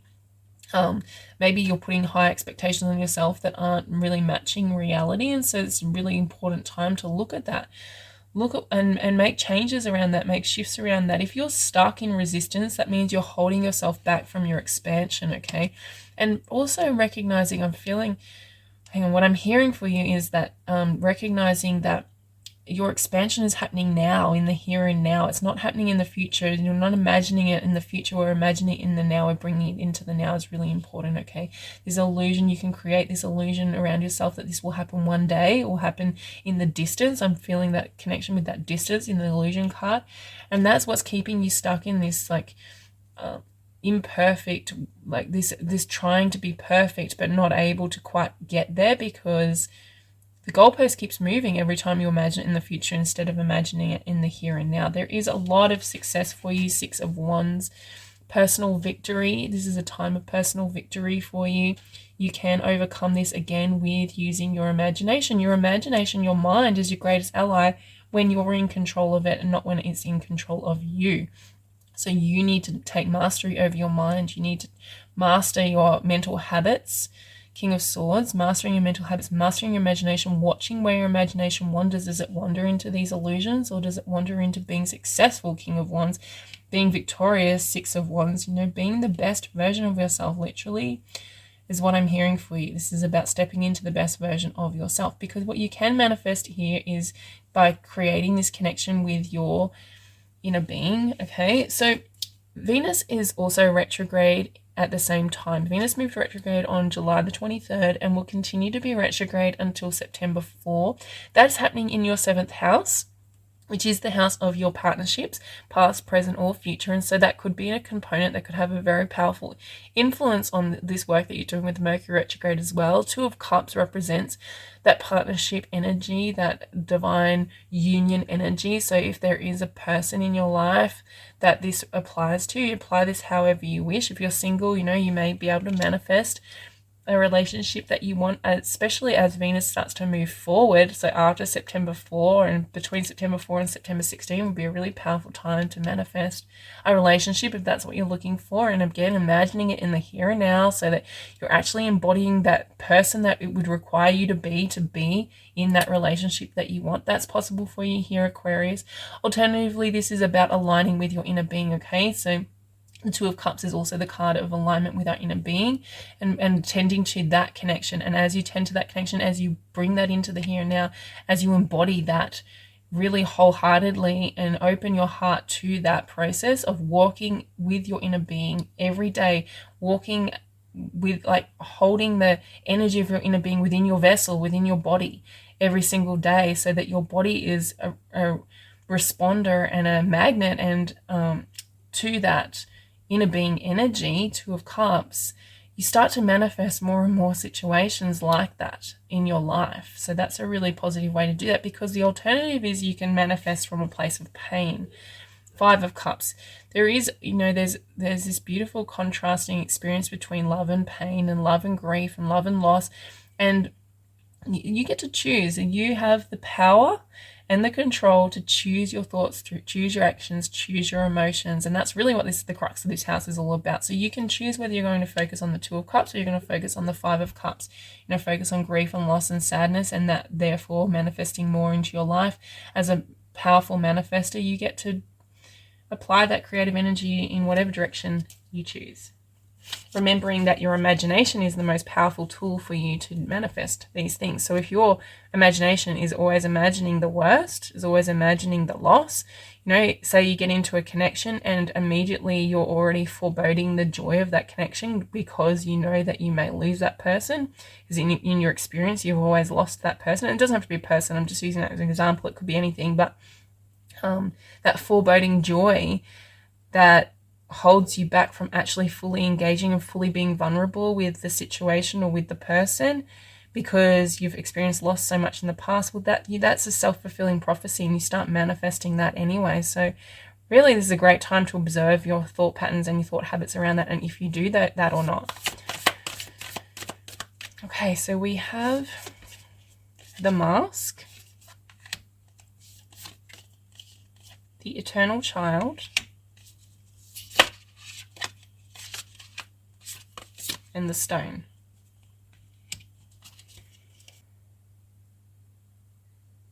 So the Mask comes out when there is, you know, there's different aspects of ourselves that wish to be revealed, wish to be shown and become like a part of our everyday life. So this could be that what I was talking about with stepping into and embodying this different component, what you're trying to change, what you're trying to create in the future, or what's trying to come through the inner being that wants to become more a part of your life. It's about literally embodying that and feeling that, and even sort of acting that out in the everyday life so that it has a space to be expressed. It's really about this expression of self, different aspects of yourself, different parts of yourself. So maybe there has been one mask that you've been wearing for a very long time, and it's time to change that mask. And that doesn't mean that you're fake or that you're faking it. It's just different aspects of yourself, which is still who you are, that are trying to shine through. And it may be this internal child aspect, a more childlike part of yourself, a part of yourself that has been rejected or pushed down in childhood, or a part of yourself that is more playful and more able to engage in that sort of light, easy energy that wants to come through and wants to be on center stage of your life at this time. And it'd be really nice for you to engage in that. Now the stone card does kind of talk about that very steadfast energy. The stone is very unchangeable, unmovable, and I've just been talking to you so much about change. So it's interesting that this has come out as well, to recognize that there is this need for commitment and dedication and staying strong within a space as well, because even as things change, as life changes, as you change, there's still this component within you that is still the same. You are who you are. It's that thread between the ever-changing environment, the ever-changing existence, but also this like alignment with something within you that is solid and is real. And that's the bit that wants to come out, wants to be revealed, the mask that wants to fall away. And the new mask that wants to be revealed and expressed is this solid sense of self, okay? This solid security within, this empowered component of yourself that is a master manifester and able to change their whole life and change their whole world through the power of their alignment. So yeah, that's your reading, Aquarius. I hope this was beneficial for you and I hope you got something out of it. Thank you for letting me be a part of your creative journey. If this resonated with you, please like, share, subscribe. Definitely subscribe to my channel so that you get notified when I release more videos, and I really look forward to seeing you again in the next video. Take care. Hi there, Pisces. Welcome to this card reading that is all about the Mercury retrograde that is happening in Virgo.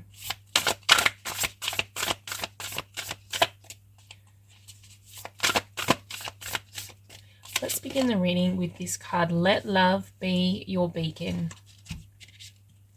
And that is a really profound card to start the reading with, because this Mercury retrograde is happening in your 7th house, which is the house of your partnerships, your past, present, or future partners, usually your intimate connections, your marriage partners, those people that you are most intimate with and bond yourself to through contractual agreements, written, verbal, spiritual, soul agreements.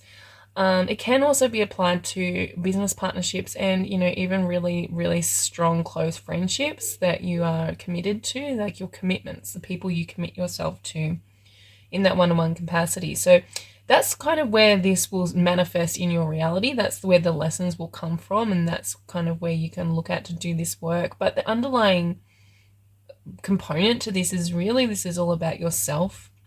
It's all about who you are, and if the people in your life are really just a reflection of that. So this is about building a solid sense of self, and particularly because you have Saturn in your 1st house. That started in March and will last for another 2 years, Pisces. So you've been building this solid sense of self already.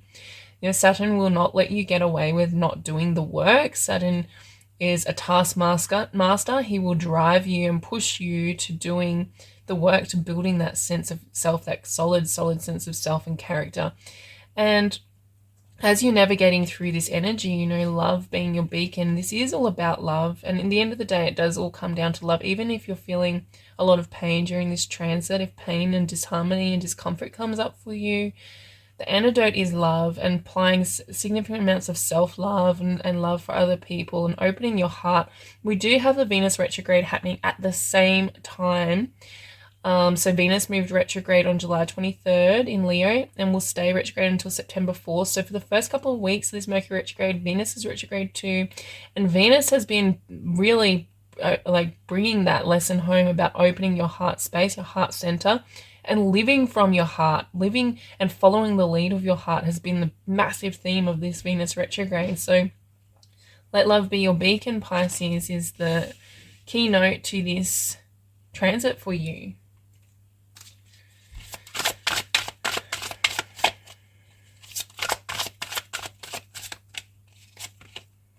Time to go.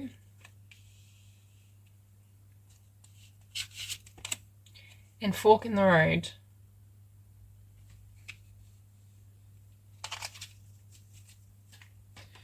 So obviously there is a shift. There's a shift in direction. There's a different way of going. There's the fork in the road. There's a choice to be made when the fork's in the road. Which direction are you going to head in? It is time to go. Nothing can stay the same forever. And so things need to change. This doesn't mean that there's a relationship breakdown necessarily, although for some of you it could be that. When Mercury is in retrograde and there are one or both people in that relationship that are unconscious, operating unconsciously, that can bring up a lot of miscommunication, a lot of underlying stress and issues can be brought to the surface with this positioning. So again, it's about remaining conscious and remaining diligent and letting love be your beacon, letting love guide you. And if love is like, it can be loving to let somebody go if the relationship is not a right fit, or doesn't align for both of you. That can be the loving way to handle this situation if that's what the situation you're in.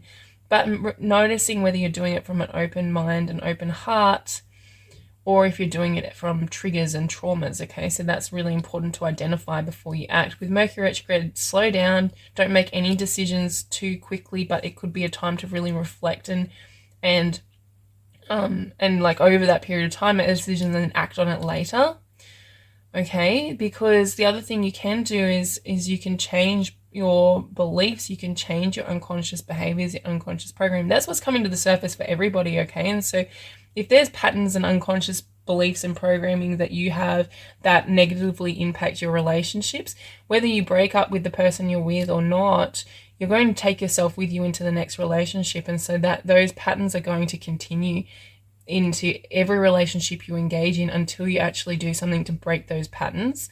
And that's really what this is all about. It's really the crux of this work, is any situation, if you remove yourself from a certain situation without doing that work and go into a new one, you will end up in the same place you're in now over and over and over again.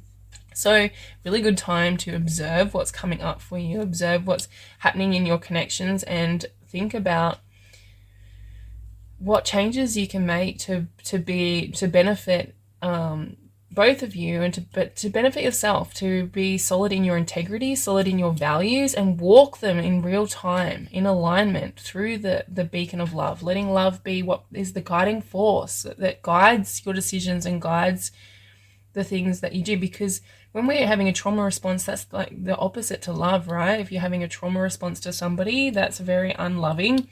It's fearful and it's ego-based. And so, yeah, one way to unravel that a little bit is to drop into that heart space and ask yourself, what would love do here? We have claim your power, tame and attain. I'll take this one. Master Manifester. This Master Manifester card has been coming out quite a lot, and really with, if you watch the introduction of the video, I sort of talked about that anyway. Mercury is the most powerful planet for manifesting your reality, because it works and operates with our focus, with our thoughts, with our beliefs, because it's so powerfully connected to that. And that's what creates our reality, our focus and our state of being and our thought patterns and belief systems and our emotions all together entwined create our point of attraction. And so during this time, we're really honing that stuff. We're making those adjustments to whatever component of that you need to make so that you can manifest the situation that you're trying to manifest. And we'll all be manifesting whether we're conscious of it or not, whether we're aware of it or not. So this is just a reminder telling you, what do you want to manifest? Do you want to manifest unconsciously, or do you want to get deliberate? Do you want to get conscious and see what power you have in that? Because claiming your power, again, bring it back to self. You can't control other people. That's the thing about life, is there's a lot in our life that we can't control, that is outside of our sphere of control, and other people is one of those things. We can't control how someone's going to respond. We can't control what someone's going to do. We can't make people love us. We can't make people treat us well. That's out of our control. But what we can do is we can control our own emotions, we can control our own thoughts and our own actions and our own responses. And that is how you claim your power, by taking your awareness off the other person and stepping into your own alignment, aligning with your values, aligning with your integrity, and walking that in real time. It puts you in a very powerful place. And then the rest of life has to respond to that, right? It has to sort of meet you where you're at or disappear, really. So this is a really powerful time to look at that. And with the tame and attain card, it really represents that part of ourselves is a little bit wild, that instinctive, impulsive side of ourselves. So like I said, before, if you're having triggered trauma responses to people, triggers, if you're getting triggered, that's that untamed, unbridled part of yourself that needs to be addressed. It needs to be looked at, bringing the unconscious. Those triggers are unconscious. You're having an unconscious reaction to something, bringing that to the surface and into your conscious awareness, and then deciding what you're going to do with it. Because do you want that to keep going, or do you want to make it a change and adjust it? That's up to you, and it is hard work, and it requires a lot of diligence, a lot of conscious awareness, and consistency. But I mean, that's what's available to you here with this Mercury retrograde.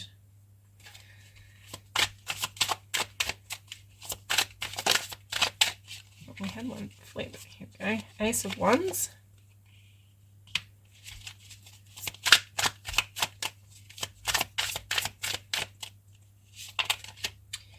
Five of Swords. Three of Cups. Nine of Swords.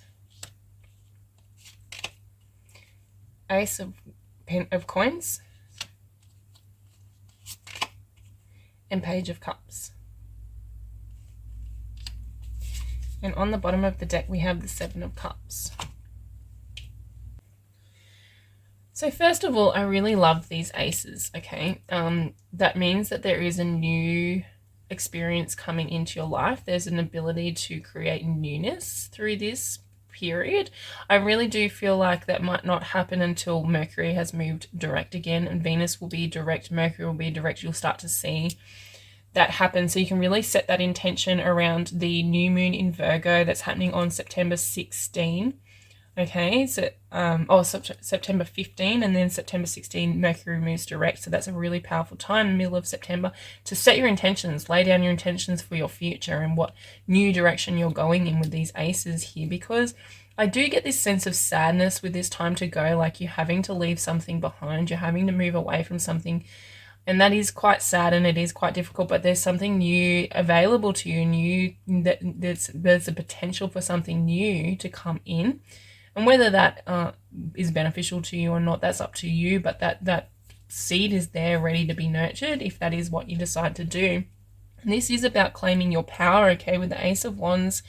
The Ace of Wands is about your inner flame, your inner power, what drives you, what motivates you. So there's this need to claim that, to claim your power within. And I'm also identifying this light that this woman's holding, you know, so I feel like that's strongly for you, Pisces. What lights you up from the inside, claiming that power, that is a really important message coming through for you, because I feel like with the Five of Swords there's been like sort of maybe a self-sabotaging energy going on here. Maybe, you know, maybe there is a relationship that you're nervous to start. Maybe this is a beginning of a relationship and what you're going to have to move away from. Maybe if you're single, say, and you have to give up this single lifestyle to move into this new relationship, that could be the challenge there for you as well. But I feel like with the Five of Swords there has been some sabotage going on and some misdirection going on, and possibly because you have more than one option. Seven of Cups on the bottom of the deck, you might have more than one option that looks good.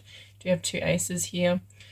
And you might not really know what direction to choose or which way to go. There might be a lot of confusion. Everything seems to look pretty, but there are illusions. There is this need to sort of assess where you're at. With the Mercury retrograde could create confusion if you're unconscious. Yeah, so, and if you are confused, don't do anything until you have clarity. So Mercury is all about gaining clarity. And this is a time when you can gain clarity. Particularly, I think we have Jupiter making a trine to this Mercury retrograde, which, you know, especially around the first week of September, Jupiter will be making a strong trine to the Mercury retrograde. Jupiter's in your third house, has been in your third house since May. And that is really going to bring you, like, you could have some amazing conversations, amazing ideas. This clarity could come out around then, okay? So just being aware that even if you have options, just letting love be your beacon and letting love guide you, and making sure that you're not sabotaging what you have, what's good that's going on for you. I think there is a lot of fear around making the wrong decision. 9 of Swords. There is this instinctual fear, and I feel like for you Pisces, it's coming from past experiences. It's that automatic response that there needs to be attained and attain something higher, high manifestation, because that automatic response is fearful. 9 of Swords, it's quite stressed and anxious, and so making any decision in that state is not a good state to be making decisions in. So finding a way to relax and go into an easy space with the 3 of Cups, utilizing friendships, utilizing connections that amplify and uplift you can be beneficial at this time to ease your mind, to ease the worry and the doubt. You know, with that Virgo component, there can be a lot of worry comes up, a lot of nervousness, and that if you're really struggling with that, it's a good time to just be easy on yourself and love yourself. The other thing with the 3 of Cups there is that if there is a relationship that is ending, that it could be that it's actually uplifting into more of a friendship. It's transitioning, it's transmutating into something better for you, more beneficial for both of you involved, so that a friendship is possible to be salvaged out of this. And I think that's something worth fighting for, and something and that comes from letting love be your beacon, because when we're in a connection with somebody, we do love them, and even when that connection ends, we still can love them in the new state of the relationship that we're in. And that's something that is quite challenging for a lot of people. And so if you're in a space of being able to do that, this Mercury retrograde, Venus retrograde can be very helpful with that. I do think there's this new opportunity to manifest something. I definitely think taking a look at the Ace of Coins here, something solid, taking a look around the full moon. You have your full moon in your sign, Pisces, your annual full moon. That's happening on August the 31st, conjunct Saturn. Okay, this is about laying some foundations for yourself that is really solid and really about what you need and what direction you're going in. Okay, something you can really rely on at this time, and to be easy about it. Again, like I said, Page of Cups, to take that easy approach. If you're getting too serious, getting too in your head about it, there's a lot of heady energy at this time. Trying to drop down into that heart space. Your heart, with the Page of Cups, you know, your heart will be quite playful, will be quite innocent. So that's how you know when you're not in your head, when you're not in your heart, and when you're in your head is when things get very serious. And that's that time to drop into that space, and even to let things go for a little bit of time and come back to whatever you're trying to work out, whatever you're trying to problem solve from a fresher perspective, thanks to engaging in that heart energy.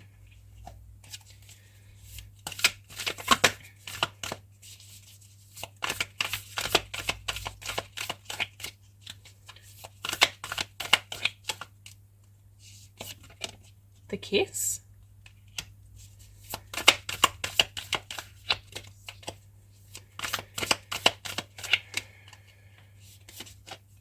The Vessel.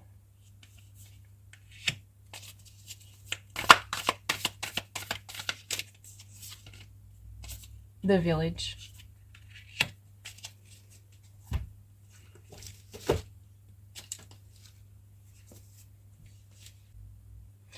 Okay, so these cards, I mean, the Kiss card is really pointing our attention towards true intimacy, towards that true vulnerable connection that you can have with other people, and really bearing your soul and being vulnerable, with somebody else. So that's available to you, and that's what you're working on, your vibrational stance, your state of being around vulnerability, around true intimacy and true connection, connecting truly with somebody else, and also getting your needs met and meeting other people's needs, and that subtle dance that we do between, you know, give and take, and holding space for ourselves, validating ourselves and validating our needs, but also allowing somebody into our lives that can do that for us as well without the need for it, if that makes sense.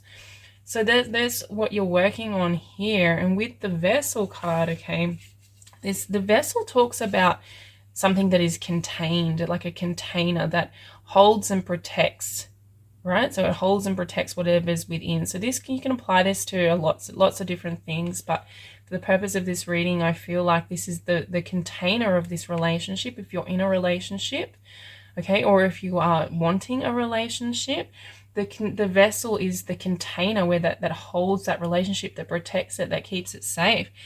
So we're looking at that container, and we're looking and assessing at what's being held together, and why and how it's being held together, and looking at is there is that container too tight, or is it too loose? Is it broken? Is it empty? Is it full?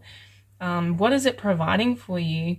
And also looking at the natural cycle of the vessel and honoring that cycle of the vessel. Is it time for it to break? Is it time to go and change directions, or is it time to repair? And that's something that you need to decide. But the showing up of the village card really reflects, it's like this double-edged sword of this place where we're at home and where we feel comfortable and safe, but in the same token, it's somewhere where we can't grow and we can't expand because everything's so familiar. So are you in a relationship where there's no evolution, there's no expansion, because the container of that relationship is too tight for you and keeping, you too contained?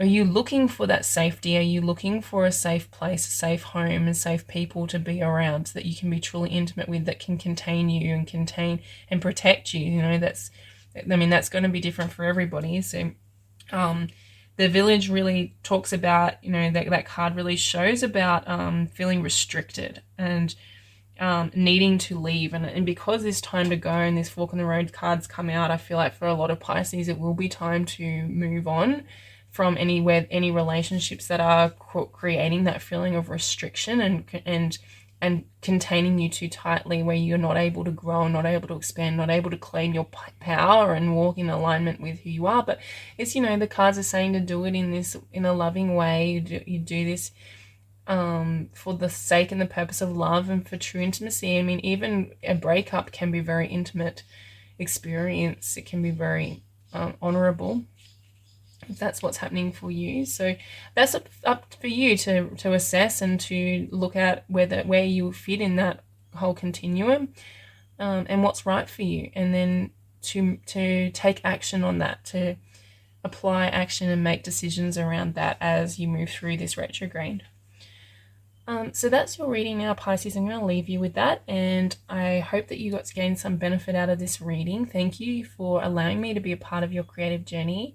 And if this resonated with you, please do like, share, subscribe to my channel. That would be so helpful for me. I'll see you in the next videos. Thank you. Take care.